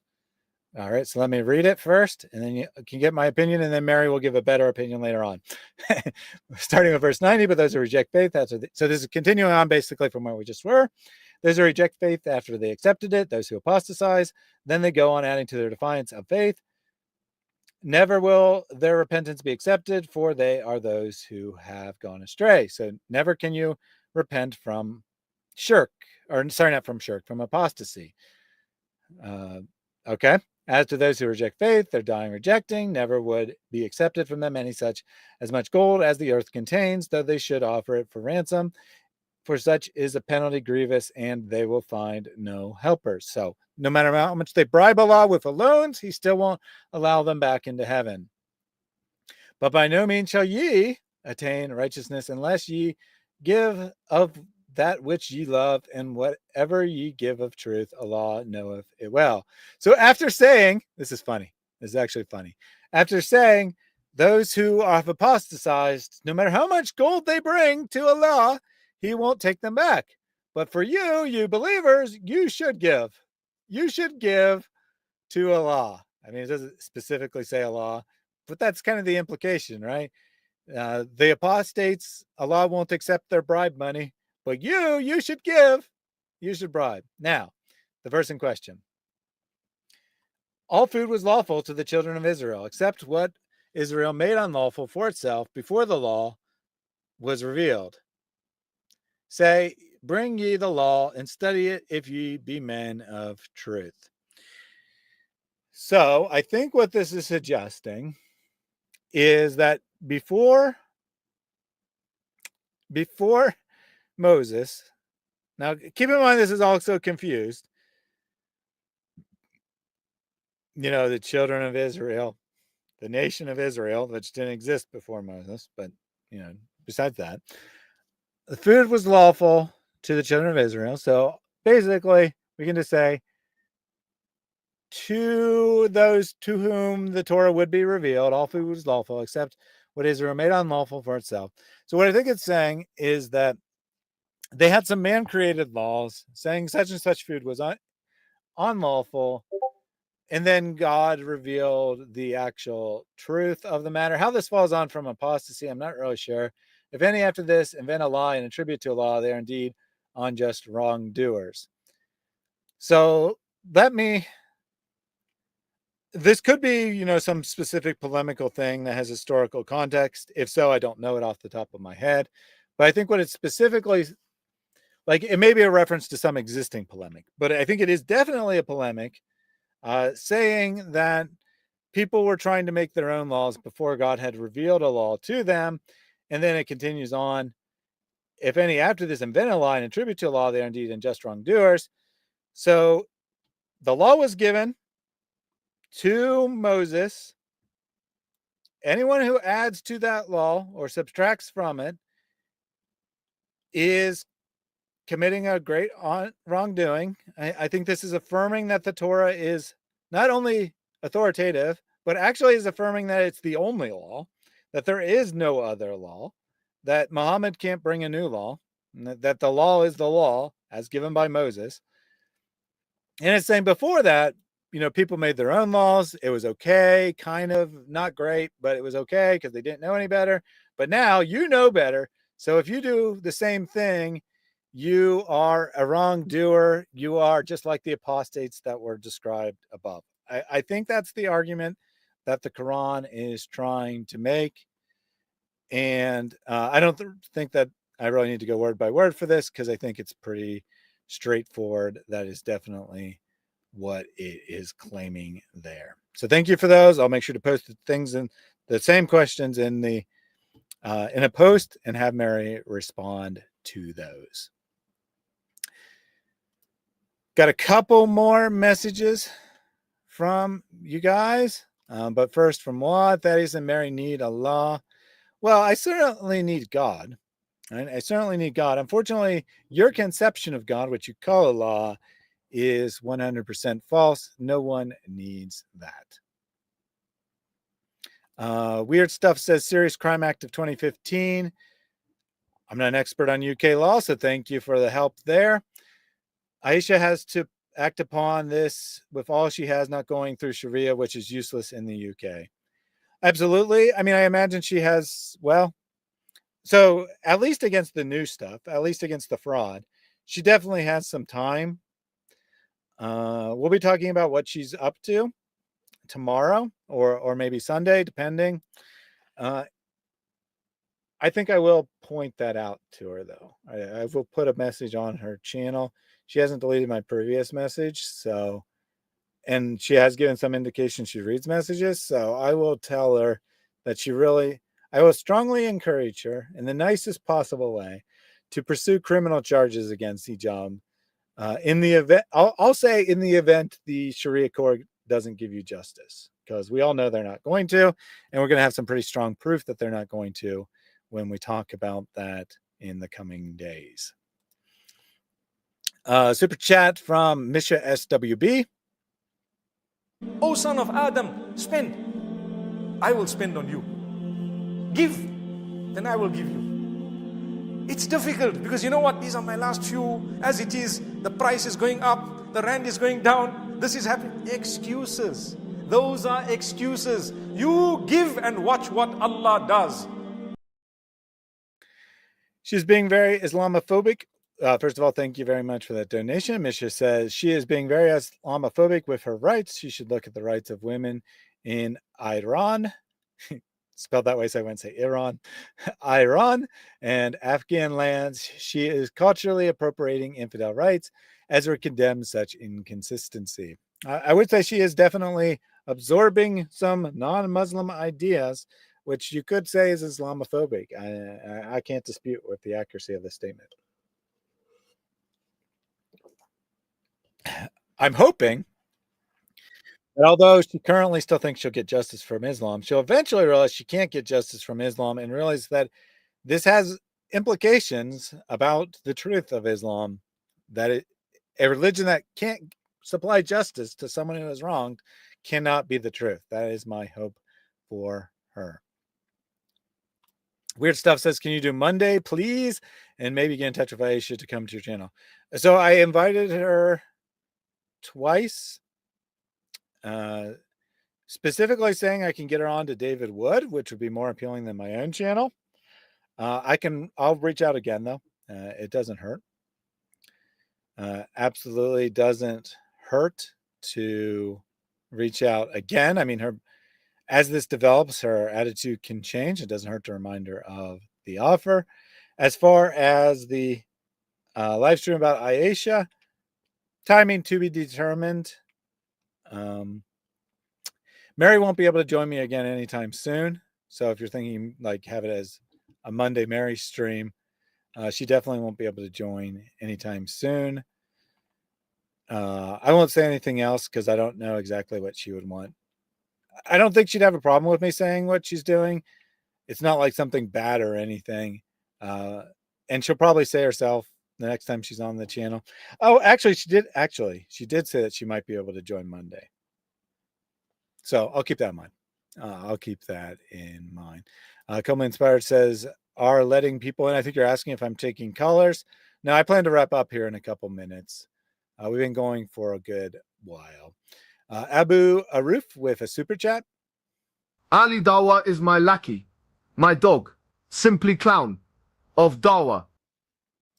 Very nice. I agree. Ali Dawa is definitely a lackey, a dog, and a clown of Dawa. Crackhead clown individuals. Yep. I can't disagree.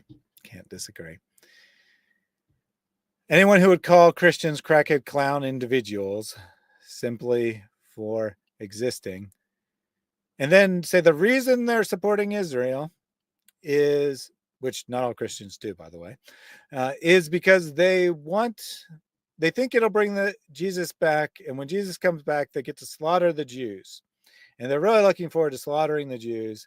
So that's what that's all about. I think that is definitely a clown of Dawa. Definitely a clown of Dawa.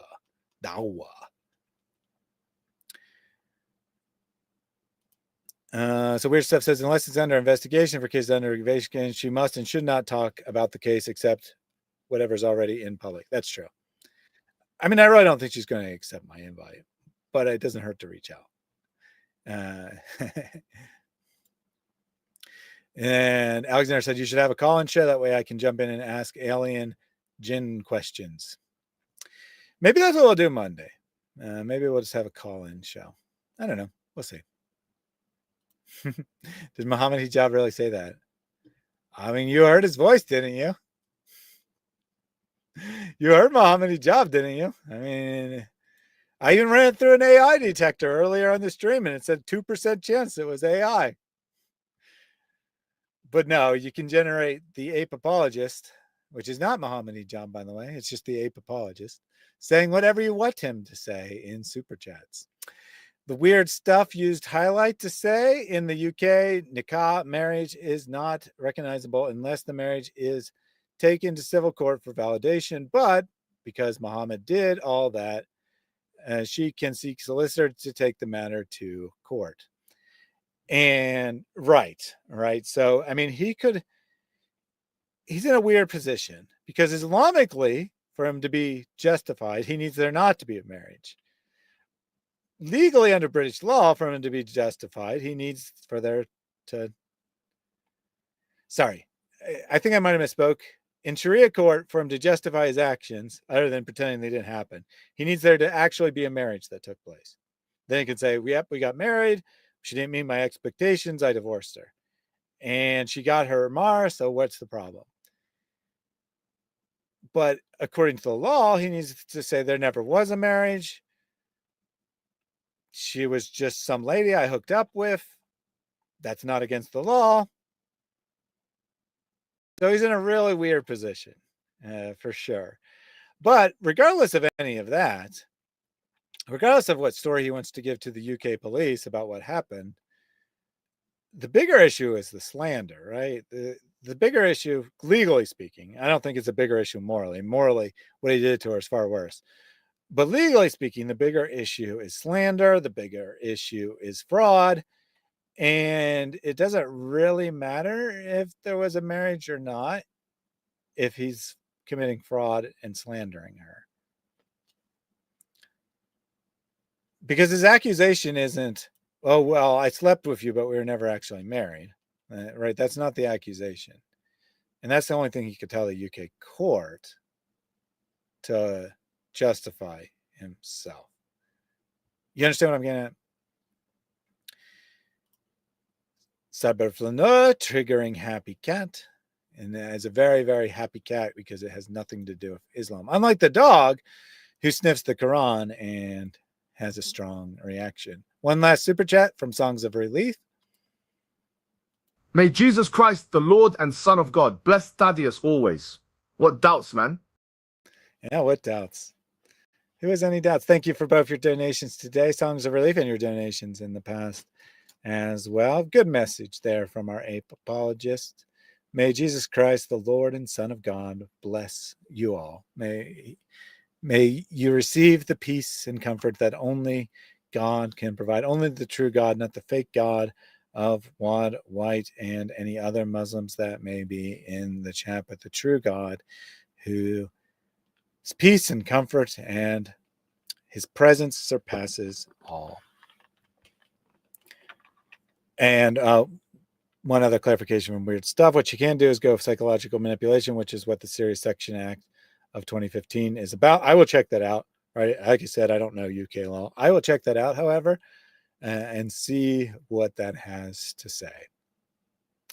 Definitely a good one there from the ape apologist to end on. Again, we'll be back either Saturday or Sunday to talk about Aisha's, let's say, evolving stance in this case. Einstein has come back to say goodbye as well. Tomorrow evening, I will have a Bible study on the Reasoned Worship channel. And I believe that I need to correct myself that we'll have Mary on Monday. As I talked about earlier, I have a video coming up talking about my own court appearance earlier this week. That has been written. The script has been posted on Patreon and on Subscribestar for my supporters there to get early access to that. That video should be out in the next few days. David, he told me he's traveling this weekend, but he wants to cover Aisha Hijab again soon. So I might be on his channel early next week as well. Lots of stuff coming up. In other words, lots of stuff coming up. Still got a couple scripted videos that Mary and I have recorded that I need to edit. There's just so much stuff happening, so much investigation to do that I haven't got to everything. Thank you all for watching. And although those words of Muhammad Hijab were I'm sorry. The ape apologists were very beautiful about how the Lord Jesus Christ, Son of God, bring his blessings upon us. We will, as is traditional, close out with the words of Pastor Jake. Pray this ceaselessly. Lord Jesus Christ, Son of God, have mercy on me. Lord Jesus Christ, Son of God, have mercy on me. Lord Jesus Christ, Son of God, have mercy on me.